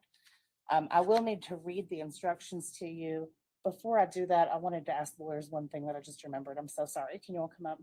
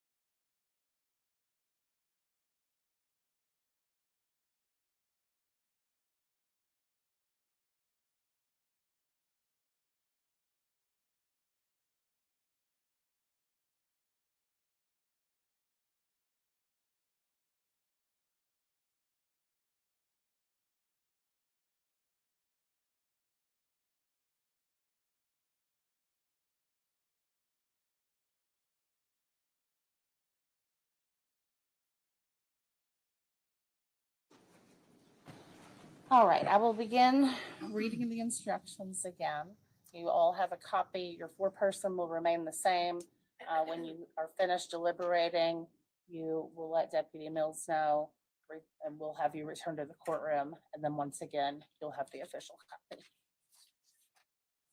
All right, instruction number 1, aggravated penalty and mitigating circumstances. You have tried the defendant, Brice Rhodes, and have returned a verdict finding him guilty of the murders of Christopher Jones, Maurice Gordon, and Larry Ordway. From the evidence placed before you in that trial, you are acquainted with the facts and circumstances of the crimes themselves. You have now received additional evidence from which you shall determine whether there are mitigating or aggravating facts and circumstances bearing upon the question of punishment, following which you shall fix a sentence for the defendant for the offenses of murder. In considering such evidence as may be unfavorable to the defendant, You will bear in mind the same instruction that was given to you in the first stage of this trial proceeding to the effect that the law presumes the defendant to be innocent unless and until you are satisfied from the evidence beyond a reasonable doubt that he is guilty. You shall apply that same presumption in determining whether there are aggravating circumstances bearing on the question of what punishment should be fixed for the defendant in this case. You may consider such evidence as you heard in the guilt phase of trial, as well as the evidence you heard in the penalty phase in deciding what punishment should be fixed for the defendant in this case. Mitigating circumstances are any facts or factors about Brice Rhodes, the crime, or the case which do not justify or excuse the offense, but which, in fairness and mercy, lessen or reduce his responsibility or moral culpability for the crime, or which demonstrate that he is someone whose past or present circumstances indicate that he should receive a penalty other than life without the possibility of parole or life without the possibility of parole for 25 years. In fixing a sentence for Brice Rhodes for the offense of murder, you shall consider such mitigating or extenuating facts and circumstances as have been presented to you in the evidence and you believe to be true.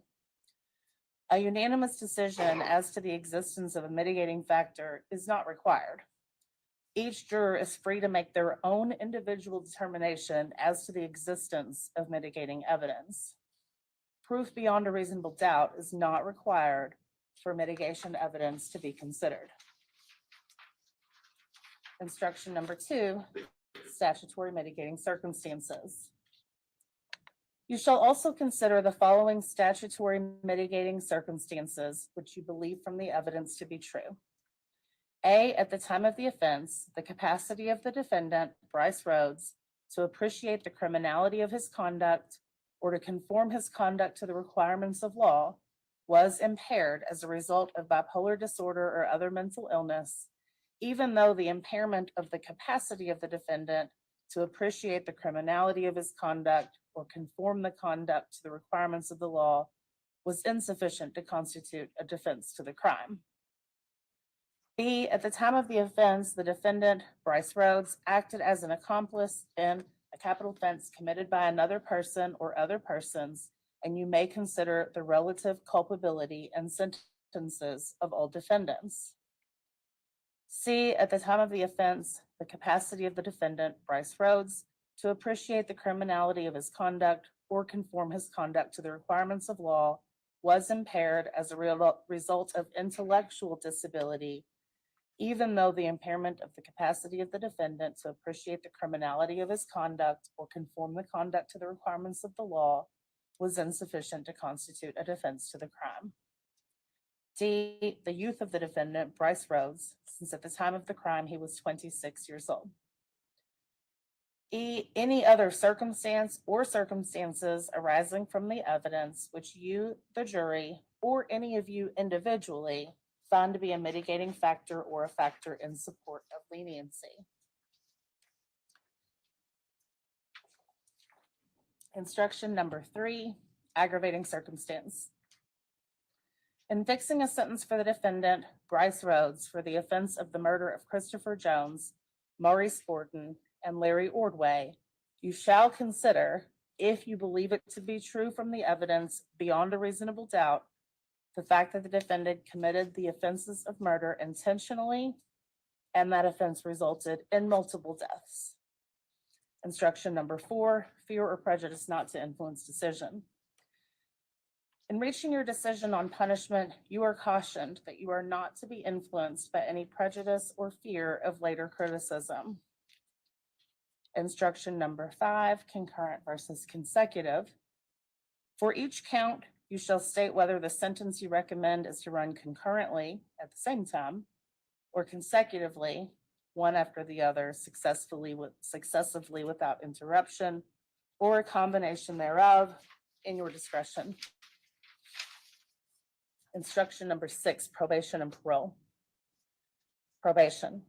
The defendant, Brice Rhodes, will not be eligible for probation under any circumstances in this case. Under a term of years, 20 to 50 years, Brice Rhodes would be eligible for parole after serving 85% of the specified number of years. Life. On a sentence of life, Brice Rhodes could not be considered for parole until he had served 20 years of parole eligibility. Life without possibility of parole for 25 years. On a sentence of life without the possibility of parole for 25 years, Brice Rhodes could not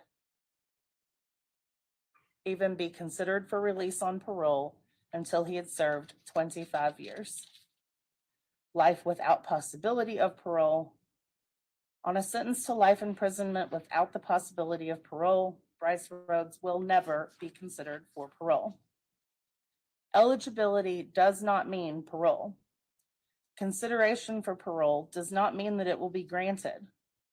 On sentences of imprisonment for life or life without the possibility of parole for at least 25 years, Brice Rhodes could be imprisoned until his death. Instruction number 7, authorized sentences. Count 1 as to Christopher Jones. You may fix Brice Rhodes' punishment for the murder of Christopher Jones at confinement in the penitentiary for a specific term of years not less than 20 nor more than 50, or confinement in the penitentiary for life, or confinement in the penitentiary for life without the benefit of probation or parole until he has served a minimum of 25 years, or confinement in the penitentiary for life without the benefit of probation or parole. But you cannot fix his sentence at confinement in the penitentiary for life without the benefit of probation and parole, or at confinement in the penitentiary for life without the benefit of parole until he has served a minimum of 25 years, unless you are satisfied from the evidence beyond a reasonable doubt that the aggravating circumstance listed in instruction number 3 is true in its entirety, in which event you must state in writing, signed by the foreperson, that you find the aggravating circumstance to be true beyond a reasonable doubt. Instruction number 8, authorized sentences as to count 2, Maurice Gordon. You may fix Brice Rhodes' punishment for the murder of Maurice Gordon at confinement in the penitentiary for a specific term of years not less than 20 nor more than 50 years, or confinement in the penitentiary for life, or confinement in the penitentiary for life without the benefit of probation and parole until he has served a minimum of 25 years, or confinement in the penitentiary for life without the benefit of probation and parole. But you cannot fix a sentence at confinement in the penitentiary for life without the benefit of probation or parole, or at confinement in the penitentiary for life without the benefit of parole until he has served a minimum of 25 years, unless you are satisfied from the evidence beyond a reasonable doubt that the aggravating circumstance listed in instruction number 3 is true in its entirety, in which event you must state in writing, signed by the foreperson, that you find the aggravating circumstance to be true beyond a reasonable doubt. Instruction number 9, authorized sentence count 3, Larry Ordway. You may fix Brice Rhodes' punishment for the murder of Larry Ordway at confinement in the penitentiary for a specific term of years not less than 20 nor more than 50, or confinement in the penitentiary for life, or confinement in the penitentiary for life without the benefit of probation or parole until he has served a minimum of 25 years, or confinement in the penitentiary for life without the benefit of probation or parole. But you cannot fix his sentence at confinement in the penitentiary for life without the benefit of probation and parole, or at confinement in the penitentiary for life without the benefit of parole until he has served a minimum of 25 years, unless you are satisfied from the evidence beyond a reasonable doubt that the aggravating circumstance listed in instruction number 3 is true in its entirety, in which event you must state in writing, signed by the foreperson, that you find the aggravating circumstance to be true beyond a reasonable doubt. Instruction 10, authorized sentences, count 4, tampering with physical evidence. You may fix Brice Rhodes' punishment for tampering with physical evidence at confinement in the penitentiary for a term of years not less than 1 year nor more than 5 years. Instruction number 11, authorized sentences, count 5, abuse of a corpse, Maurice Gordon. You may fix Brice Rhodes' punishment for abuse of a corpse at confinement in the penitentiary for a term of days not to exceed 365 days. Instruction number 12, authorized sentence, count 6, abuse of a corpse, Larry Ordway. You may fix Brice Rhodes' punishment for abuse of a corpse at confinement in the penitentiary for a term of days not to exceed 365 days. Instruction number 13, verdict. The verdict of the jury must be in writing, must be unanimous, and must be signed by one of you as foreperson. The instructions are then followed by verdict forms for each count and a final verdict form for the total sentence. Would the defense like to make a closing argument? Yes, sir. Go ahead, Ms. Heller. Of course.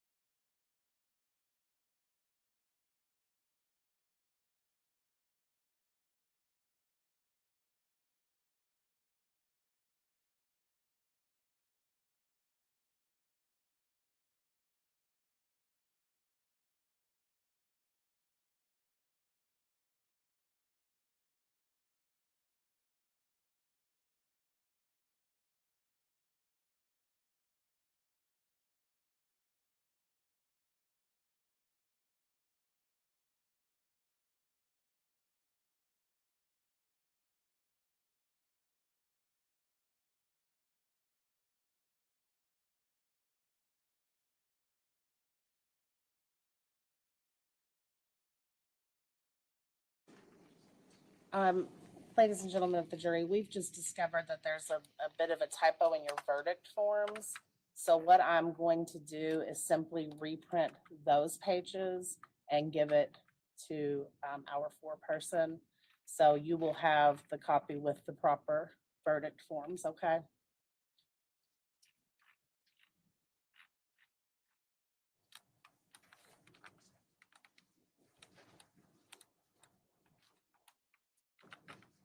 Let me just make sure that didn't change all of our formatting. Yes, the page numbers are exactly the same. Okay, so this is pages 10 through 16.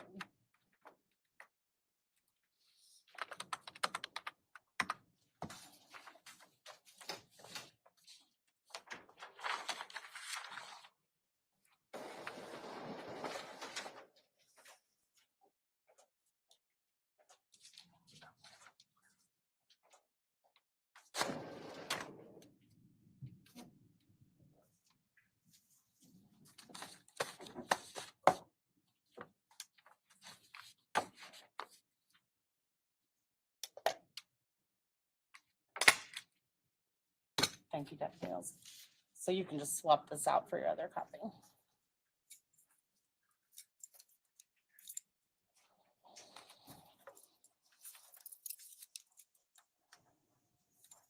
All right, you may proceed. Thank you.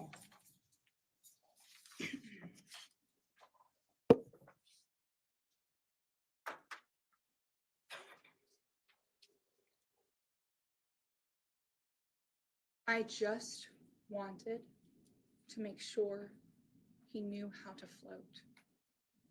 Anna, Brice's stepmother, told you yesterday about teaching Brice how to float.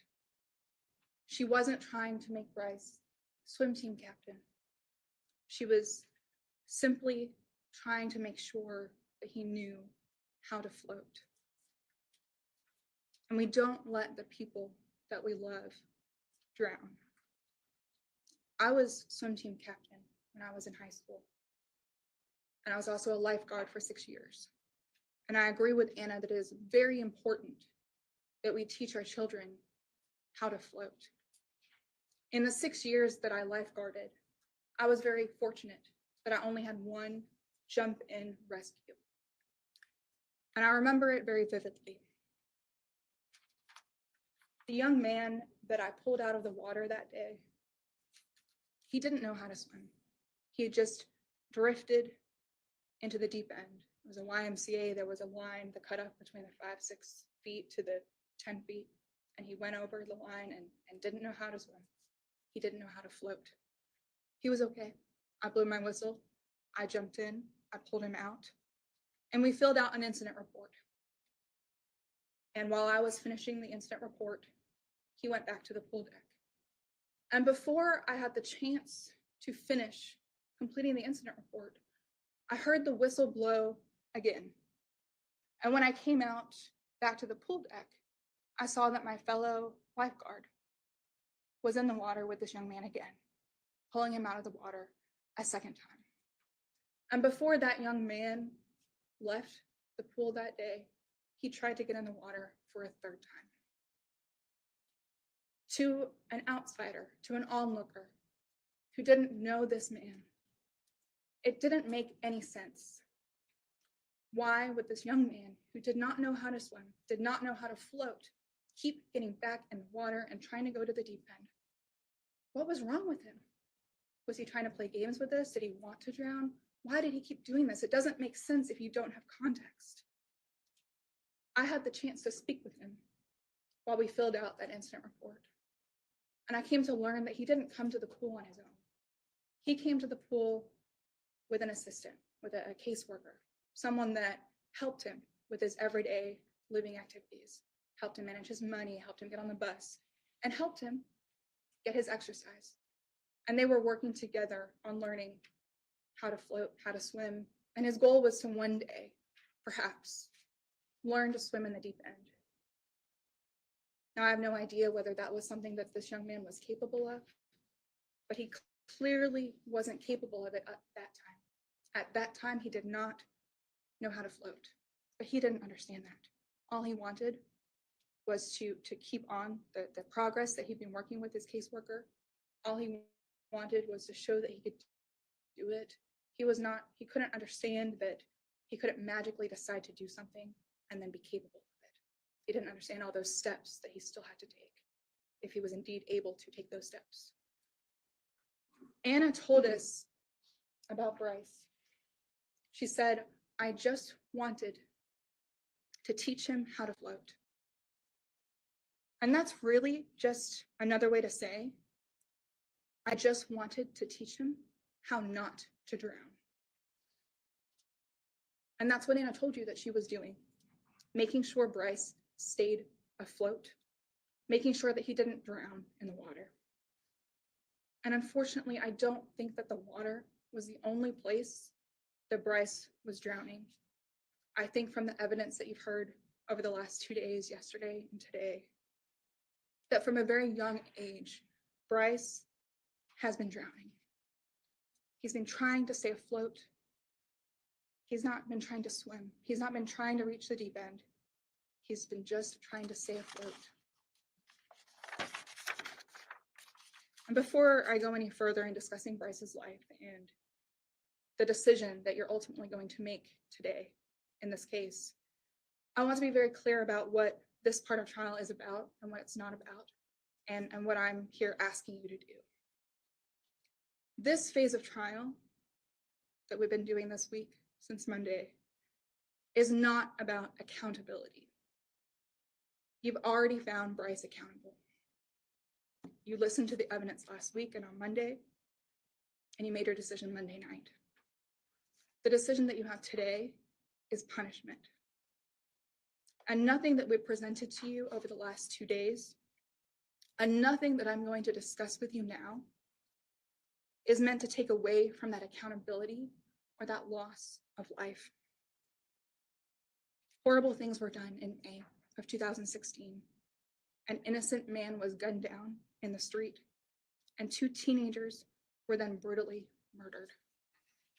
And you've held Brice accountable for his participation in these murders. The murders of Christopher Jones, of Maurice Gordon, and Larry Ordway. You've heard from their family members, those who have lost their loved ones. And I'm going to leave it to the state to discuss that loss, because that's their place. The state now wants you to lock Brice up. They want you to lock him up and throw away the key.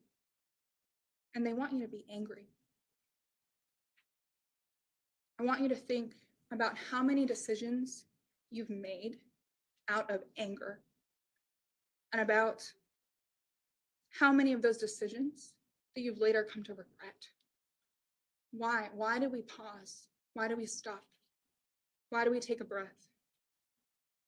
Because when we act out of hate and anger, we lose empathy. We lose our heart. So when someone's life, Brice's life, his life and his freedom is at stake, I'm asking you to do something different, something difficult, something that may be uncomfortable. I'm asking you to hold on to your empathy and your heart, because no matter what Brice did on his worst day, Brice is still a human being. And so I'm asking you to make a rational decision. I'm not asking you to let him walk out of the courtroom today. I couldn't, even if I wanted to. That's not an option available to you. I'm not asking you to give him a total sentence of any specific term of years. Let's not forget that there is now no small sentence available to Brice now. The minimum available to you to punish Brice is 20 years on each count.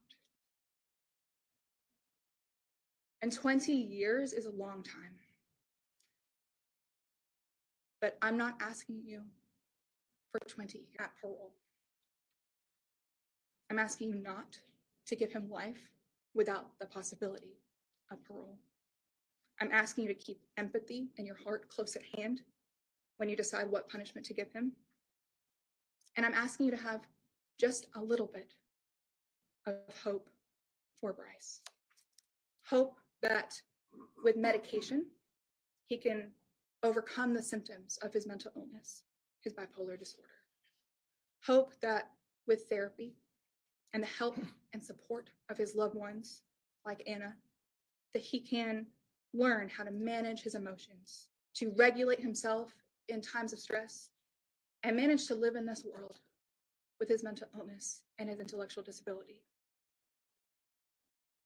Hope that with the passage of time, the passage of at least 20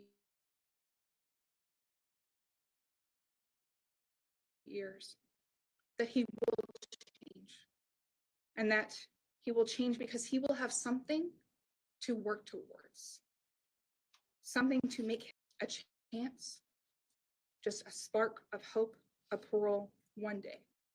Never a guarantee, just a simple spark of hope, a reason to think, to reflect,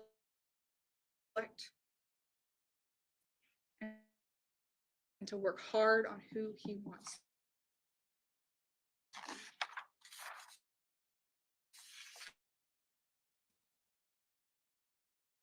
It is vengeance. And all I'm asking you to do today is to give Brice consideration. I'm asking you to grant him mercy.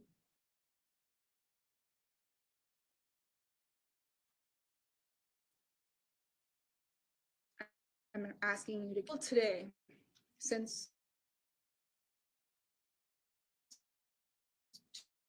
2016, the weight of his life and what happens to him has been in the hands of legal teams of the state and the defense.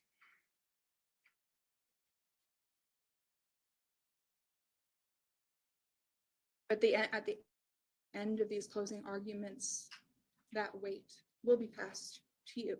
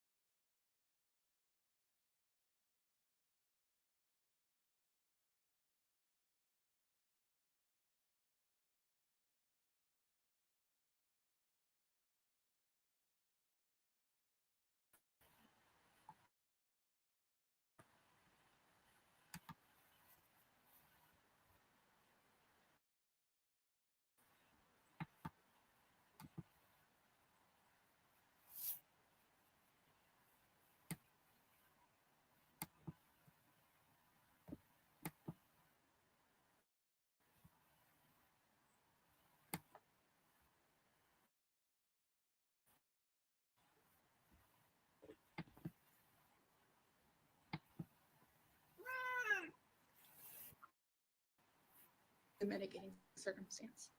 And 6 of you could find that his intellectual disability is a mitigating circumstance. You don't have to agree as to the mitigation.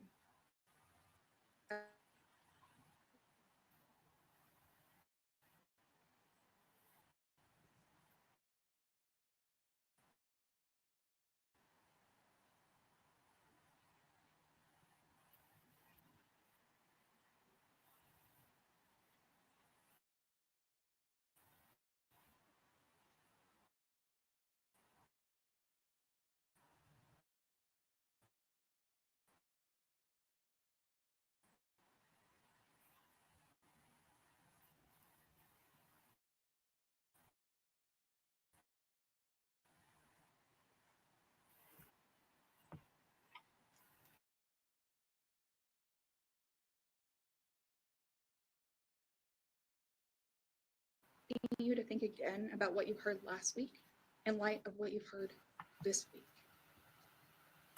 Last week, the state would have you believe that Brice was a mastermind. The adult, the one in charge, telling, hanging out with teenagers, only adult present. There are at least 2 other adults who were present the night Larry and Maurice were murdered. At least 2 other adults about which we know very little. And now you know more about Brice, and you know about his capacity, his reduced capacity due to his mental illness and intellectual disability.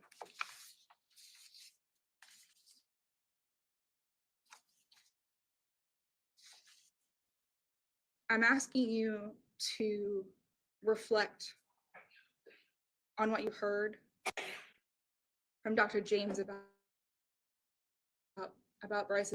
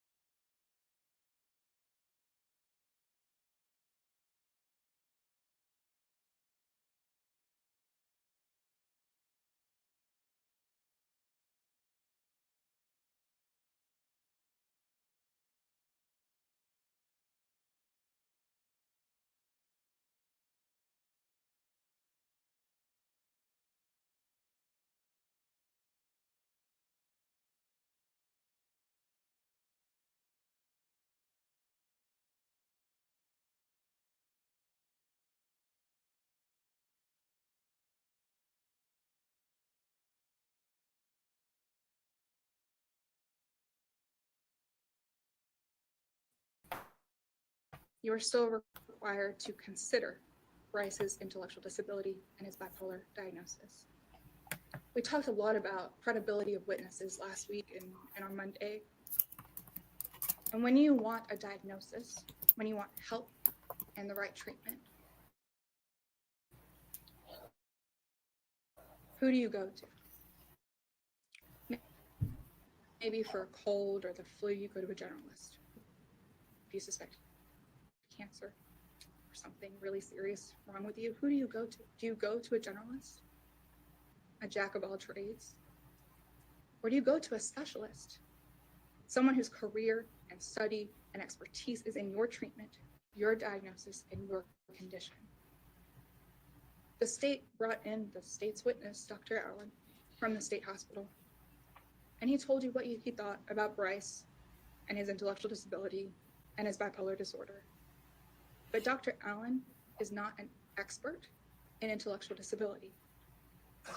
You heard from Dr. James this morning, a neuropsychologist whose specialty is in intellectual disability and neurodevelopmental disorder. And she told you how she reached her finding and the basis for that finding of intellectual disability.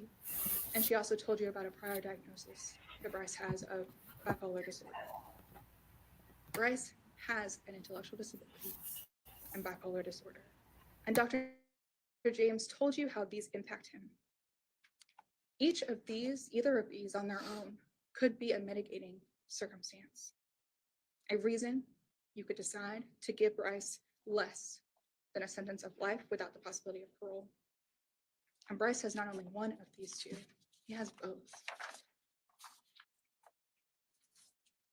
The law also requires that you consider any other circumstance from the evidence which you, as an individual or as a jury, find to be a mitigating factor or a factor in support of leniency. Brice has always been struggling to keep his head above water. We are most vulnerable when we are children. When we are children, we rely upon our parents, on the adults in our lives to keep us safe, to love us, to nurture us, and to help us build resiliency. I don't know what word or words the state will use to describe Brice now. The government tends to like labels: defendant, accused, convicted, broken, mentally ill. It is easier to lock someone up and throw away the key when they are reduced to a label. I do not describe Brice as intellectually disabled, as mentally ill, or any worse label. I will not reduce him to his worst moments, or his weaknesses, or his diagnoses. And I ask that you do the same, that you recognize him as he is, a human being who as a child suffered great trauma, and who has a mental illness, and who has an intellectual disability. When you make your decision today, you will not have to explain it or justify it. It is your choice. People with mental illness and intellectual disability and extreme trauma are not going anywhere. They're not. I think maybe we all wish that no one had to go through those adversities, that no one had to have such disadvantages or hardships or burdens or experience so much trauma. I think we all can agree on that, but they do. And these people will always exist. And so we have to remove the stigma around these disorders and treat them with empathy and from our hearts. People like Brice need help, more assistance than most of us, more help simply to not drown in the hardships any of us may face on a day-to-day basis. Through no fault of Brice's own, he started this life behind. He never had a chance, drowning before he could ever learn to float, let alone swim. And just because he has a mental illness, an intellectual disability, and because he experiences the effects of trauma, does not mean that he doesn't deserve to be punished. Just because he never had a chance doesn't mean he didn't have a choice. The law does demand, however, that you take it into consideration. Brice does not need to be locked away forever. What did Brice not have control over as a child? Abuse, trauma, the lack of effective and consistent intervention at a young age, lack of the right diagnosis and medication at a young age, lack of consistent love and nurture, and the chaotic environment that he lived in. Dr. Garbarino, an expert in trauma, spoke to you this morning as well, and he told you about Brice's trauma. He told you about adverse childhood experiences. We call them ACEs. These are experiences that many of us may have one or two of, and he told you that. But he also told you that 1 in 100 people have a score of 7 or more, and that only 1 in 1,000 has a score of 8, 9, or 10. And he told you Brice's score. Brice has a score of 8 adverse childhood experiences. So when I say that Brice never had a chance, when I say Brice started from behind, and when I say that Brice has been just barely managing to not drown, or perhaps has been drowning, that is why. I don't want to go through each individual adverse childhood experience because you've just heard that testimony. But what you heard from Dr. Garbarino as he talked about each factor was a glimpse into the chaos and abuse of Brice's life, of his childhood. We heard from Anna yesterday that she knew that there was abuse going on in his mother's household.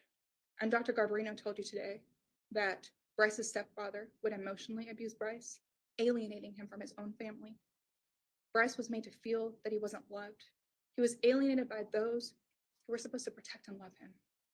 Anna told you about the time that his mother came to take Brice home, how Brice cried, and how he didn't want to go, and about that custody battle that should never have happened in front of a child that way. He was afraid to go home.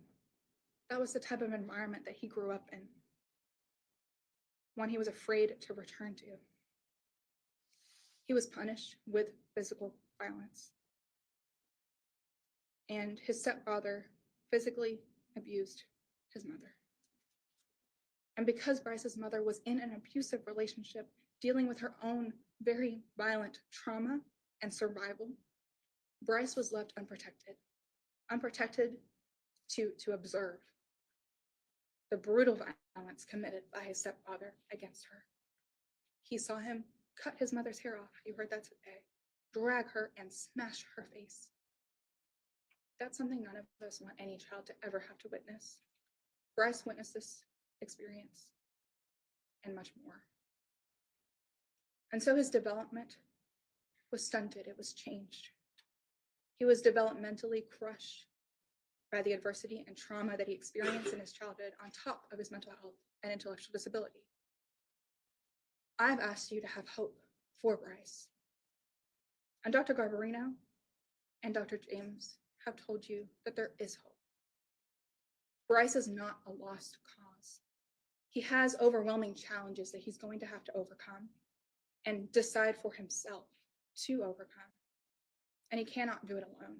Dr. Garbarino and Dr. James told you that he does have the capacity for change, the capacity for hope.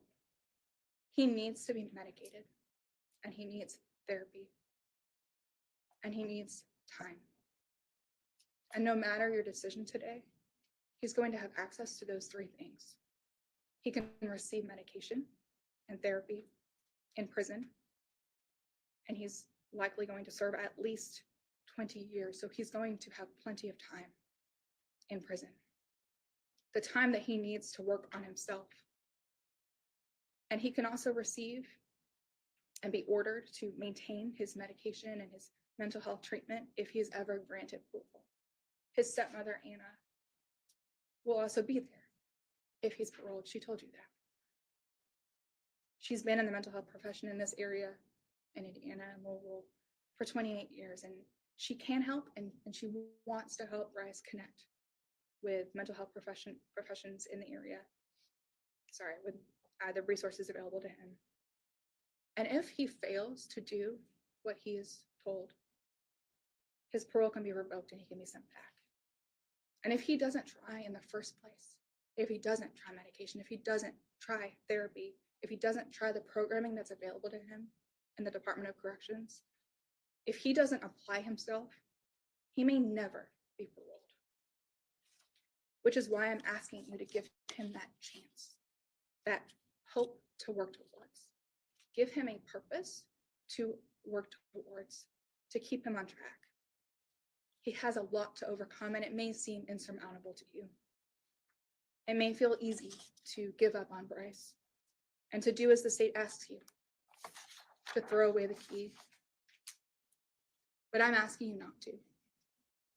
And the law does require you to consider all of the evidence from all of the witnesses and to take into consideration Brice's mental illness, his intellectual disability, his relative culpability, his trauma, and anything else from the evidence presented to you that in your empathy and your whole heart, you find cause for leniency.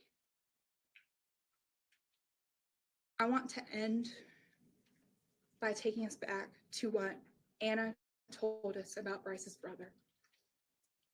Brice's brother came to their family at about the same time that Brice himself did. And his brother also struggled with school. She told us that he had behavioral outbursts as well.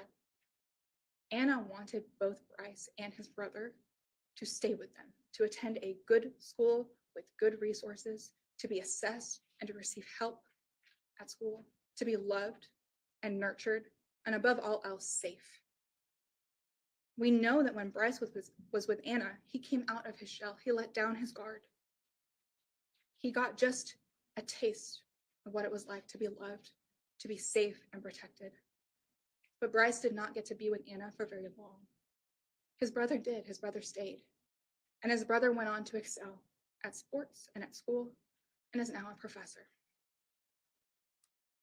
And you know where Brice is. Brice is right here. Sitting here today, his fate in your hands. With love, with intervention, with treatment and consistency, Brice's brother was able to find resiliency and eventually stability that led to his success.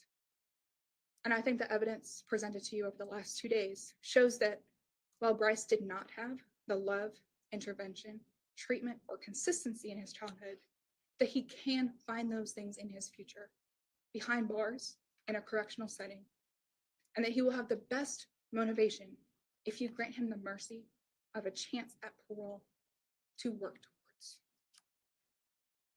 On Monday, you didn't have the opportunity to know Brice, to take into consideration his life and his mental health. Just as any onlooker at the pool that day at the YMCA when I had my first rescue, just as any onlooker did not have the opportunity to understand the young man that I pulled out of the pool and then got back in the water 2 more times. You did not on Monday have the opportunity to understand Brice. I mean, you now had an opportunity. You know more about who Brice is. I wish that 9-year-old Brice was here and that he could tell you from his heart what his life was like and what he was going through at that time, but 9-year-old Brice isn't here. And we can't save 9-year-old Brice. But there is something that we can do, because I think Brice is still drowning. And it may take some time for him to learn to float again. But I ask you to give him that chance to show that he can change. I'm asking you to give him a chance at parole, a chance at life, a chance at hope.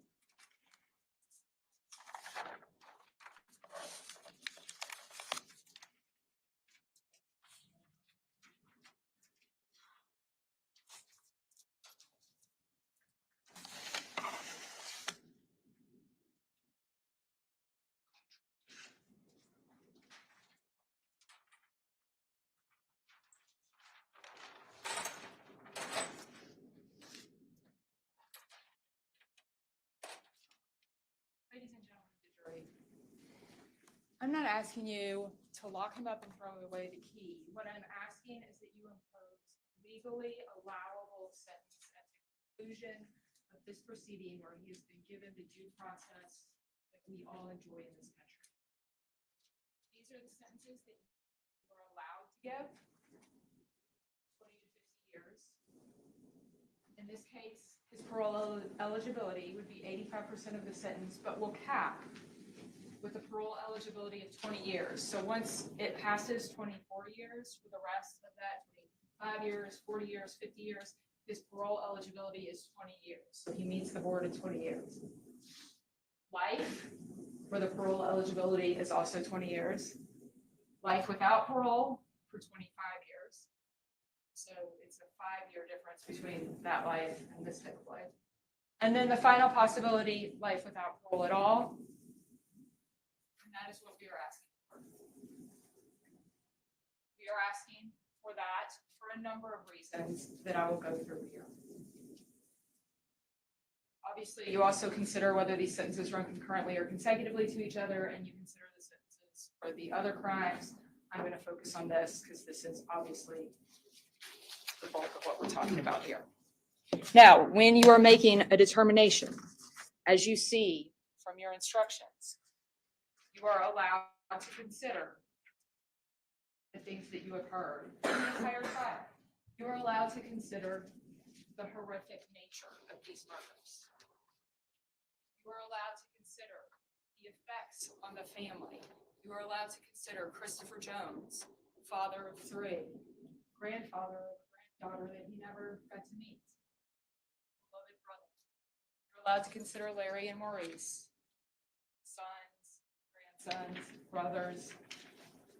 They have a little sister they never met named Larissa, for Larry and Maurice. Their lives cut so tragically short. You can consider all that. And yes, you can consider the mitigating factors if you believe them to be true.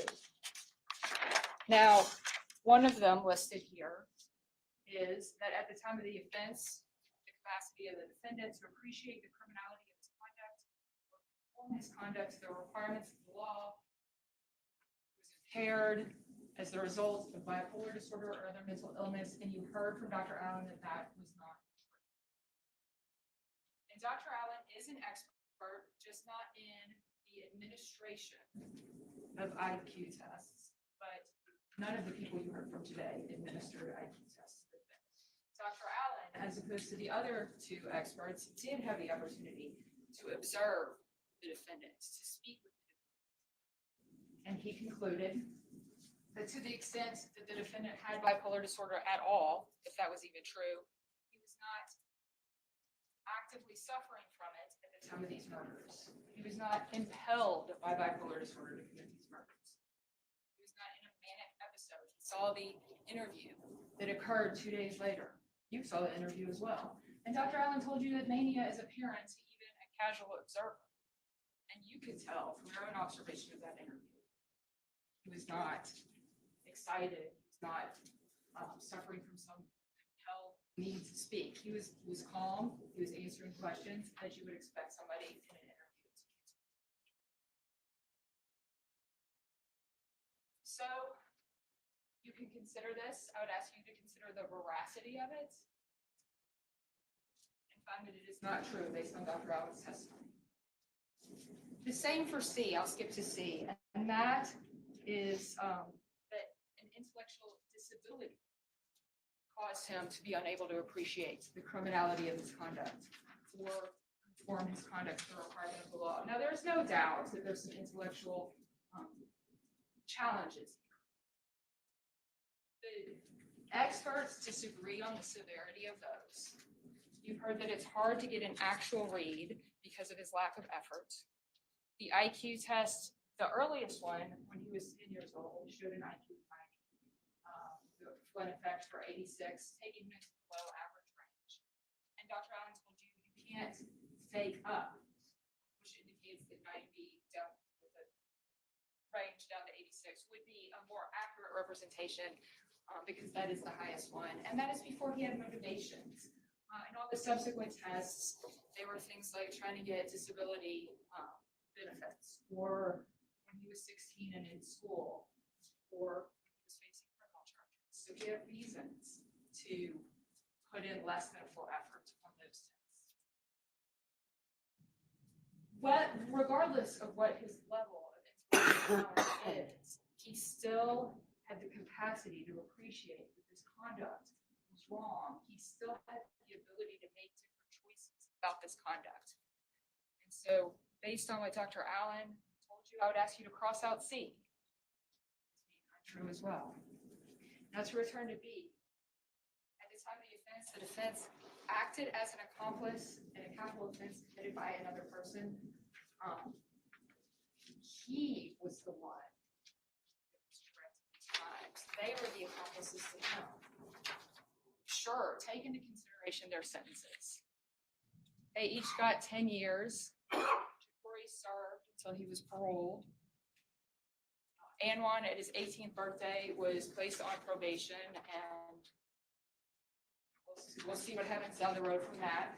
But this total sentences were 10 years on charges of facilitation of murder. So that's 10 years for being forced by Brice Rhodes to take a knife and stab people that he had already killed. Yeah, they should have said no. They should have banded together, tried to get out of this situation. They should have, when he left from there to clean, run out onto Brownsboro Road and flag down a car and ask that driver to call 911. They didn't, and they're paying a price. But if they want you to consider those charges, those sentences relative to what he should get, 10 years for being forced to make 2 or 3 stab wounds, what does he get for 21 stab wounds for Larry? 8+ for Maurice, shooting Christopher Jones. A lot more than those boys got. T is the youth of the defendant, if you consider 26 to be young in this context. Any other circumstances? You've heard about his childhood. This, I believe, cuts both ways. No child should have to see his mother be the victim of a domestic violence situation. That's awful that that happened. And that's probably why we see some domestic violence charges in his history. That explains that. But also, there were parts of his childhood that he could have turned to make different choices. He had a loving stepmother. Sounds like his father was very involved. Not all children get trips to Disney World and get read Harry Potter at night. So I don't know how you choose to weigh that. A lot of what we know from these last 2 days come from reports about what happened. For instance, we've heard no direct testimony of what exactly was going on with his mom. We've heard what his stepmother told the interviewers was happening with his mom. So weigh that how you will. And again, I'm not saying that there wasn't trauma in his childhood.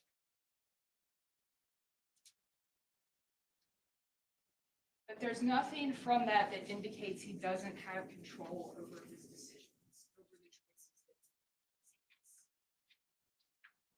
So you consider the mitigating circumstances that you believe to be true. And there's no system in Kentucky where you add some points, take away some points based on, like 3 years for this, minus 5 years for that. No, you just consider the whole of it as you decide upon where in this range you choose to fix the penalty. The aggravating circumstance that is listed here is whether you believe that the defendant committed the offenses of murder intentionally and that they resulted in multiple deaths. And this is something you considered 2 days ago when you were deliberating, that these were intentional murders, that obviously they were multiple murders. So hopefully that won't take you that long to reach that same decision. And what that, under the law, what that allows is these 2 additional penalties here that wouldn't be allowed if those were not the case.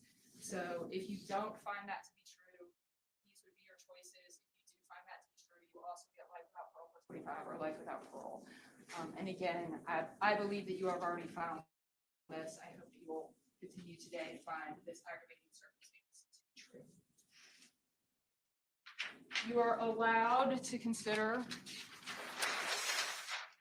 his past criminal conduct, which started when he was 18 with intimidation, 3 counts, possession of a handgun without a license, for which he got 4 years. He also, around that same time period, committed 4 counts of armed robbery, criminal confinement, for which he got 12 years, but was probated. And that is of interest to us because he later violated that probation. In 2013, which he would have been 22 then, his birthday is September 1st, 90, so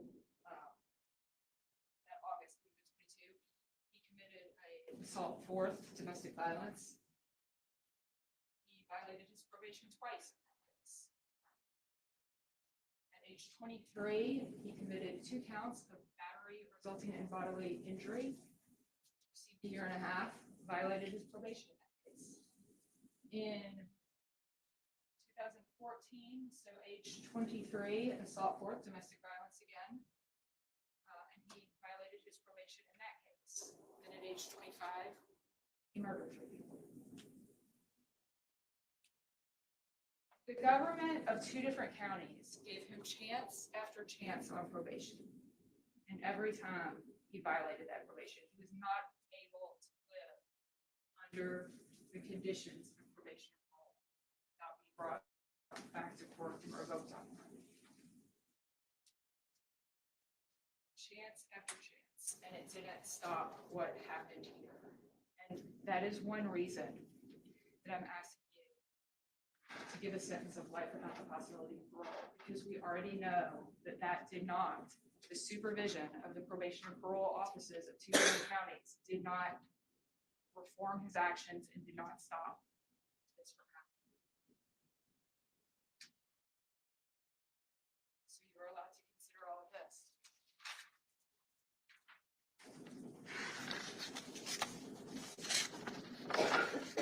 So then you just go through the instructions just like you did on Monday. They're all listed here. Verdict form number 1. You pick if you do or do not find the aggravated circumstance of intentional multiple murders. And then on the corrected copy, you will see that there is a list where you check which one of those penalties that you believe that it should be.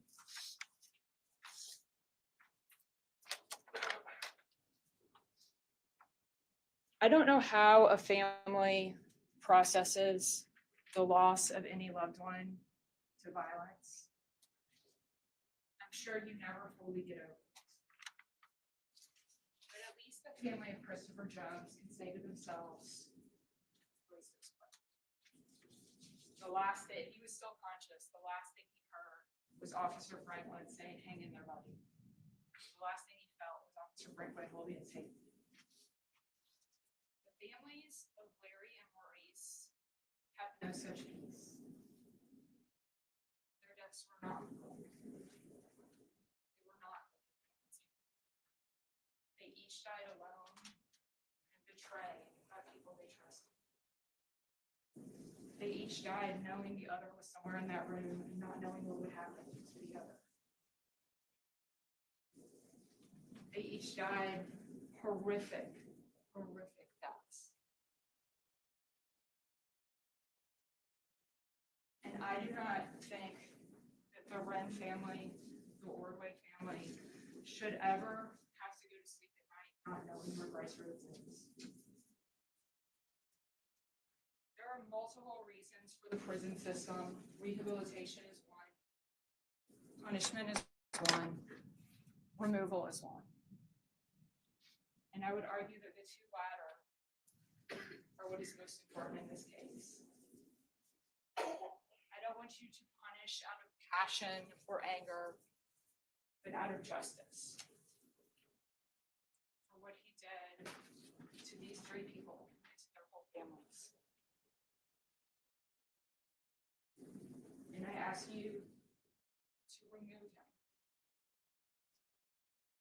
life without the possibility of parole, so that they never have to worry about this again.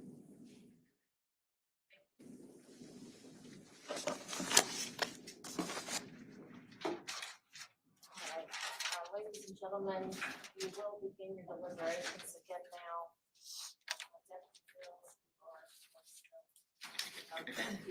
Stay with the jurors. Same thing as last time. If you have any questions or anything that you need to report, just knock on the door and the deputy lets them know. Everybody just let them know when you're finished deliberating.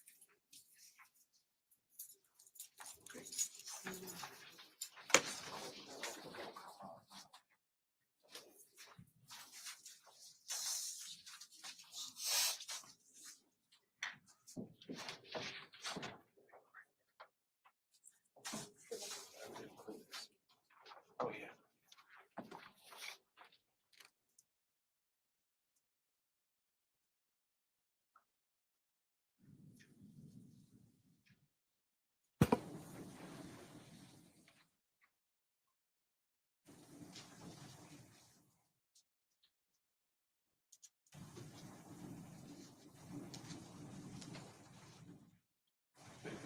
Thank you.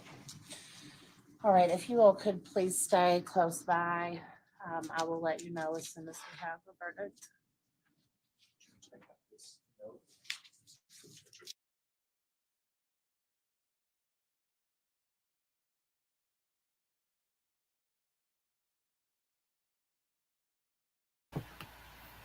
Okay, there we have it.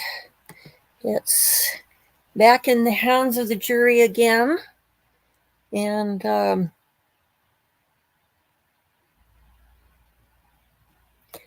was looking at a news story here earlier, or at least a headline about jail that failed its inspection. It says no fire plans, keys left out, and no clean laundry. Troubled South Carolina jail fails inspection. It says a Southern Carolina jail that is being investigated by federal officials has failed its state inspection after it was found to have unsafe and unsanitary conditions. South Carolina Department of Corrections review of the Richland County Jail found, among other things, a lack of written plans to evacuate inmates during a fire, keys for cells and exits that had been left in an unlocked desk drawer in a juvenile wing, prisoners who were tasked with conducting head counts, and prisoners only being given clean clothes once a week. Several of the problems involved units holding women. One had urinals, and a male inmate was able to drop into the female unit through the ceiling. Oh dear. The women weren't given regularly given toothbrushes, soap, tampons, and pads. A cell used for women who are in danger to themselves doesn't have cameras or other ways to constantly monitor the prisoner. Women awaiting trial and others who have already been convicted of crimes were being housed together against the rules state officials found in their report last month. The jail likely doesn't have enough guards to properly monitor the inmates, or has lists of what space is available to house prisoners. Furthermore, ceilings and shower tiles are missing, and some bathrooms don't have lights, inspectors found. Under South Carolina law, the jail has 90 days after which it gets the reports to detail how it will fix the problems and work on solutions. The state can close the jail, but finding place for over more than 700 inmates would be difficult. Several previous inspections have also found problems that Richland County Jail, and the November report acknowledged some of the efforts to fix them. The county issued a statement saying the inspection report was released to the media before the county received it. Once the report is received, Richland County Administration and County Council will dedicate ample time to its thorough review. The county remains committed to collaborating with SCDC to enhance conditions at the detention center, prioritizing safety and security of detainees and the staff, the county wrote. In November, the U.S. Department of Justice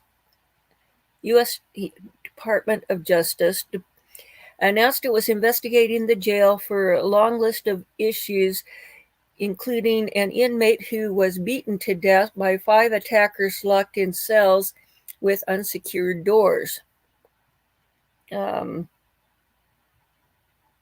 If you have unsecured doors, how can they be locked in their cells is what I'd like to know. They have found at least 6 deaths in the jail since February 2022.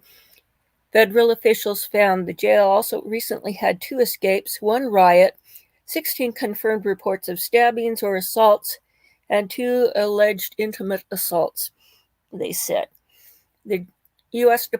Justice Department also has been investigating Charleston County Jail, where mentally ill black man was stunned 10 times by 2 jail employees who kneeled on his back until he stopped breathing. So, pretty grim. Okay, let's see. And I just spotted this story on News Nation on their website. Let me just cue this just a sec. Okay. Popular way of going on vacation, but not when that tiny home is stolen. ABC4 Southern Utah correspondent Garrett James has a look at a home that was entirely stolen off of private property. Garrett? Yeah, Emily, that's exactly right. The tiny homes that you can find at Zion's Tiny Getaway are little homes that are built on a trailer. In fact, you can really see that well right behind me. And if you look close enough, you can actually see the license plate as well. However, now one of them is entirely missing, and both Tiny Homes Getaway and the Washington County Sheriff's Office are asking for help. Katie Ward is the on-site manager of Zion's Tiny Getaway. Last Tuesday, she was winterizing some of their off-grid tiny homes when she noticed there was an issue with one of them, so she called a plumber to come out and take a look, but he said he couldn't find the home. Katie Ward sent us some information about this incident, and she said, "This particular home was having a water tank issue. I couldn't get it to drain properly to put in the antifreeze. I sent my plumber out to take a look at the home on Sunday. He is the one that did all the plumbing for the home. I handed him the key and he headed down. He called saying he couldn't find the home, and that's not unusual. It's hard to find with a maze of dirt roads." Katie's husband and part owner of the property then went to find the plumber, and he ended up not being lost. This is when they discovered that the tiny home had been stolen off their property. He immediately called me and I told him to call the owner of the home before we notified law enforcement. It would be unusual for the owner to take the home without contacting us first, but some owners grab their tiny homes and bring them to their homes for the winter. She did not move the home. You don't typically see people driving down the road with a tiny home like this, and there have been several people on social media claiming to have seen the home. We have heard from several witnesses that the home was seen headed towards Hurricane pulled by a male in a black truck on Saturday. One witness said they saw the tiny home driving through Minersville, and another said they saw him at the Chevron gas station in Delta. Now, Katie says that she's appreciative of how many people are willing to help get this tiny home back. If you have any information, the Washington County Sheriff's Office is asking that you contact their dispatch and speak with a deputy. Reporting from Apple Valley, Garrett James, ABC4. Okay, well, it was last seen in Delta. That's quite a ways from Zion's, and unless somebody's flying around in a helicopter, there's a lot of places. Behind the Badge. Brought to you by Big O Tires. One thing.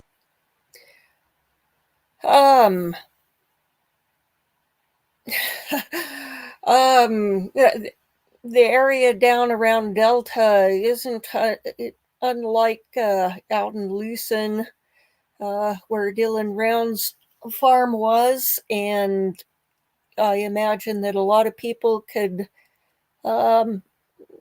live off grid very easily on public land, and unless somebody's got a helicopter or a plane to fly around, it might be very difficult to spot.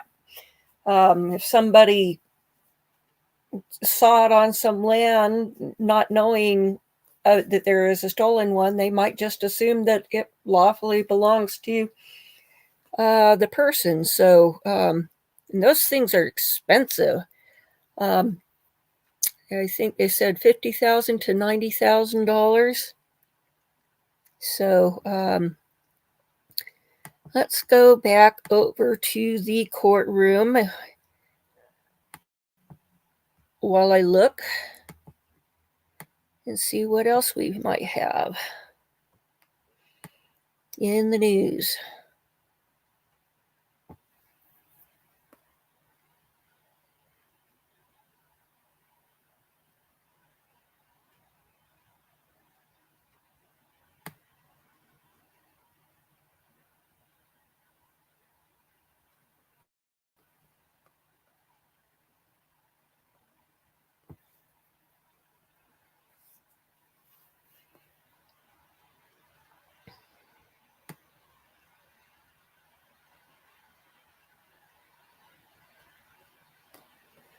Not seeing much.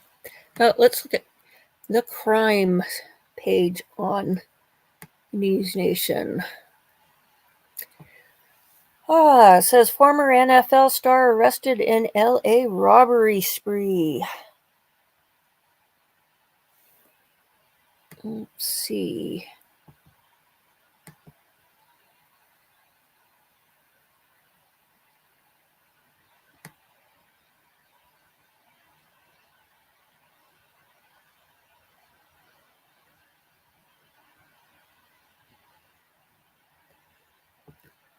Oh, we've got another interesting looking one here.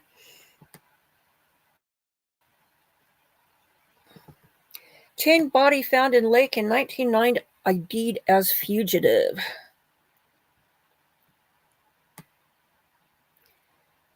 Let's see. Oh, this one's in Kentucky too. Okay. And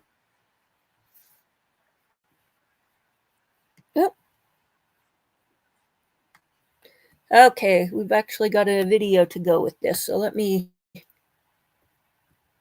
get over here. 5 years ago have finally been identified by Kentucky State Police. The body of Roger Dale Parham was discovered in May of 1999 by a pair of fishermen at Lake Barkley in Lyon County. The body was wrapped in heavy tire chains and anchored with a hydraulic jack. Investigators were finally able to identify Parham using forensic genealogy. While researching the victim, police discovered Parham, who was living in Arkansas at the time of his death, was awaiting trial on various criminal charges. He disappeared in March, apparently trying to avoid prosecution. His death is being investigated as a homicide. You think?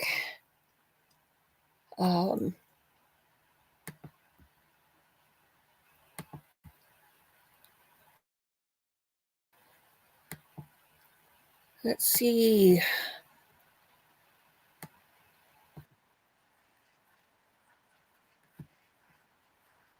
A former NFL running back and Super Bowl champion is behind bars tonight, accused of the San Fernando Valley robbery spree. Former Giants football player Derek Ward was arrested yesterday. He is being held on robbery charges. KTLA's Mary Beth McDade joins us live in Studio City with a look at Ward's alleged crime spree. MB? Well, Sharon, Mike, detectives tell us that he targeted this Shell gas station in Studio City on Sunday night. Now, they're not revealing how they tracked him down, but they did and arrested him the next day, bringing an end to his alleged month-long crime spree. from a New York Giants Super Bowl champion running back to a suspected robber, LAPD detectives believe Derek Ward is responsible for robbing at least 5 businesses in the valley. Detectives had discovered that he was involved in a series of robberies throughout the valley. And once they discovered his identity, then the detectives went to his residence where he was arrested. Detectives tell us 43-year-old Ward was arrested Monday without incident.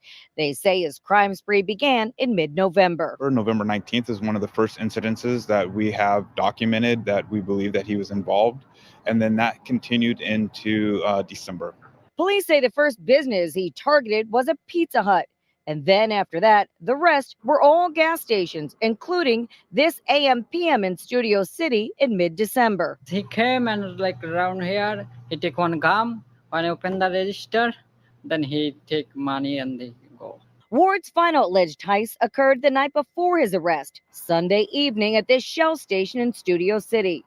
Police tell us while no weapons were used in any of the crimes, force was. It was generally in the commission of him reaching over cash registers or pushing the clerk out of the way. Ward played in the NFL for 8 seasons for several teams, including the Giants and the Buccaneers.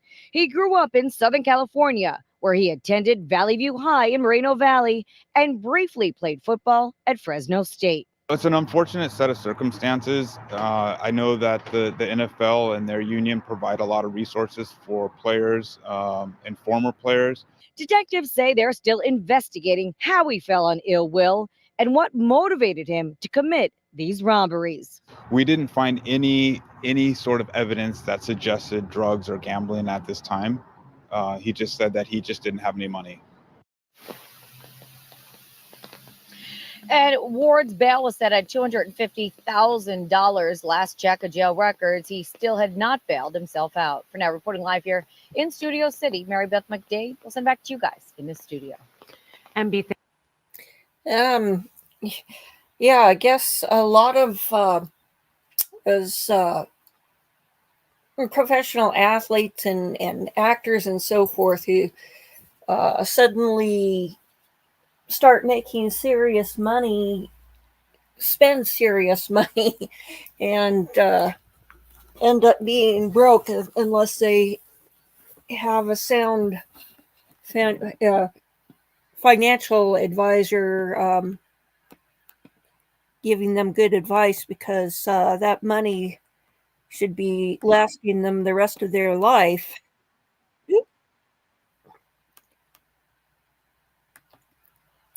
So let's take a look back here. We are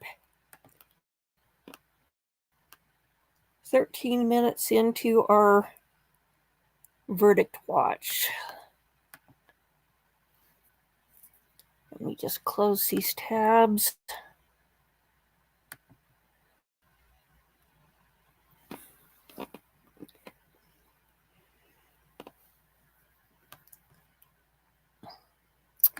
And let's see, we having closing arguments yet, or?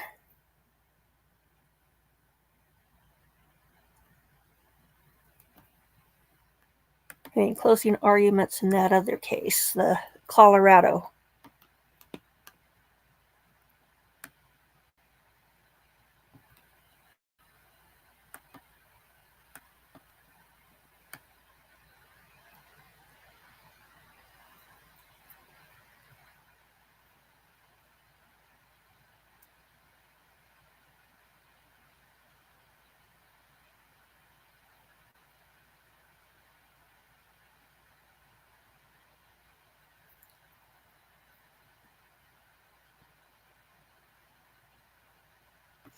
Oh, this sounds interesting. We've got top 7 heated court moments between lawyers and judges.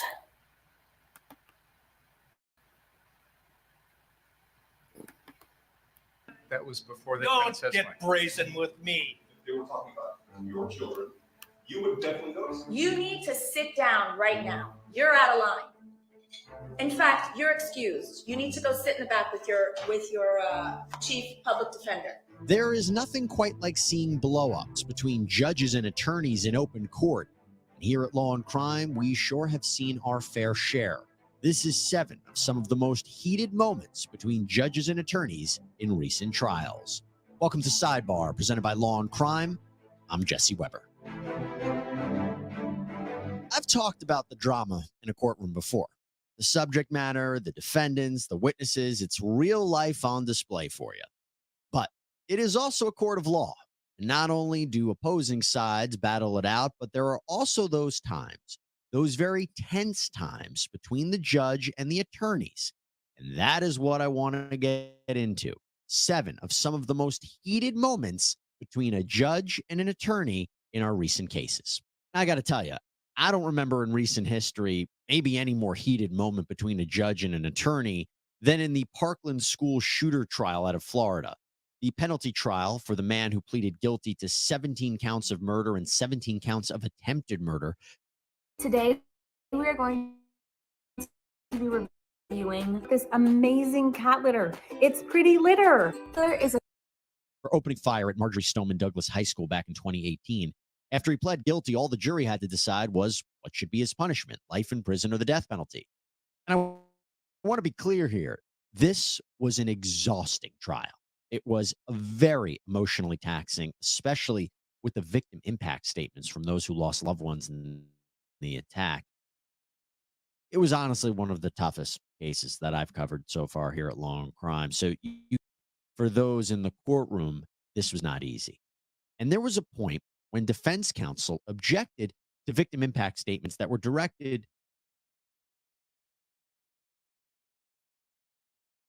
not, but in their view, more towards them and their own families.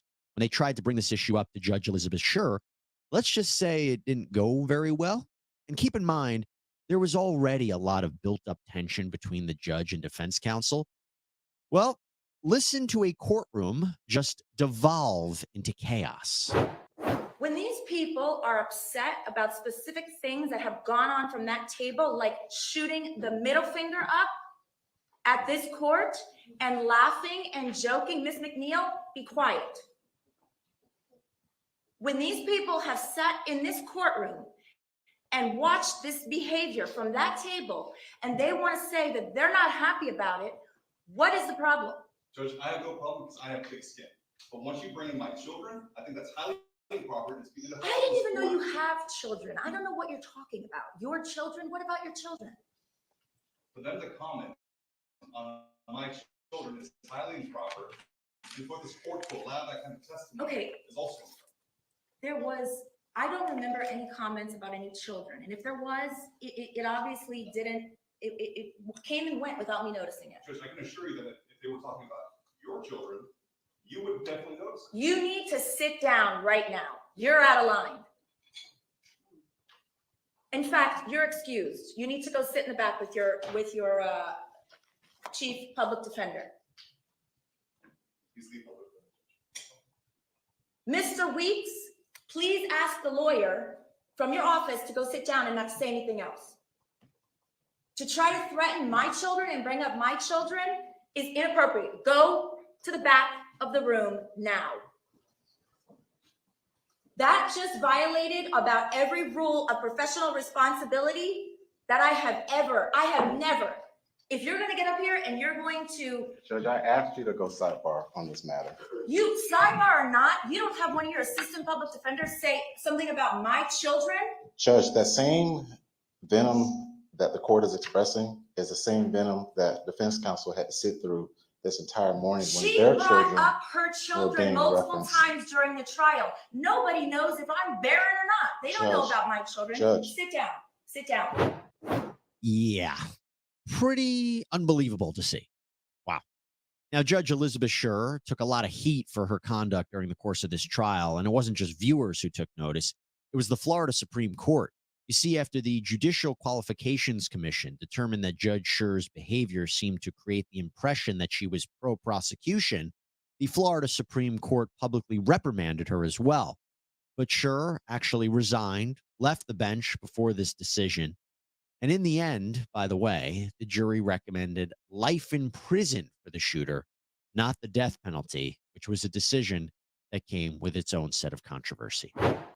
The work week can be stressful, and deciding what to eat can just add to that stress. Well, HelloFresh can take the stress out of planning, takes the stress out of dinner. Sidebar for 50% off. Starting with a blank page can be overwhelming. Grammarly gives you a head start. Simply type a prompt. File trial of an 18-year-old out of Wisconsin who was charged with first-degree intentional homicide, reckless homicide, attempted homicide, and reckless endangerment for opening fire during a night of civil unrest in Kenosha a year earlier. And this case raised important questions of self-defense after he shot and killed 2 men and injured a third. Now, at one point, Kyle Rittenhouse took the stand to explain his actions. And of course, he was the subject of cross-examination by the prosecution, here prosecutor Mark Binger. And a couple of issues came up. One was Binger questioning Rittenhouse about his decision to remain silent after his arrest. Binger also wanted to point out that there was other evidence, prior statements from Rittenhouse, showing that he wished he had his AR-15 to defend against looters who were ransacking properties. And this was a problematic line of questioning. And as you will hear, Judge Bruce Schrader took issue with prosecutor Mark Binger's line of questioning. While Binger is going to try to defend himself in this clip, you'll hear it. He said that the court left the door open to these inquiries. Judge Schrader admonished him quite expressly. First of all, Your Honor, this was the subject of a motion. I'm well aware of that. And the court left the door open. For me, not for you. My understanding of You should have come and asked. Why would you think that that made it okay for you without any advance notice to bring this matter before the jury? I was astonished when you began your examination by commenting on the defendant's post-arrest silence. That's basic law. It's been basic law in this country for 40 years, 50 years. I have no idea why you would do something like that. And it gives, well, I'll leave it at that. So I don't know what you're up to. May I respond? Yes. We filed an other acts motion on this exact issue because in my mind, and I argued this, it is identical to what was going on the night of August 25th, in the sense that the defendant was using this exact same weapon. He was using it in a manner to try and protect property. No, he wasn't. Your Honor, with all due respect, I'm not going to rehash the motion. That's absolutely untrue. No. Your arguments of record, my comments are of record, and why I ruled as I did is of record. There's nothing that I heard in this trial to suggest anything's changed, even if you're correct in your assumption that you know more than I did at the time. You should have come to the court and say, I want to go into this. You know why it was excluded in the first place? Because it was propensity evidence. That is exactly what 90404 is designed to prevent. You're talking about his attitudes. His attitude is he wants to shoot people. Now, I've admitted that kind of evidence in other trials when it's been appropriate. I didn't admit it in this case because, to me, what I've heard in this trial, and by the way, Mr. Richards absolutely correctly points out that just hours ago, I said I had heard nothing in this trial to change any of my rulings. So why? Testimony, Your Honor. Pardon me? That was before the defense Don't testimony. get brazen with me. You knew very well. You know very well that an attorney can't go into these types of areas when the judge has already ruled without asking outside the presence of the jury to do so. So don't give me that. That was definitely a moment for sure. And this case would end in Kyle Rittenhouse's acquittal. Yeah, it turned out to be a case of the defendant taking the stand, and it seemed to pay off. All right, let's go now to Delaware County, Ohio. Back in August of 2022, a man named Matthew Moore was on trial for the murder of his wife, Emily Noble. Her body was discovered 4 months after she was reported missing in the woods. She was hanging from a tree by a USB cord. Prosecutors allege that Moore staged the scene to look like a suicide, but he was the killer. Defense counsel argued that it was possible that Noble had in fact killed herself.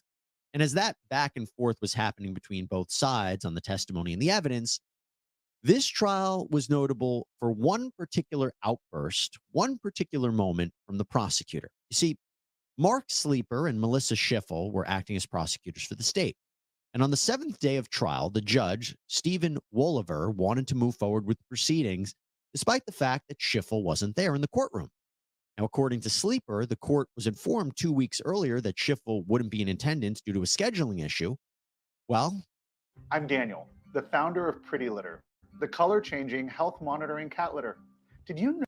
Mr. Sleeper let the judge know that he wasn't going to just let this happen. No, I'm sorry, but I would object to going forward anyway right now without the elected county prosecutor who's on this case.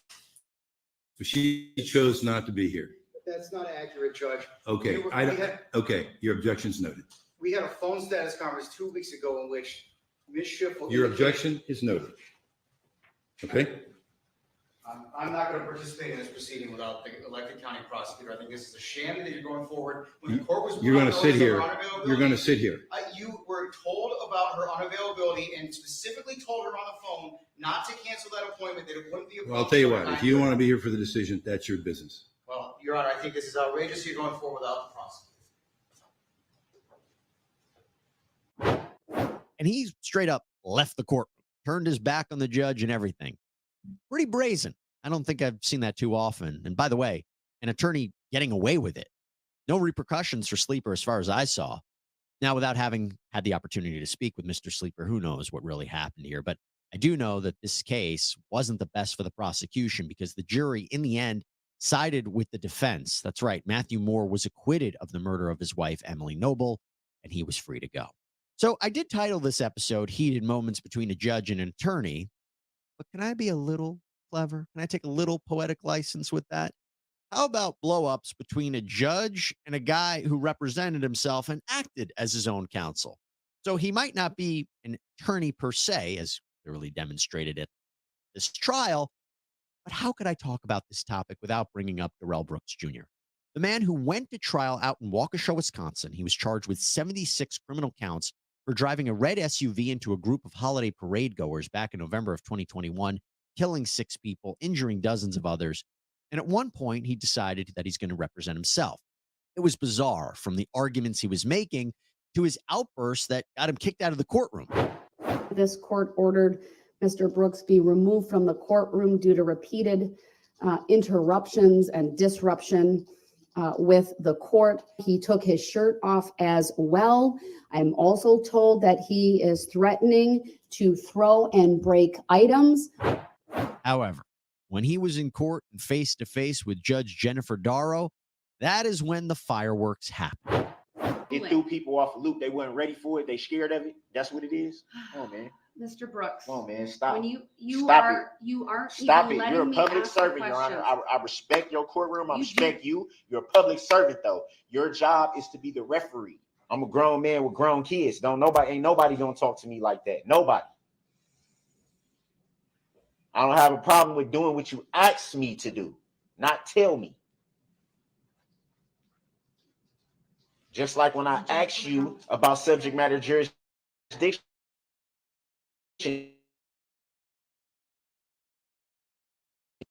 that you have yet to prove on the record.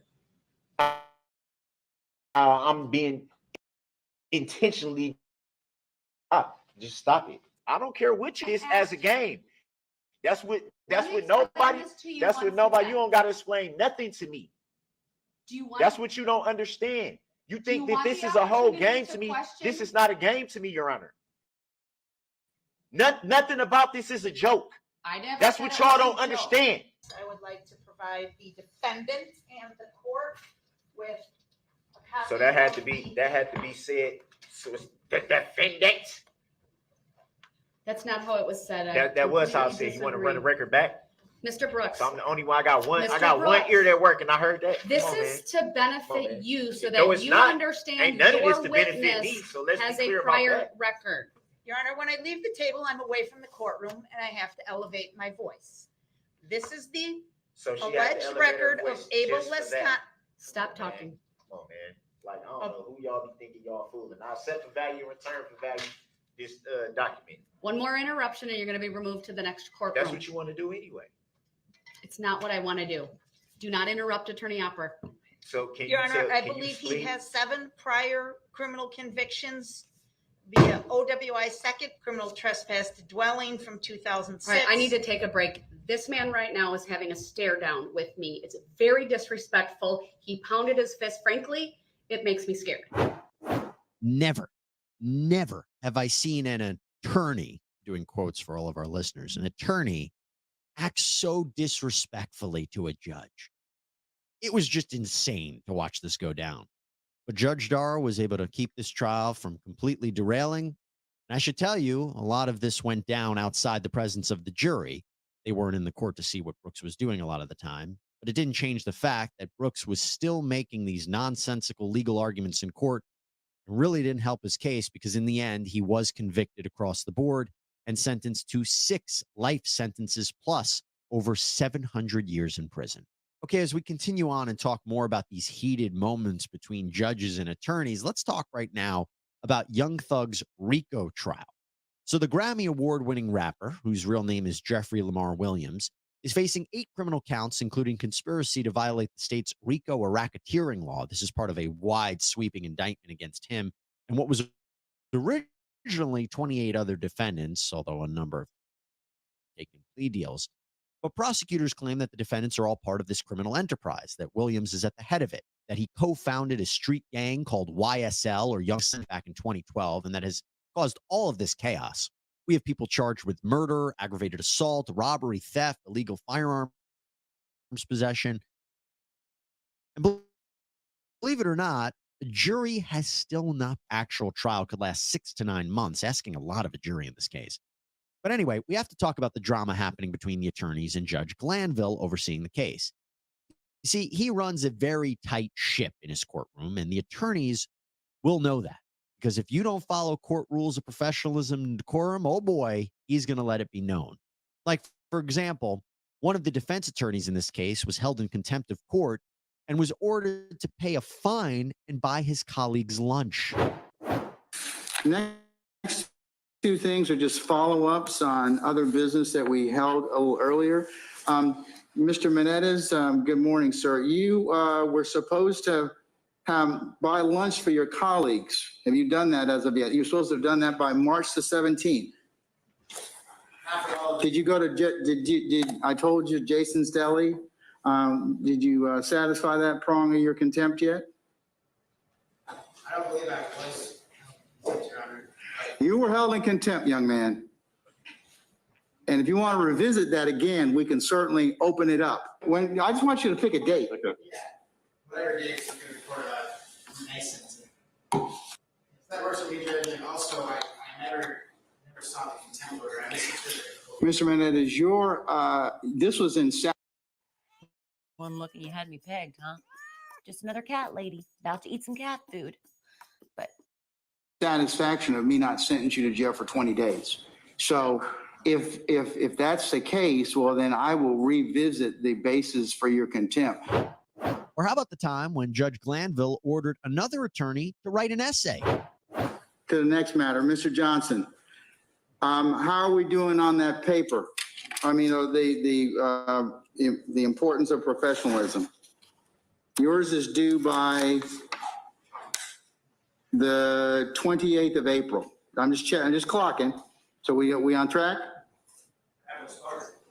Well, your better half said she's not writing it for you either, because that wasn't offered to you. You already asked me, could I pay the $1,000? I told you no. Well, I know you would, but that's not what's on the table.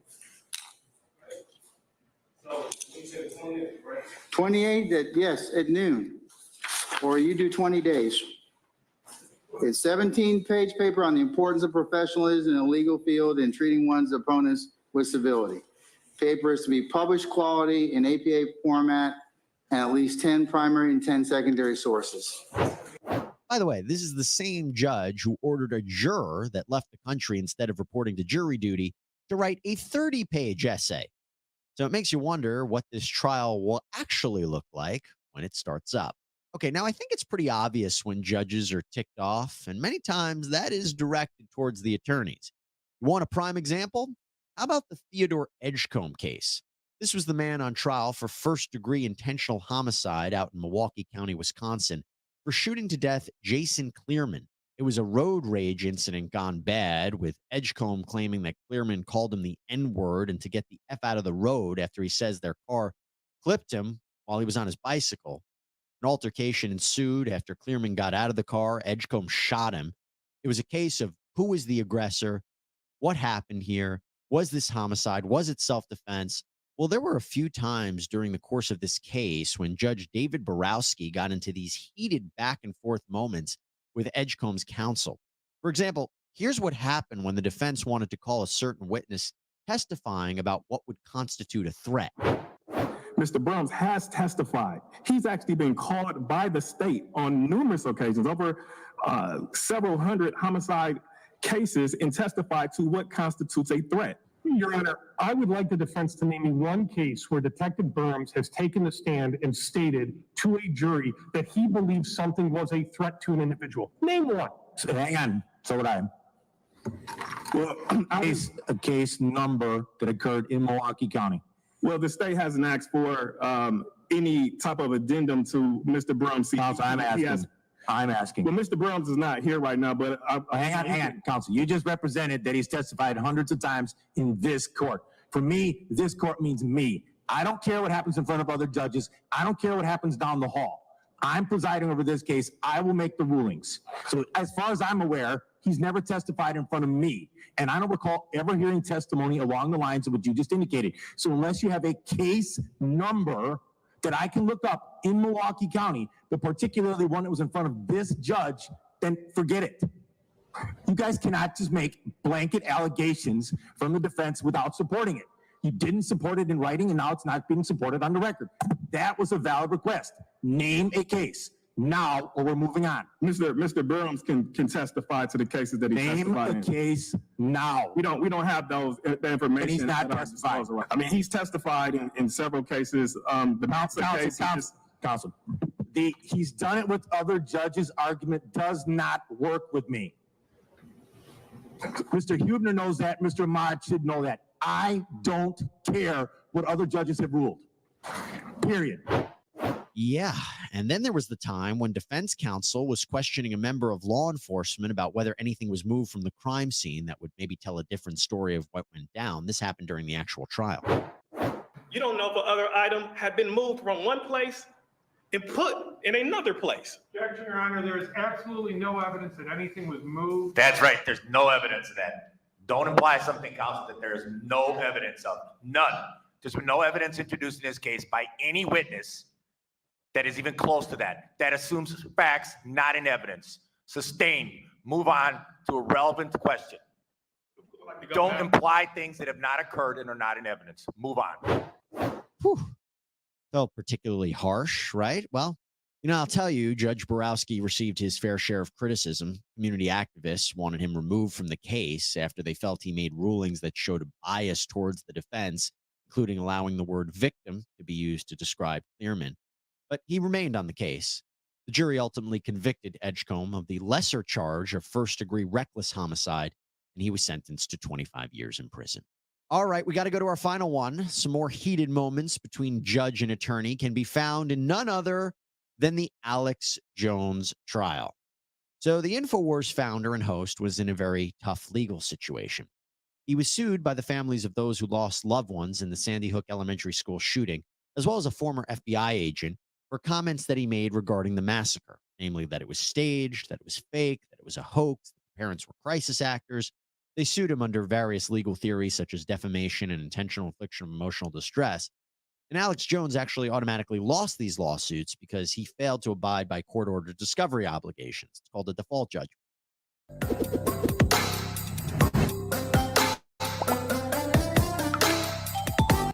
Well, the trials that we covered here on Law and Crime and Sidebar were purely about how much would he owe the plaintiffs in damages. That was the main question. So he's going into these two trials as a loser, and it just becomes a matter of how much does he have to pay up.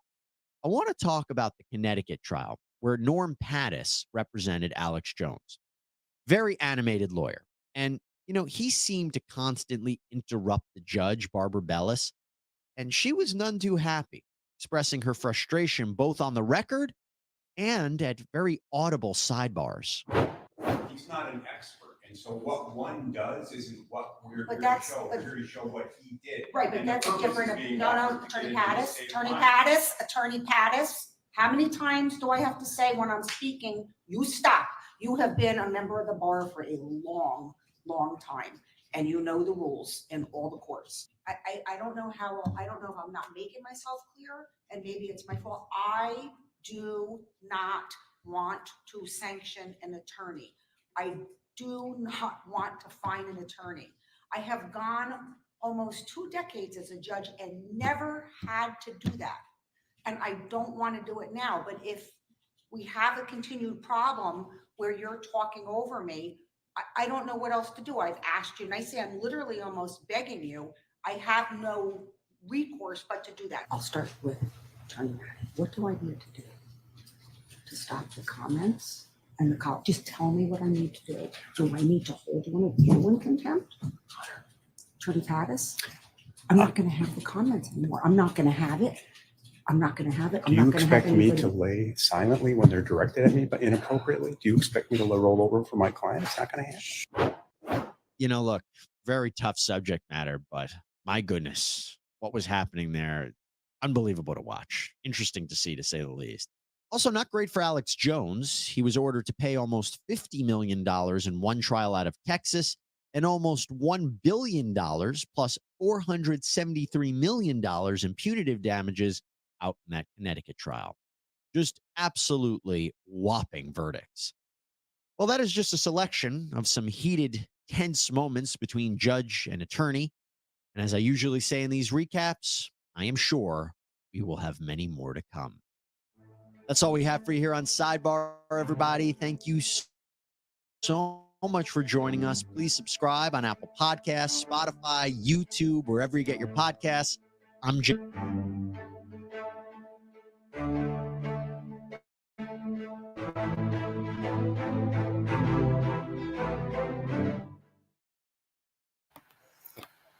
Okay, we are just past the 45-minute mark for deliberations. Right now they're replaying the closing arguments from earlier. Let me take a look and see. Oh, let's go for this one. 8 disturbing details of Ruby Frankie's guilty plea agreement.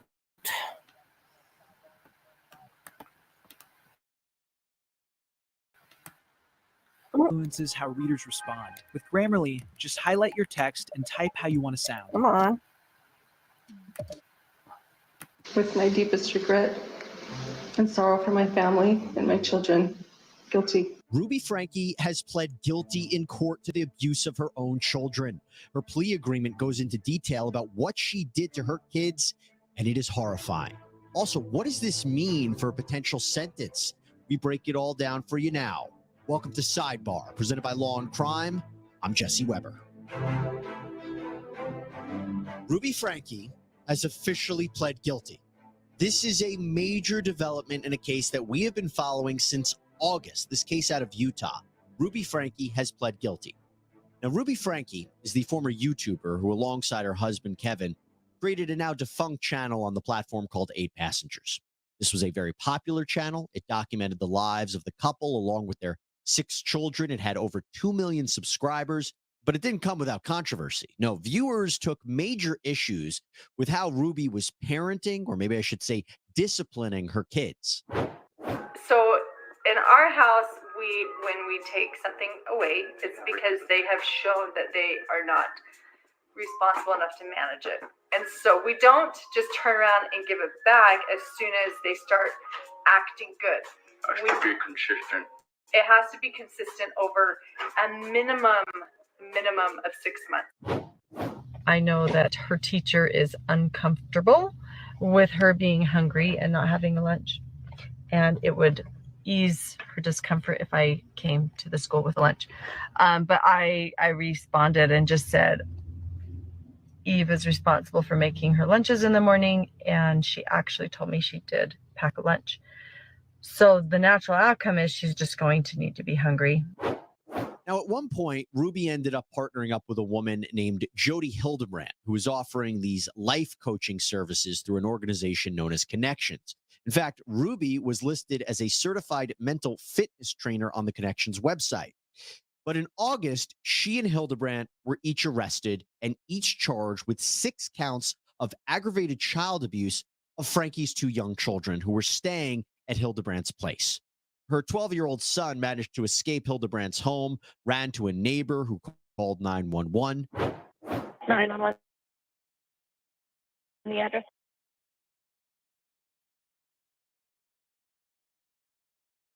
Of your emergency. This neighbor's house. He's emaciated. He's got tape around his legs. He's hungry and he's thirsty.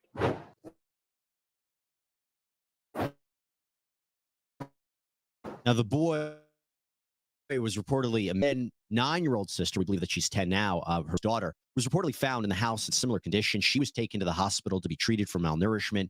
Ruby, Jody, they were each arrested. They were charged with 6 counts of aggravated child abuse. Our understanding that each count could be a max of 15 years in prison. And by the way, Kevin ended up filing for divorce from Ruby. And according to his lawyer, he had been living separately from her for over a year before her arrest. Okay, so then right before the weekend started, we learned from Frankie's law firm, Woodward Law, that Ruby was going to enter a plea on Monday, December 18th. There were apparently negotiations happening behind the scenes with the prosecutor's office. There was supposed to be a waiver hearing on December 18th. We had speculated, well, what could this be? A waiver hearing, of course, is where a defendant in Utah can waive a preliminary hearing, a hearing where prosecutor will present all their evidence to a judge to determine if there's enough evidence to go forward. A number of reasons why you'd want a waiver hearing. One of them is if you end up entering into a plea and you no longer need a trial. And what was particularly interesting in the statement that was released by her law firm in anticipation of this plea deal was who she was blaming. I'm going to highlight one interesting part. She says, quote, Ruby Frankie is a devoted mother and is also a woman committed to constant improvement. Initially, Miss Frankie believed that Jody Hildebrandt had the insight to offer a path to continual improvement. Miss Hildebrandt took advantage of this quest and twisted it into something heinous. Over an extended period, Miss Hildebrandt systematically isolated Ruby Frankie from her extended family, older children, and her husband, Kevin Frankie. This prolonged isolation resulted in Miss Frankie being subjected to a distorted sense of morality, shaped by Miss Hildebrandt's influence. So really putting the blame, in a way, on Jody. Very, very interesting. Now, with all that in mind, let's get into what happened. Ruby Frankie officially pled guilty in the 5th District Court in Washington County, Utah, in front of Judge John J. Walton. She pled guilty to 4 of the 6 charges, 4 counts of aggravated child abuse, each one a second-degree felony. Ms. Frankie, how do you plead to count 1, aggravated child abuse, a second-degree felony? Guilty. To count 3, aggravated child abuse, a second-degree felony? Guilty. To count 5, aggravated child abuse, a second-degree felony? Guilty. And to count 6, aggravated child abuse, a second-degree felony? With my deepest regret and sorrow for my family and my children, guilty. Now, 2 of the charges were dropped. Counts 2 and 4 in the original information. Remember, I said she was originally charged with 6 counts. Well, 2 were dropped. And these counts were about abuse of both of the kids, where the physical injuries resulted in starvation or failure to thrive or malnutrition that jeopardized the child's life. Now, I wonder if, since this was a plea deal, the prosecution just agreed to drop something, and maybe these 2 charges were duplicative of the other counts. Doesn't seem to me that they were tough to prove, as you will see in a minute. But either way, what Frankie pled guilty to is incredibly serious, as you're about to hear. We all know how much these cases really emphasize how scary the world can be and how unsafe it can be. That's why I wanted to take a minute to talk about our sponsor of this video, Morgan & Morgan. They have just been an incredible partner of ours. And the reason that I want to talk about them now is because one of the scariest things in life is when you get hurt and you don't know what to do. So Morgan & Morgan is actually the largest injury law firm in America. And in a time when you already would have so much to think about, they make it super easy for you. They have completely modernized the process because you submit your claim, you sign contracts, you upload documents, and you talk to your whole legal team all on your phone. That's it. An attorney is going to review your case in just 8 clicks. They have 4,000 support staff that can help you too, which is just amazing to think about. And in terms of price, you only pay them if you win. There's no upfront fee. So if you're injured and you want to join the over 3 million people that call them every year, you can submit a claim at www.forthepeople.com/LC sidebar or by dialing pound law. That's pound 529 on your phone. So I'm going to go through this plea agreement with you. We have a copy. And what I'm about to read to you is what Frankie is agreeing she did. Remember that. She is admitting to these crimes. Okay, so it starts. From approximately May 22nd, 2023 until August 30th, 2023. So now we have a date range, 3 months of this abuse. In Washington County, Utah, the defendant, Ruby Frankie, intentionally or knowingly inflicted and allowed another adult to inflict serious physical injuries upon her children that were ages 9, EF, and 11 to 12, RF, as more fully described below. So she didn't just do it herself, but she seemingly allowed Jody to do it too. Now, again, it's important when you look at the ages here, seemingly 9 years old for the daughter, 11 to 12 for the son. Seems to me like this might have happened before and through his own birthday. Let's get into it. Count 1 is the longest. And I warn you right now, this is incredibly difficult to hear. And count 1 is aggravated child abuse of RF, her 11, 12-year-old son. And it's about physical injury that includes physical torture. This is what it says. Count 1. The defendant's actions involve the physical torture of RF. Initially, RF was forced to do physical tasks for hours and days at a time. These included wall sits, carrying boxes full of books up and down stairs,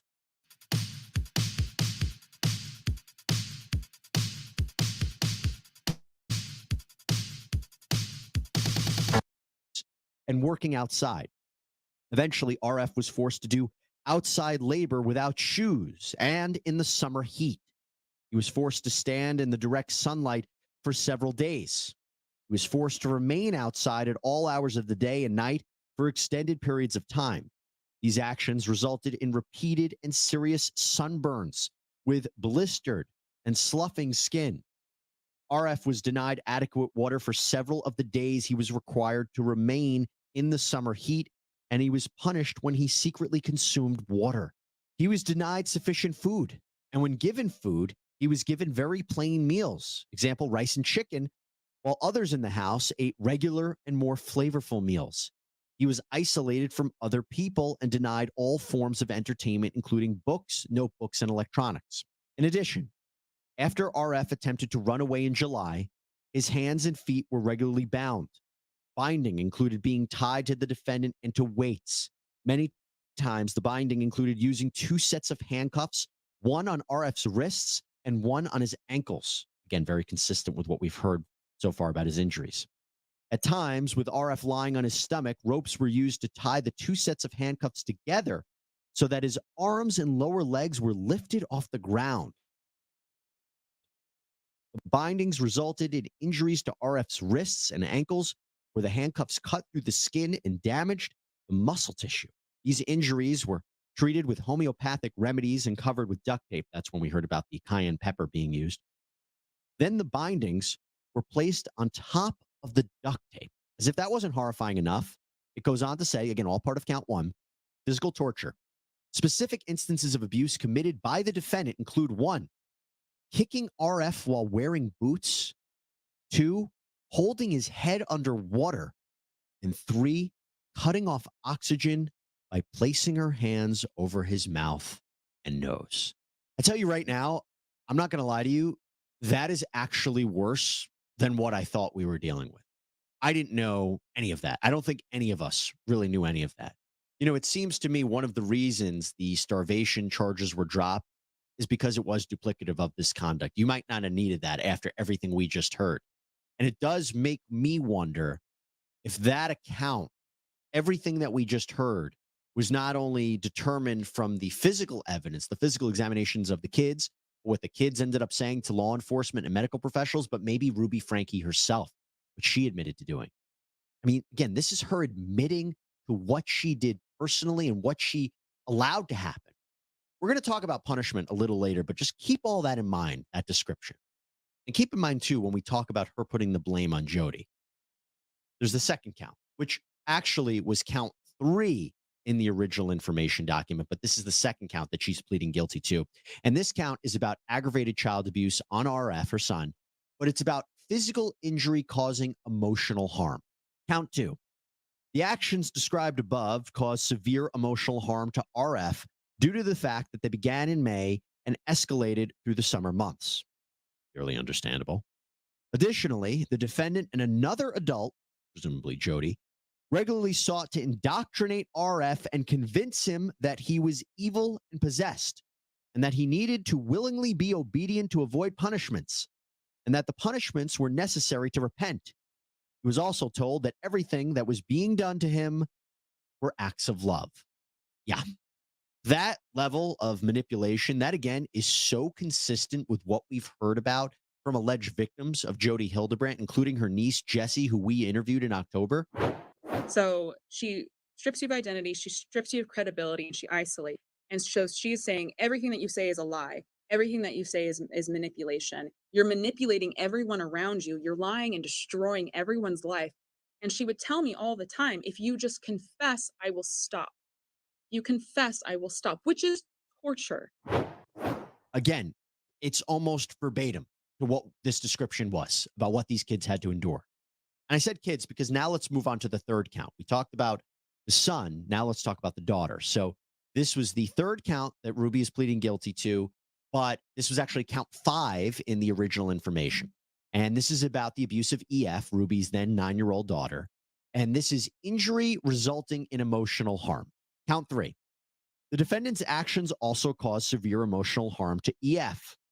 Other than binding and the specific instances of abuse RF was subjected to, EF was subjected to the same treatment as her brother. She was isolated and forced to do the physical tasks, remain outside, and denied food and water. She was also repeatedly told she was evil and possessed. The punishments were necessary for her to be obedient and to repent, and these things were being done to her in order to help her. EF was convinced that she was evil and needed to go through these things in order to repent. Can we just understand for a minute what these kids psychologically now have to go through to not accept what happened to them? I mean, that is a clear example of what we've talked about with other victims of abuse, that they think they did something wrong. Think about what these kids went through. Let's go to the fourth count. Again, this is the last count that Ruby Franke pled guilty to. This is actually number 6 in the original information. And this was about abuse of EF that constituted physical injury that includes multiple injuries. Count 4. The defendant's actions caused 2 or more physical injuries to EF. She was forced to work outside in the heat barefoot. She was also forced to run barefoot on dirt roads for an extended period of time. Remember, this was during the summer. EF's feet were repeatedly injured by, and she was repeatedly sunburned. When examined on August 30th, these wounds were apparent by scabs, blisters, and sloughing skin. I don't know if there's even more I have to say here, but so what we have here is repeated physical abuse and injuries, not isolated incidents. They both suffered. They both suffered tremendously. It is horrifying stuff, which leads me to an important part of this plea agreement document. So as part of this deal, Ruby Franke agrees to give up her constitutional rights, her rights to a jury trial, to call witnesses, to testify at her trial, to appeal. But now let's get into the consequences for entering a plea. Now, there's nothing in here that prosecutors and attorneys worked out regarding a determined sentence, like, and in light of this, we agree to 6 months in prison now. Instead, let me read this to you. I know the maximum sentence that may be imposed for each crime to which I am pleading guilty. I know that by pleading guilty to a crime that carries a mandatory penalty, I will be subjecting myself to serving a mandatory penalty for that crime. I know my sentence may include a prison term, fine, or both. I know that in addition to a 90% surcharge will be imposed, I also know that I may be ordered to make restitution to any victims of my crimes, including any restitution that may be owed on charges that are dismissed as part of a plea agreement. I know that if there is more than one crime involved, the sentences may be imposed one after another consecutively, or they may run at the same time concurrently. So it is up to the judge to determine what the sentence will be. And theoretically, it could be the maximum of 15 years in prison on each to run consecutively, one after the other. Now, I don't think that's going to happen, but in light of what she pled guilty to and what she admitted, my opinion, there is no way she isn't getting prison time in my mind. No way. This is horrific conduct. And as much as she puts the blame on Jody, she admitted to directly engaging in this behavior and allowing this to happen to her kids. And for a prolonged period of time, 3 months in the hot summer. In fact, let me add this too. It says in this agreement, quote, the defendant agrees to serve a prison term and the sentences for each count are to be served consecutive to each other. It seems to me that is something we may see. So even if it is 1 year in prison, that's a minimum of 4 years in prison. Theoretically, that's what we could be looking at. She could be looking at more. I'm just reading the tea leaves from this agreement. We will wait to see what happens. But I do want to move on to another big point in this plea agreement. The defendant agrees to testify truthfully against Jody Hildebrand. And in return, the Washington County Attorney's Office agrees to remain neutral regarding future hearings before the Utah Board of Pardons and Parole. So, in other words, she will be a state's witness. She will testify against Jody Hildebrand. In exchange, the prosecution will not seek to keep her in prison at a later parole hearing. That's what we were expecting to hear. That is a very, very big deal because you would want to give Ruby Franke a plea deal. And I imagine that's maybe why they dropped 2 of these counts. You want her to be the state's star witness against her co-defendant, Jody Hildebrand. So you drop 2 charges, maybe secure some sort of lenient sentence. That puts pressure on Jody, though, to maybe take a deal, too. Having Ruby testify against you is not great. And it also seems that you would want Ruby to testify so as maybe to not have the kids be forced to testify about what they endured. You always want to avoid minor witnesses testifying if you can. That is extremely painful for them. And from a credibility point of view, those who suffer abuse at such a young age, it can make it very difficult to remember certain details. So having Ruby be your star witness makes sense. Now, I will say, could this help Jody Hildebrand? Will she want to fight this? Could she say, hey, Ruby just admitted to everything she did. I had no part in this. It's going to be very, very hard to argue that given what we have just read and the evidence in this case so far, but something to think about. Now, there's a part that Ruby can withdraw the plea before the sentence. Her sentencing is set for February 20th. We will make sure to cover that here on Sidebar. But as for Jody Hildebrand, she has a waiver hearing scheduled for December 27th. Will she plead guilty? Will that hearing be delayed? Will she merely waive her right to a preliminary hearing? We shall see. The game has changed, though, now that Ruby did this. And by the way, here was the prosecutor, Eric Clark, after the hearing where they held a presser talking about this. This morning, Ruby Franke pleaded guilty to 4 counts of aggravated child abuse. She will remain incarcerated awaiting sentencing, which will occur, and the date was February 20th, I believe. We are pleased that Mrs. Franke has accepted responsibility for her criminal actions and that justice is being served to the extent possible in this type of a situation. We're grateful for the law enforcement officers, caseworkers, Children's Justice Center staff, and others that have been instrumental in the fair and speedy resolution of this case. Because the alleged facts of the ongoing case involving Jody Hildebrand are intertwined with this case, our office will not be making additional statements to the media at this time.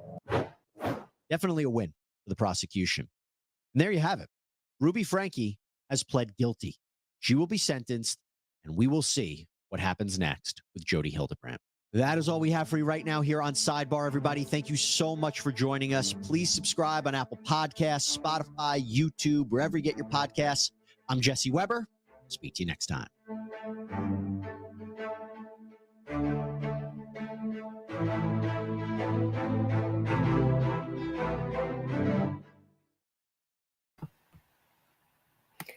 Days I was gone, I would make sure that non-responsive. Ask your next question. It wouldn't be far-fetched to say that Tony's entire strategy in this court case was to appear as a loving husband who would never hurt his wife or his family. His entire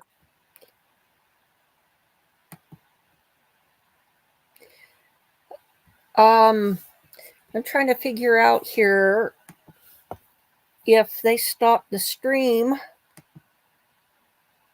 Let me do a little.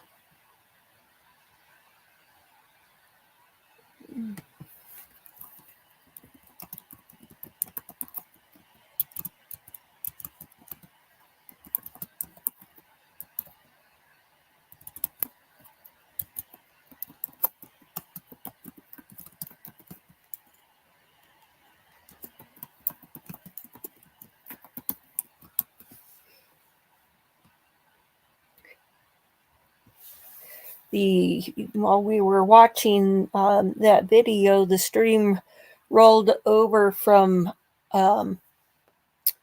Brice Rhodes jury watch over to the Elijah McClain trial, and so it's sounding to me like the stream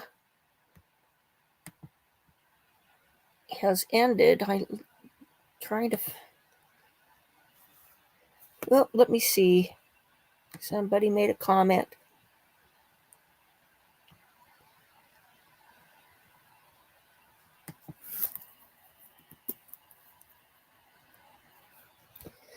Okay, somebody says we had.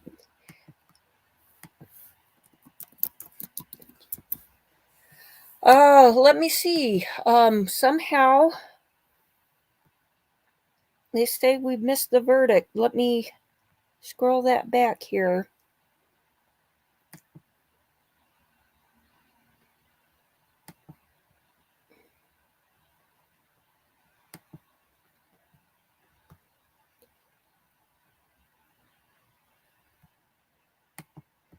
Okay, let's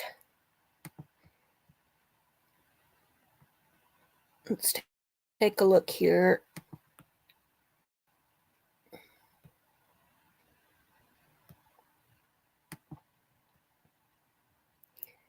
They told me what the bipolar okay. disorder. And you heard that from bipolar disorder. Once Mr. Rhodes is out, I'm going to talk to everybody before I bring the jury in. Okay, we have the verdict. It was somehow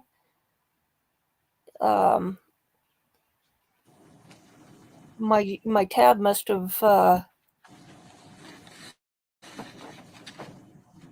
oh, I think I know what happened. Okay. Well, this will work. We've got a verdict right before the hour mark, so about 10 minutes ago. Okay, here they're bringing them. All right, so I understand that we have a verdict from the jury as to sentence. First of all, I want to thank all of you for sitting through emotional testimony without disrupting the trial. I appreciate that very much. And I sincerely hope that that continues once the jury is back in. Once you leave this courtroom, you are free to have whatever reaction you would like to have. But while in the courtroom, I ask that you not have any reaction to whatever the verdict may be. We're ready. Thank you.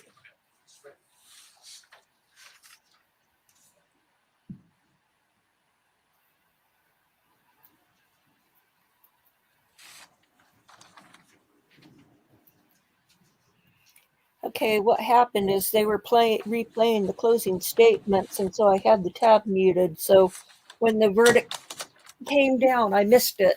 But that's okay. It hasn't only been a few minutes.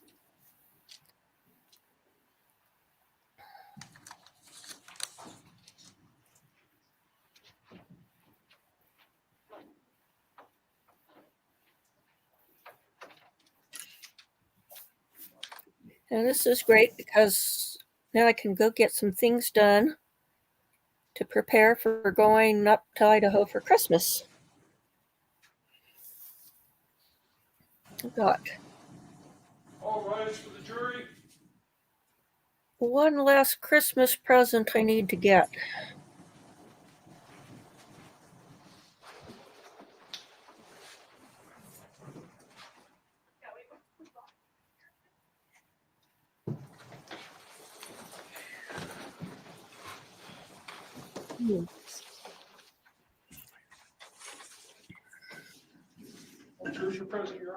Thank you, Deputy Mills.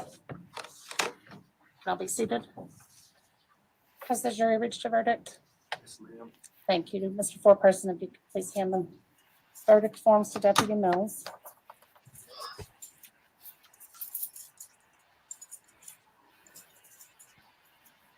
Thank you, sir.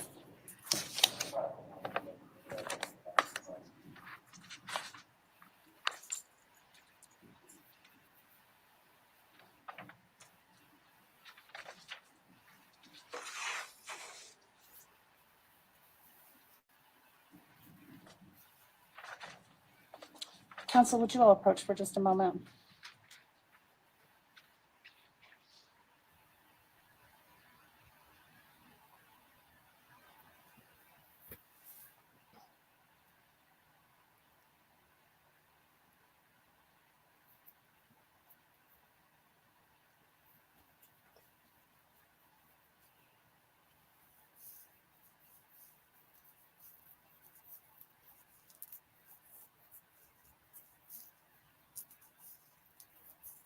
Gotta say, he makes a much better impression wearing a suit, matching tie, and handkerchief. I think some other defendants should follow his lead on that.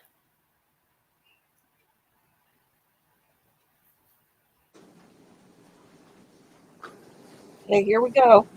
All right. In the matter of Commonwealth of Kentucky versus Brice Rhodes, the jury's verdict is as follows. Count 1, murder as to Christopher Jones. We, the jury, do find beyond a reasonable doubt that an aggravating circumstance exists in this case and fix the defendant's punishment for the murder of Christopher Jones at life without the possibility of parole. For count 2, as to Maurice Gordon, we, the jury, do find beyond a reasonable doubt that an aggravating circumstance exists in this case and fix the defendant's punishment for the murder of Maurice Gordon at life without the possibility of parole. As to count 3, murder, Larry Ordway, we, the jury, do find beyond a reasonable doubt that an aggravating circumstance exists in this case and fix the defendant's punishment for the murder of Larry Ordway at life without the possibility of parole.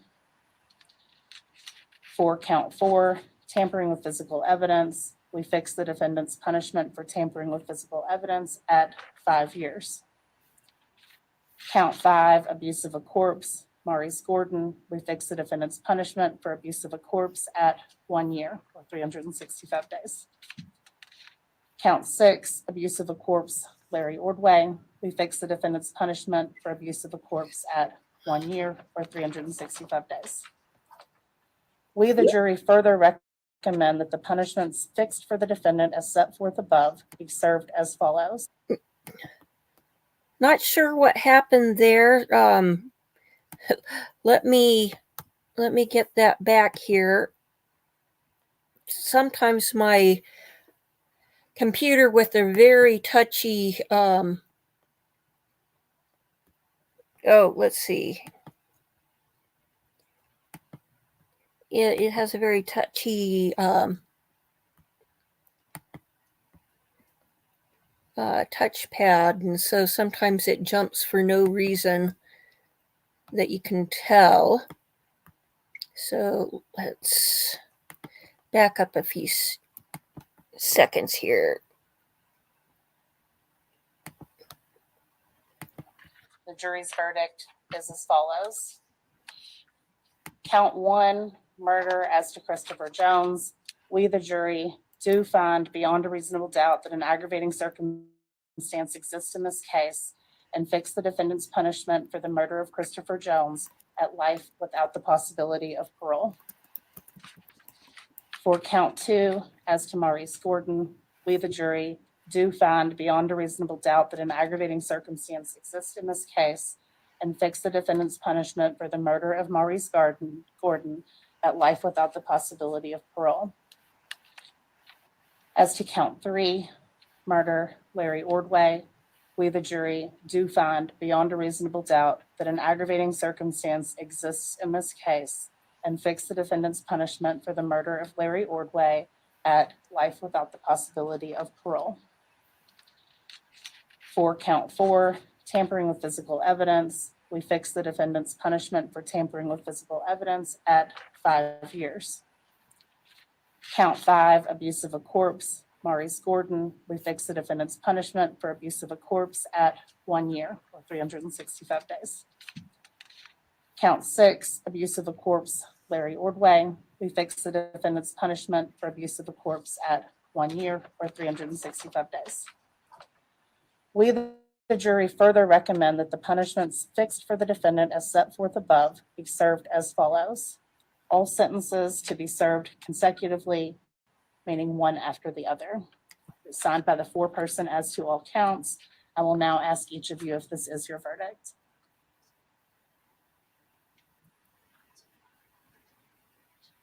Yes. It's okay.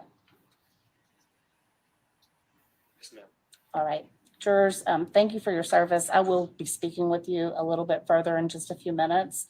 I'm going to have you go back into the deliberation room, and I'll be in there in just a few moments to speak with you, and just for a little bit.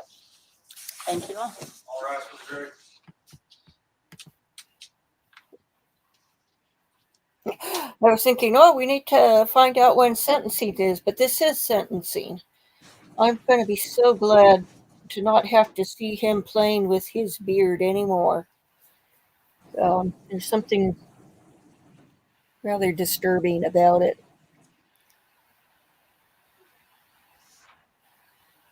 All right, you'll come up and see them. Anyone who wishes to leave now may do so. We need to set a separate date at which the court will have final sentencing. What sort of timetable judges probation and parole on for PSI right now? So ordinarily we would pass 6 to 8 weeks. And I think in this instance, it would be prudent to go into mid to late March if that's acceptable for you all.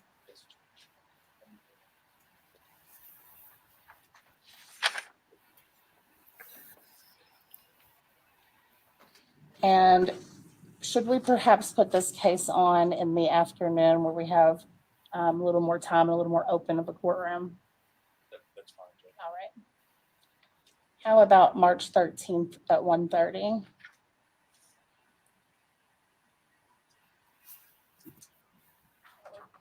Yes, Judge.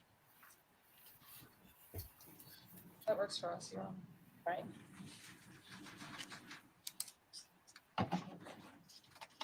March 13th, 1:30 p.m. Is there anything else that we need to address from any party? Judge, there are a number of other cases that were assigned to different courtrooms. Judge Cunningham just took them all to make this easier. I will make an offer on those so that we can wrap it all up if they so choose. Otherwise, I guess they'll have to be redistributed back to their respective courtrooms. No problem. Anything from the defense? I just wanted to, if we could have those all set on the docket that day as well. That we actually have already discussed that with the clerk. We will have all of the remaining cases on the docket that day. Mr. Rhodes, I do also want to advise you, although you have very good attorneys and I'm sure that they have or will discuss this with you as well, but you absolutely have the right to appeal. Just like with this case, if you are unable to hire an attorney for that appeal, then the court will appoint an attorney to represent you. Knowing these lawyers, I'm sure that they will walk you through that and talk with you about that. And we will see you all in March. Thank you. Thank you.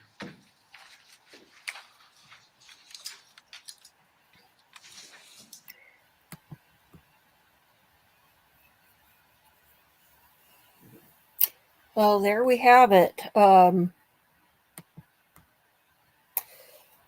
Okay. We have Christmas coming up rapidly, and so I'm not sure if we're going to have any trials before New Year that are really going to be starting up because everybody's going to be pretty busy. Probably won't come back home till at least the day after Christmas, and then I'm going to be down in southern Utah or central Utah for the Jared Lysick hearing on the 29th. Let me just double check. That is a week from Friday. And so probably won't be doing any court hearings before then unless something crops up. But I will do a video detailing the preliminary hearing down in Manti. And I was watching a video from Harsh Reality about Adventures with Purpose suing one of their former team members who did videography and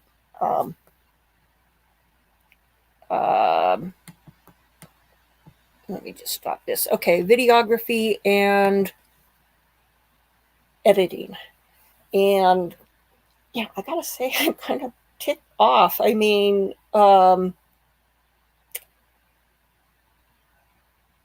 yeah, that just seems really kind of sleazy to be doing that over that. So, you too, Tracy, and anybody else who happens to be listening in the background.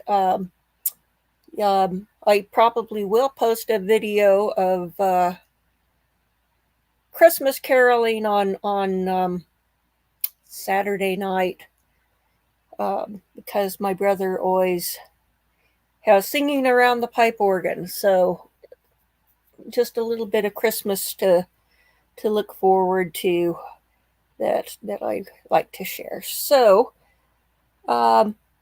everybody have a great afternoon, and we'll see you soon. And yeah, have a safe and if you're traveling for the holidays, have a great holiday with family and loved ones, and we'll see you on the 29th, if not before. Good night. I mean, good afternoon. Bye-bye.